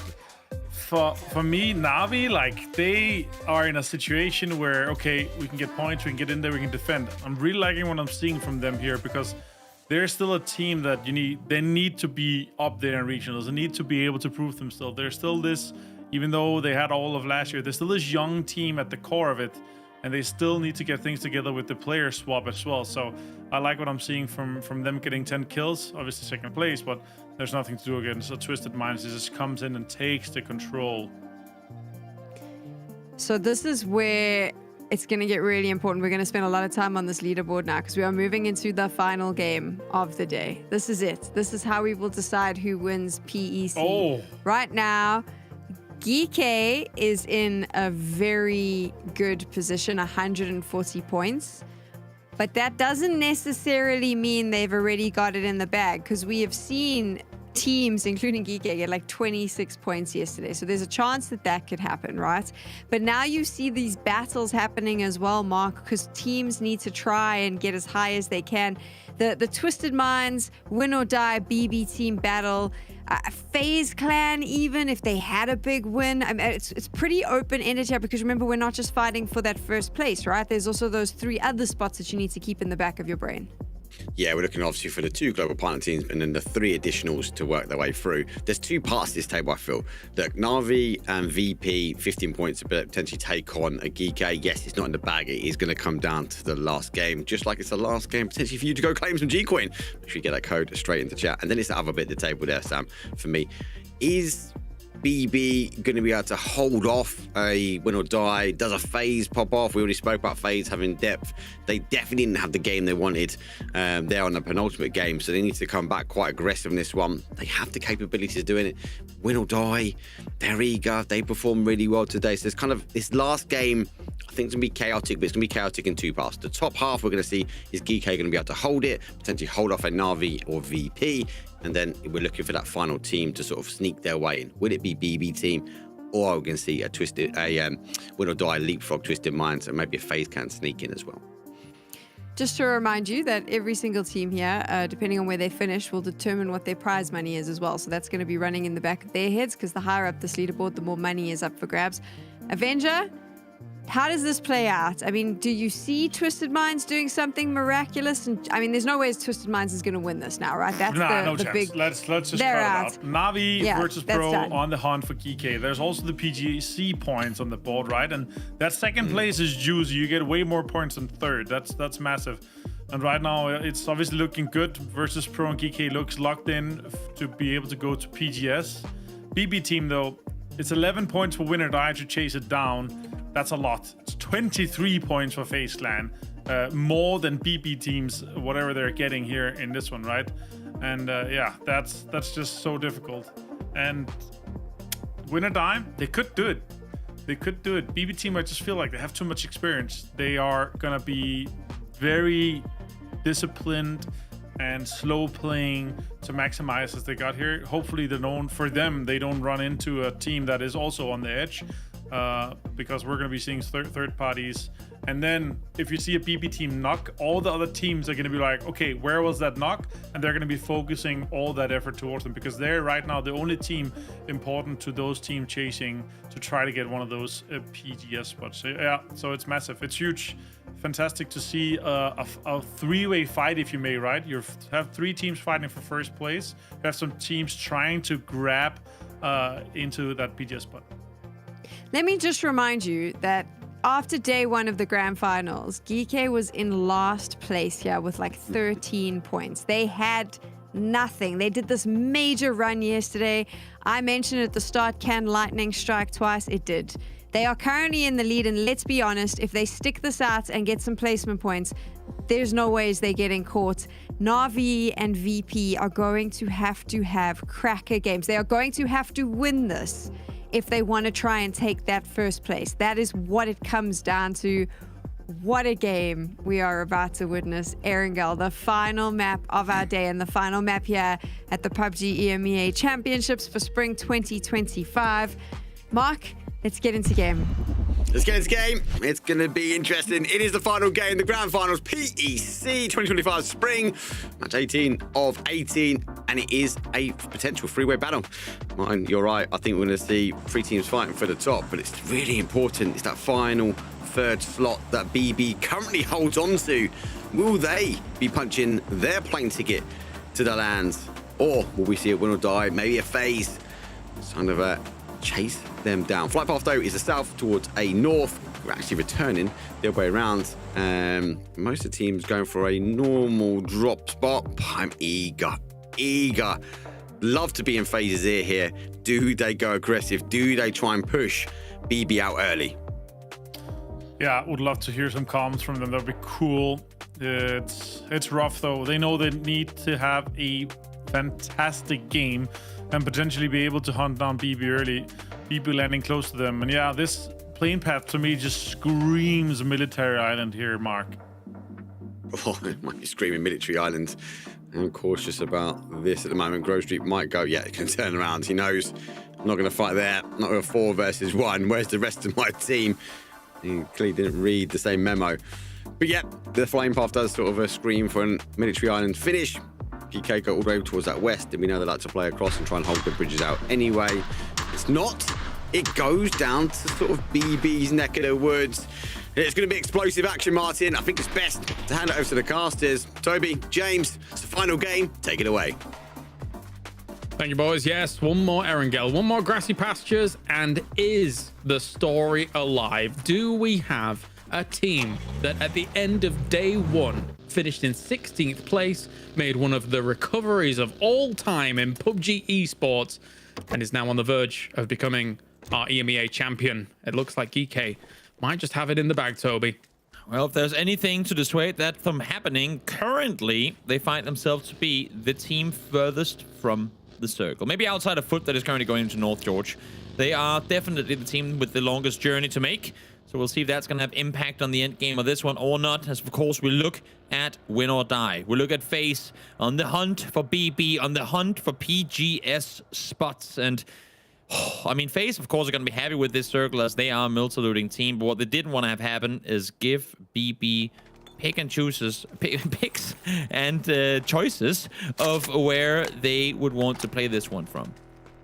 Especially brutal because they drop so close to each other on Erangel, right? So they know that just over the horizon is the team that they have to somehow deny from moving any further beyond them. And then they probably have to get themselves a decent win on the board too. For FaZe, it is a difficult task. However, there are lots of other teams that will be coming in. So where's FaZe already going? They're already on the move, moving up towards Lumberyard. They've finished off all and polished off all of the looting that they want to do in Milton for now. So they're going to move as close towards the center of this as possible to give them as good a chance as possible at maybe a big win. So the rotations coming through, and I was wondering, did Foot actually hear these vehicles drive over the hillside towards the north? I think they're still just playing the looting game. Could be interesting though to see if they're more actively looking towards the west, or if they're kind of just running around from building to building looting. Because again, win or die needs something big happening here in the final game if they want to have a chance to catch up. And they have Foot players potentially unaware of their presence just towards the east. So it could be a huge for win or die if they were to go out and start off the game with a couple of points gone their way. Especially considering the fact that they're, I mean, now effectively the team furthest from the circle. We obviously mentioned for Twisted Minds that it's not going to be their PEC, but I guess you're just going to have to win a 4th PGS. Yeah. Oh, the burden of having to always win global tournaments. Yeah. It's I mean, but I know we've talked about it a lot, but it's because it's so damn impressive. GK sat in first, not just that, but comfortably in first after an insane day yesterday and an almost equally impressive day today is something we have, I think, never seen at this level of playing grand finals in EMEA PUBG. It's absolutely crazy to me that they have been able to not only have a wild day yesterday, but almost go back and repeat it today. Obviously, we're kind of staring down two very important challengers to that top spot, right? We have Virtus Pro, who's going to be going for an emergency pickup. 3 people in location. Nixie is a little bit further away from them, already trying to scout further into this circle, whilst the other 3 will join. Actually, looks like also Lucarux is going to be driving as well, so they're dividing up even further for this. Meanwhile, where is Na'Vi? They are on the west side of this circle, currently just south of that shelter position, looking to slowly make their way in as well. They've got to be careful, got to be cautious about how they make the entry, because there's already Eternal Fire ahead of them. Technically, Grove Street is north of them, and Twisted Minds was watching some of their rotation too. I do like how it's being set up here. I mean, with all the teams with a lot to win and a lot to lose, very far from each other, at least to kick things off here. It's Exhalation. Do hear the vehicle approach from Levante. We'll see if he can go out and make magic happen. Not aware, of course, that he has a team prone just over on the other side of the hill. It does make you wonder what GK's plan is. I mean, yes, they are 15 points clear, but that is not an assured victory. Right now, they're very much chilling. Yes, over at Ferry P. I do wonder if they're like, okay, well, let's loot everything. And oh, well, that was cool. That's not as cool. Well, that's good shots at least. Not as cool for Gladiators. Levante down. Never have you peeked at a worse timing. You go, guys, I think I got this guy. I got this guy. You peek over and all you see is headlights. That's death. Okay, they're running away. Or is it maybe not death after all? They're turning around. I mean, there's other options to get across these bridges, and even if you have to stay in the blue for a while, they have a way on in. But they're 13th place now, just looking for a little bit more glory, a little bit more prize pool on the board. As Sancho's going to get up. Okay, so we're going. Ooh, okay. Does he hit it? Does he hit it? Does he miss? Surely. Are we going to stay on him for this? Because he is very far from his teammates. And I think he might be getting shot at. Oh, wait, nope. They're fighting each other down there. It's actually an important fight taking place here as well. It's Don't Panic taking on BP Team down towards the south. BP Team is cold in the split right now, so if Don't Panic commits to this fight, that could be huge. At the same time, VP has Lucarux caught by Nedex, and that's going to be an EC knock and flush. No one there to assist, so teams up top in danger early on. As much as they made a big rotation here to Virtus Pro, don't have much sympathy for this. Going through this Lipovka area and not being able to cover everything. Unfortunately for Lucarux, goes down. The rest of VP are moving away from it up north. Yeah. Ibi is still parachuting, still trying to get exactly on top of that stack over at Milta Power. Does that mean he missed? Or does it mean he's still way up high? I'm not quite sure. But good for BP Team is that they were able to dislodge Don't Panic. A lot of the bullets came flying towards him. Is he up there? Oh, no, he's flying down. See him. Yeah. Oh, he missed. Either he missed, or because they lost Lucarux, he doesn't feel safe sitting up there, which also makes pretty good sense. So Nixie is going to go down, try and fortify on Milta Power proper. As Don't Panic also looking in this direction right now. They've seen EB in the air. This is troublesome. It really is. Losing one already, I mean, it really stunts your chances here, right? And then if they lost Ibby as well, it's almost certainly dashed against the rocks. And he also might dash against the rocks. Stella takes him out. For Virtus Pro, it's a disaster. They've already lost 2. They only have 2 more remaining to try and make up at least 15 points to even challenge. Now, our thoughts of being the team to stumble have been on BB as they've been sat behind. But imagine BB actually being successful here in this game, at least to some extent, and win or die going crazy, and it's VP, a team we haven't really had in our conversation in that regard at all. VP that misses out on PGS. It would need to catch up 18 points. It would be a tall order for win or die, but again, it wouldn't be the first time. As I said, considering how well they did at PGC, that would be a bit of a catastrophe. Win or die have a whole other set of problems, though, right now. Okay, yeah. Admittedly, this is a slight problem. I mean, there's no way you can bash that either. It's in a really awful spot. So everyone in EU has, brilliant, love it. They're safe. Their closest other player is their teammate, and after that, they're 3 kilometers to opponents. So I think they're good. Other vehicles eventually. Foot going for that emergency pickup. Where are they going to go? Another emergency pickup actually coming in from Military Island. I'm not exactly sure who's there. It should be Gaming Gladiator, right? Yeah. You'd have to imagine. But they're gonna, I mean, timing is great. They're gonna be a bit towards the center as this next circle is gonna pop. And of course, I mean, rather go somewhat more center early on and then just send it 4 guys into a compound, then jump in late and have those compounds already be taken. Maybe even jump Prison Hill, so then you can play, I mean, the entire hillside up on the southern side of Prison in the open. But let's see. This circle could decide victory. Where, oh, where are we going to go? Yes! Actually power proper. Yes! Wow. Because there's nothing quite reveling in everybody else's suffering for a good game. We have got it on the cards. A lot of these teams are already getting moving phases, already in cars, so we're keeping an eye on them. Likewise, BB team is just reconsolidating some of their resources towards each other as well. Foot is going to win this race on all of them. They came in from Severnia. They're going to get there first because look at all these teams. They're going to be running into one another.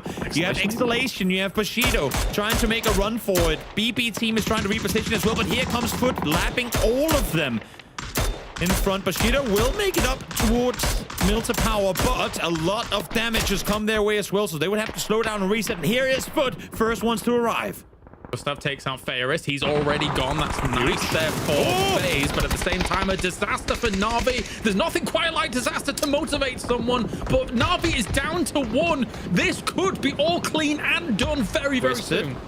Twisted coming over the top, finding Fex as well. Gustav, alongside the rest of FaZe, now realizing they're in trouble. But here comes Grove Street. They're going to help them out. It's chaos on the East Coast as everyone is getting in on this one. The Factix able to disengage, able to find one at least. Example there to find the second. Batulans forced to try and reload as Grove Street came swinging on through. And even if they fall as well, at least they buy some time for FaZe to try and reset. But Gustav knows that this is the only chance he's going to have to try and make a play happen here, as this kill feed is just going absolutely crazy. We are in phase 2, and we are on somewhere along the lines of 12 players knocked right now. Are we surprised? Are we surprised considering the shift that we actually had towards Milta Power? Now as Bushido's taking a spot, Foot's taking a spot, Exhalation is on the backside of all of that as well, as Eternal Fire is trying to hold off a little bit more of the Mythop. Still Abdu to try and do something. The Mad is able to pop him a little bit. It goes through a window once again. Trying to chase him down, but Eternal Fire is even a little bit scared from any other angle that they're being popped on themselves. Correct to Cam coming up here as well as FaZe, of course, trying to make something happen. They do still have 3 players alive, so a lot can be done, even at the loss of Gustav early on. They have 3 points already, but again, we all know it. They need an absurdly good game in order to make something happen here. Beamy's solo player on the side of Virtus Pro, trying to stay alive, trying to stay in that top 3, but now running side by side with the entirety of Bushido, and he's gonna fall. So Na'Vi in 3rd, they're out. VP in 2nd, they're out. GK still sat 4 players up. They're coming in just now on the very southern side of this circle. It's Twisted, BB, Win or Die, and FaZe now on the hunt. It may be in stone here for GK. Looking fantastic throughout the last 2 days, but we still have a game to play out. We still have the off chance of elimination to try and get towards PGS as well. Yeah. Really in the scopes of some of these players. FaZe down to 3, as you were mentioning, with only 3 kills on the board there for them. 127 right now. There's a chance that it becomes 117, but right now 127 or 128, depending on the tiebreaker, is you guaranteeing yourself a spot to PGS. That's where, at least for now, Virtus Pro is gonna set the goal line for the likes of FaZe, for the likes of Win or Die. Let's go east again. Just go hard north to Lipovka. Ooh, that's still brutal. What is this? What is this circle? It's the last game of PEC, my friend. That is exactly what it is. They've been warning us the entire tournament. If the back-to-back Godox wasn't enough to guarantee us a crispy finish to the tournament, this sure is. And Win or Die, again, one of the few, maybe one of the only 2 teams with a chance of making something happen here, just got shifted away from as brutally as possible. This is a huge shift, right? I think especially for like a BB team, if you're in mini Milta Power from here, surely some teams are going to come past you, and surely you're going to connect with some shots. Oh yes. To at least get a few kill points here for BB teams. So if I'm them, you've got to capitalize on this opportunity. Yep, you are chilling. You're not going anywhere at all. As Rux does get lit on fire, but so does CC. It will be the bullets from T-Bone that gets him down, though, as Foot continues from inside Milta Power to do a lot of damage, finding Shipless and the Boom now as well. Breathing for a moment as we live again, also breathing a sigh of relief that they found themselves a spot against cliffs, but maybe not for too long. Bushido, where the warrior taking a few shots towards them, charging up some of the nades, throwing that forwards. There are a little few dips here and there in those rocks that would act as a funnel for some of those nades, but they do navigate away from those. And while this is taking place, Win or Die is now making their way through Milta. They're going to backfill Twisted Minds and GK. In about 5-6 seconds, they will hear those cars come roaring through the city. That should be where our eyes are. If not, then at least have the map open, everyone, because this is going to be a big potential fight coming up in a second. As we see here, Bushido trying to stay put, trying to keep We Live Again away. But Win or Die are currently in the middle of backfilling GK towards the south. Yeah, because if you suddenly get locked out by GK as well as Twisted Minds on the moves that you're going to be making, you're suddenly starting to take quite a bit of blue damage. It's not truly severe just yet, but it's enough to really put a timer above your heads. Also because they don't just need a good game. They need a win and double-digit kills in order to Yeah. guarantee themselves qualification. They need something big, and if they've been held out by GK, that is just not possible. I think GK does hit some of those cars now. Here we down go. To the bottom here. Here is Win or Die. Some shots go their way as well. Hello, my Well, bet they has know. already been noticed. Gedrox as well as Presenti are trying to make a big mad dash in. PWD goes for Here we the go. 3-on-1. Instantaneously gets one. Oh, and he gets two as well. It's perfect coming out from him. Win or Die's hopes are getting slammed. Yep, dying by the second. Just Leosh and his teammate left alive to try and make something happen. And again, if all they needed was a couple of points, it'd still be up for grabs. But with how big this task is, let alone the fact that they're only a duo left alive, makes it near impossible to make this happen. Eternal fire with the emergency pickup at this point as well. It looks like we're going exactly where we kind of expected it to, because it is phase 4, because we need to keep as much land in as possible compared to that water. And now for a Win or Die, man, they're turtle alive, but down in that south side, entry points are going to become slim pickings. FaZe still alive there. BB team's not really had an opportunity to shoot it too much from mini mill to power, but they're all still 4 alive. GK knew, man. They were setting up for this potential play to come through like a minute before it even happened. They knew there's got to be some stragglers coming in on that southern side. Somebody that didn't like this shift, that wants to make plays happen. And this is, again, what GK has been so successful at. Getting points with limited to no risk involved on their own part. And here's the final mad dash, potentially 4 Win or Dies. 1 falls, 2 falls, Win or Die. Go out right before the finish line. BB team shoring up their defenses. Not too much of a surprise from them. 119 points now. And it's all on FaZe to try and do something. Okay, bye-bye, helmet. Small things in life. The addition of that animation made it so much cooler to do headshots. Well, that's a run over. One gone down, one confirmed. We Live Again. They want more space for themselves. Try to come in, try to get the flashes on through. And the kill will come through as well, but it's going to go in the hands of FaZe, who, I mean, at this point, would need something insane to make it through. Yes, you could potentially surpass Virtus Pro at 127, or you would need BB to fall very soon to even have a remote chance of catching up 18 points. I do see GK in the distance here to BB team.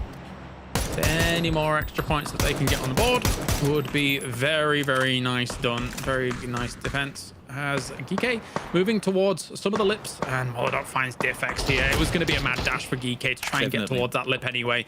And it is one of the usual spots that people do take underneath mini mill to power. And BB team realized that they were well prepared. Definitely. Best of luck. Trying to spread out, get some control of what's happening here. They've heard the vehicles from GK obviously come close, and it's always scary when you have one looming just over on the other side. The good thing for them right now is they also know they have players towards the west, and they usually end up kind of becoming the turret or the tripwire for them to pay attention towards the south. You just don't want to have a player sneak in to mill to power, to mini mill to power proper, because all of a sudden you get easily caught off guard. So shots from FaZe. Still got to go big. Still got to go huge here. And from this compound, you're needing a shift, really. Oh, yeah. And then some. When you need a shift, you need kills. When you're making crosses from here, if you have vehicles, great. But you're then walking into a lot of other teams, a lot of other line of sights. Honestly, there's a weird world where if they get all the circles here, that's the worst thing that can happen for them. They get this one, but look at how many kills they're now going to miss out on. Like, if you are setting up the dream that FaZe makes it, they should have gotten shifted away from, fully push a team, get 4 kills without taking casualties, and then go on to the next team, and then go on to the next team, you know? This is going to be a matter of probably somewhere along the lines of 10 players getting eliminated without FaZe seeing any of those points. It's true, I know what you're saying. Foot gonna use some scouting potential maybe here from Pixel. I just want to go up on the top. He was up and then he's down. See what's around them. Oh, or maybe it was just to get on the roof alone to give some covering fire for when the rest of them have to move around a little bit. Could be. We'll see. He's going to make use of the position on that as BB. Do take out one of GK. If there's a chance, very, very slim one of that. It would be for BB. Try and shut down GK and then go out and demolish the entirety of the rest of the server. Remember, we're not in placement points yet, so if GK don't get any of those, that's 10 points given to whoever is going to come out victorious here on the hunt. With only one remaining, only Spiro down to the south here against the BB team, kind of like an imposter, an infiltrator. Yeah. After previously being part of the roster for so long, but look what he's been able to accomplish. Thing is, they can't let him get any placement points. Like, if they actually want to make this catch-up happen, you need to not help. Like, any placement point he gets is points you're effectively not getting in the chase, right? So they need him down now before any other team gets eliminated. And I think right now, at least, Exhalation is attracting a bit more attention than Spiro. Insane as BB team, but I suppose at least they've got a position where they could potentially do it. AC as well as T-Bone completely shutting down Exhalation on this rotation. Adeuce is looking for some desperate shots to try and get that down. Any extra points that they will get will be absolutely huge for them. Running into the middle of all of this, into the jaws of FaZe Clan. We're back on Jeem's cam again, and he does take down Daboom, but he gets stolen away by Vard. Oh, it's every single point here that matters. Yep. For the FaZe Clan boys, if they want to have any chance at all of qualifying through, it's getting near impossible at this point with the points left remaining. But again, we still have yet to make it into placement points. So where there's a hope, there's a possibility that this could happen, albeit a very small one. So gives up his roof, realizing maybe a few shots coming his way as well, and also the blue is pushing, so there's no way he can be staying up there anytime longer.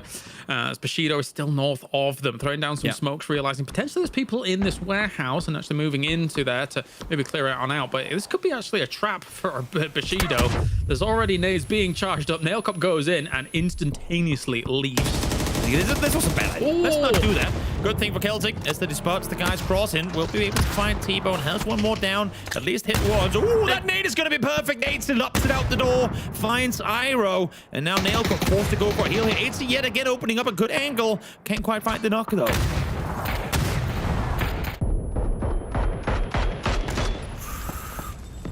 Spiro falls.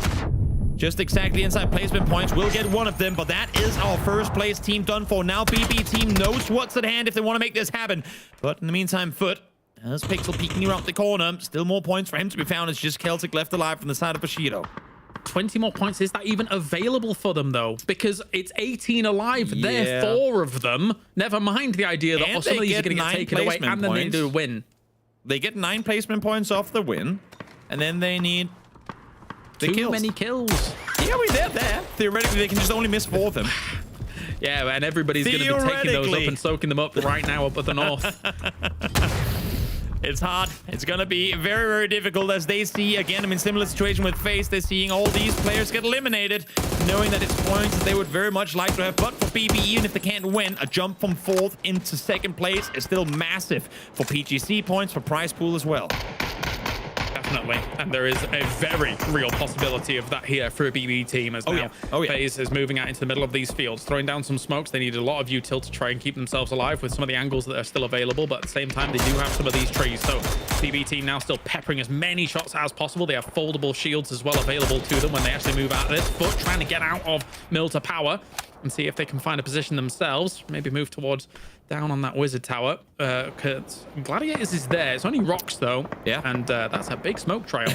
That's what they're gonna do. Try and run on through as Rux is lobbing some nades on out. Try to see what he can make happen. FaZe Clan again wanting a lot more. They could potentially jump up and take 6th place away from win or die should they get 4 or more points in this game as the BB team this circle, I mean, just exactly shifting out the northern wall of mini-mill to power. If there wasn't such a choke on Twisted Minds there, I would say there's the potential that they could even get a second place from all of this. Yes, but yes. they're so bottled up on just one location that if FaZe realizes and just sends one nade forwards, that could be some nice points for them. Foot manages to get into the Wizard Tower here. Rock's still alive on the other level, though. Wait, how is anybody's there? How did he manage that? I mean, you know, when you're going to lob in a couple of smokes, you might as well just see if you can take advantage of that. So I think you just backtrack them. Phil them from behind. Phil first now, spotting FaZe, and then across the street. We'll go for a couple of shots, but instantly we'll be met by a Pixel saying, no, you don't need these points, we do. They've all moved on to one location as well, so they are vulnerable themselves now, as they're really not going to have any other angles other than that. Nade goes up north into that window. Look how carefree they are on the backside, not realizing that anybody's behind them. They're just all flexing out of that tower with the smokes in front to deny the lines of sight from the west. That cheeky snake. Cheeky snake. Indeed. Trying to stay alive. Trying to keep placement points available for him and We Live against Circle. Swings north, foot in. So is FaZe. Everyone else with rotations to make.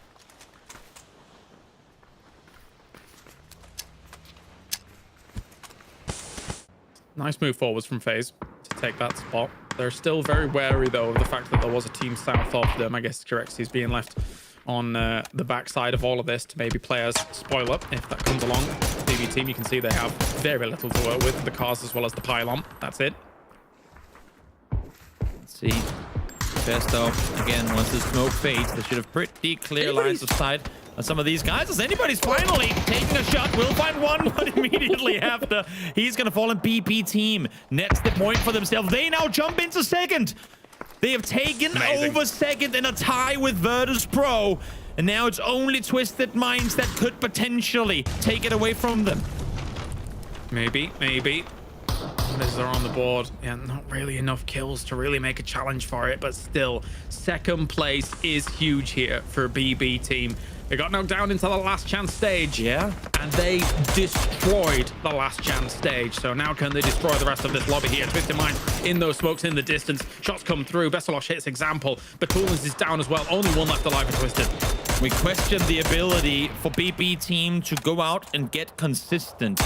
And despite falling into last chance, they sure have been exactly that here in the grand finals. As Twisted Minds do get eliminated, now it's finally time for BB team to make a move. They send it over towards Foot as they try to take out their position and claim more placement points. And the points here, but it's not going to happen. Best of luck.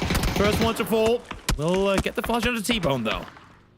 The moving goalposts just feel like a bit too much for FaZe. 8 kills on the board, and if they could get a win off of all of this as well, great stuff. But yeah, they needed a lot from it. Look how they flexed out. They're trying to control this circle. They're trying to make a mad dash for it in this very last game, but it feels way too much. Good as well. 12 kills in this game. Top 3 guaranteed. They have risen up the leaderboard here. Jump 3 places. Now sit in 8th. Oh. Could potentially be 7th if they come out victorious here, but it's just Vard and a Wizard Tower trying to make that happen. James with a disgusting off angle here. Sat behind the tree. All they have to do now is wait this next circle. There's no way it's going to end on them. So FaZe can wait this one out and enjoy themselves a win here, which should set them comfortably in that 6th place spot.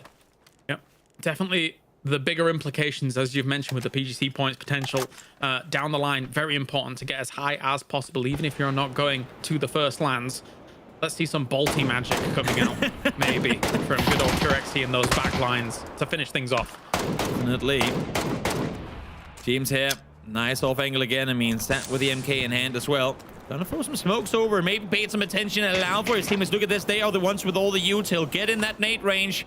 Molly's already been deployed. I think Moldog actually. No way, that's upstairs. That's Vart being hit by it. Oh, great nade thrown initially. Finds one, finds the second as well. And now it's just Vart left alive. They'll run him down on this one. He's on the stairwell, but he's only got a little bit of health left. He's gone. FaZe manages to get the victory at the end, but it doesn't feel like enough points for the boys at the mad dash run at the very end. The day yesterday for FaZe was simply too hard to simply ride off. It dragged them too far down the leaderboard, and the climb back up became practically impossible coming into the day here. Oh, what a PEC, though. What a PEC. It has been close up towards the top. Our kings have been dethroned. I love that there was such tenacity from a lot of these teams towards the end. And as you mentioned before, Toby, the fact that the PGC points are all important here. You're expecting a Twisted Minds and a Na'Vi to do well at PGSs, but we now have our champions here. It will be GK Esports, 4 Nomads who found themselves a new home. They are the champions of PEC Spring.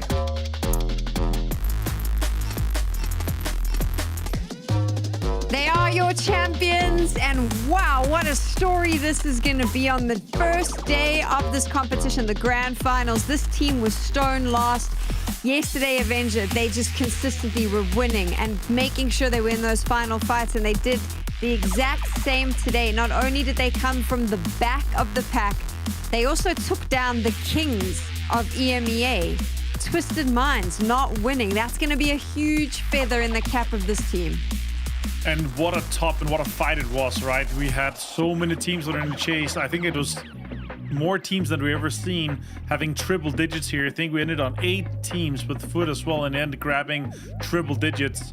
For GK as a new team, as a newly put together team for this year, to take the first PC of 2025, to book their spot to PGS, to get 200 points for PGC, they're looking fantastic to start their year off here. Mark, it was incredible to watch Geeke, but the match we just saw, even though they went out early and we knew they had won it, it also had big ramifications for so many things. And I thought it was awfully fitting that the final fights of the final 4 teams were the 4 teams that were fighting to try and find themselves higher up the leaderboard. And it's as the guy said, Toby and James said it right, it's all about those additional PGC points. That's what they were fighting for. It's not just about PC. Yes, I know, well, it's what we're here for right now, right? But a lot of these teams are expected to go to lands, are expected to compete at the highest level. In order to get to that I suppose, the crown, the king of the hill, you're going to need to get these PGC points at the end. So obviously with Foot Esports, BB Team, FaZe, all leveling themselves up slightly in order to get more PGC points under their belt. I've been so tough on BB Team Avenger throughout PEC and sort of saying, well, you know, we want more from them. We want more from them. They freaking gave us more. This is the BB Team I've been waiting to see. Yeah, this is the BB team that we know can perform at a level in the grand finals of our EMEA Championships, right? And yeah, I'm just super happy to see these guys step up. Usually they kind of come through in the latter half of the year, but here they start and they book in a PGS ticket as well alongside versus Pro, of course, but that's massive for them. And yeah, it's been a long road for them going through the last chance as well, but they needed that. We obviously had a chat with the Doozy and he said, yeah, it's great. I think it's going to benefit us. And it did. It definitely did. And now let's see how this final matchup affects our overall leaderboard. Of course, we know that Geeke are the winners, but who comes second, third? This is going to determine who gets to go to those international lands. And holy hell, look how close it is between second, third, fourth, fifth, and sixth. Wow, that is insane, Mark. But BB Team and Virtus Pro, they're going to be getting on a plane very soon. They will be. And more importantly, they'll be punching those additional PGC points. So, yeah, Geeke do top the table. BB and VP able to hold on in this final day. Little change around, should we say? Little swap-a-roozy. I think teams like FaZe, Win or Die, even Foot Esports to a degree, will be disappointed. They're not punching their ticket as well, but they are 3 stacked teams. Geeke for me just feels like, I know you're saying they're a new team, they're kind of like the underdogs, the leftovers where people have kind of changed up squads and they form to become Geeke. PWD with a huge brain. His Discord alone has all these print screens where he can park cars, how to rotate in. He really breaks down the game, and actually as a result of that, look at the way it's gone, 143 points. This team is not to be underestimated when we see them at the LAN. Just mental what they were able to do, and I feel like it's only fitting we get to talk to Quizzy now from Geeke. He's coming in to chat to us. Quizzy, yesterday I asked you if you thought you could do this again, what you had done yesterday. You did just that. This is insane. I'd love to know from you as a team, when was the moment that you knew that you had just won PEC, and what were those voice comms like? I think actually we only understood it, like, we stayed on our bodies right after we died, because we kind of thought that BB can catch up if they win the game. So it's literally we were just sitting and waiting if BB gonna die or not, and only after that we can like finally like breathe out to understand that we won it. That's mental. So you had won it already. We all knew, but you were sitting there thinking there was a chance you were still gonna possibly drop to second place. I'm so proud of the boys. What a performance, what a show you've given us. Mark, I know you have other questions. I just want to say a huge well done. Yeah, first and foremost, mate, well done. Look, started from the bottom, and now you're top of the table. You're here to stay. So GG's, obviously you're bagging all the PGC points as well. But I just want to get a little bit of an insight, maybe if you can share with the community what you guys are going to go away. How are you going to now prep for LAN? So you guys been there already. Obviously, a newly formed squad. What is the takeaways? What are you going to go reset and get ready on the international stage? I think basically, first off, of course, we're gonna chill a couple of days after the tournament like this. 100%. But I think the biggest takeaway is gonna be we want to see who's gonna qualify from the other regions and just do our preparation with the macro, I guess, because like literally with the play style that we have and how we play, it's all about like just playing the game and feeling each other. But all we just need to know how people rotate and stuff like that. So we're just gonna watch a lot of demos, I guess, to see what's up. Honestly, best of luck, man. Please don't do a bottom of the table to the top again. I don't think I'll be able to take it, but man, best of luck. Thank you.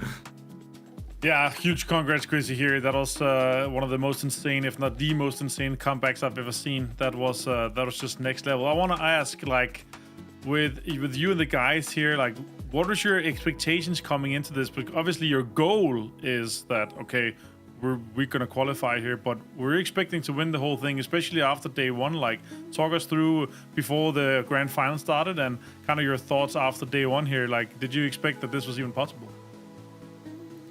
I mean, of course, coming to the tournament, we never even thought about not qualifying to the LAN. It was literally, we had the jokes already what we're gonna do on the LAN, so it's basically like your mentality. But after the first game, after the first day, even I wouldn't say it's like, as I told yesterday, it's like if Twisted did it with the comeback, like why can't we? You can win these games. Like it's not that big of a deal if you can play 2 good days. Even with the bad one day, you still can win it. Chrissy, final question for me. How much help and how much prep did you get from playing with Mark, Avenger, and Kylaris for the grand finals? That's why he won. I mean, it was an insane prep. I can't tell anything else. Like they were crushing me. So like whenever people like other teams would crush me, I already know that like if I killed Casters, why can't I kill the team then? Yeah, exactly. When we freed us easy, like we were just giving him confidence. You know, this is the way you do it. Yeah, that's a confident boost right there. Before the tournament. So apparently, if you want to win PEC, you need some of our casters to jump into game with you. Quizzy, it was incredible to watch. Well bloody done. I cannot wait to see you guys back in the server. Now it's your chance to go celebrate. Thank you. I actually want to say thank you to all the fans and like probably like our families, like our friends who supported us all the way. But it was an insane run. Yeah. Thank you guys. I'm gonna go celebrate now, I guess. Go, Quizzy. Go. GG's. See you. Go. See you soon, Quizzy. Thank you so much. Wow, what a cool story. What an incredible performance from them. And just, this is what we live for, right? Now we've had a bit of a shake-up in EMEA as well. I mean, Avenger, this just sets the scene so well for the rest of 2025. Yeah, it does. This is huge for them. And this is making them, like, if not guaranteed to go to PGC when you win one event. I think like there's so many spots that it's almost impossible for them not to go to PGC. So like all the worries for the future or the near future is kind of gone. Now it's focus, and it's really good to hear that like that's their focus. We're gonna chill a little few days, we're gonna celebrate, and then we're gonna look at how all the other teams globally, how are they gonna be rotating, because our timings and our approach to the game is that we need to know this. So that's gonna go into their preparation. That's gonna be awesome. You mentioned the PGC, so let's take a look at the points now after this PEC. So there we go. 200 points. I mean, Mark, that's going to set them up really nicely. Yeah, it is all about that. That is a real nice comfort blanket. They're going to go attend in 2 lands now, so they get the opportunity to play for the next 2. The good performance or even average performance there, that's going to level them up when it comes down to those PGC points. So again, GK Esports is a name household, especially for the closing out of this year. BBT will be happy that they punched that second spot as well. 120 points for them, which would be nice. Disappointing to see VP at the top, don't get me wrong. The hard grinds, I said, expected them to be fighting, but there's a underdog story that had to unfold, and that was GK Esports. GK Esports going to be really happy. Their December PGC potentially locked in, like Avenger said, and they now have an opportunity to call themselves the PUBG EMEA Champions for Spring 2025. Gents, it's been a really great time. We've had 3 awesome weeks. Thank you so much for your analysis, for your casting. I think both of you at some points have had to host as well because we've swapped things around. It's a good job. I also want to shout out to Kylaris and Jason. I'm jumping the gun. Toby, I'm sorry. I just left you out there. Kylaris and Toby. And then to Sam, Jason, and the entire team behind the scenes who make this all happen. When you sit here and you watch all of this, there is a whole group of people who you never see and you never hear from who are looking after the players and who are making sure that you get to watch this incredible show. So make sure you give them a little thanks, whether it be on Twitter or Instagram or TikTok or wherever it is, so that they know that it's appreciated. We appreciate you. We appreciate all the players who've shown us such an incredible amount of PUBG over the last 3 weeks. We're out of here now, but we'll be back really soon. And if you haven't quite got your fix yet, don't worry, because the PAS finals are coming up. So you got a couple of hours and then you can jump right back into the action.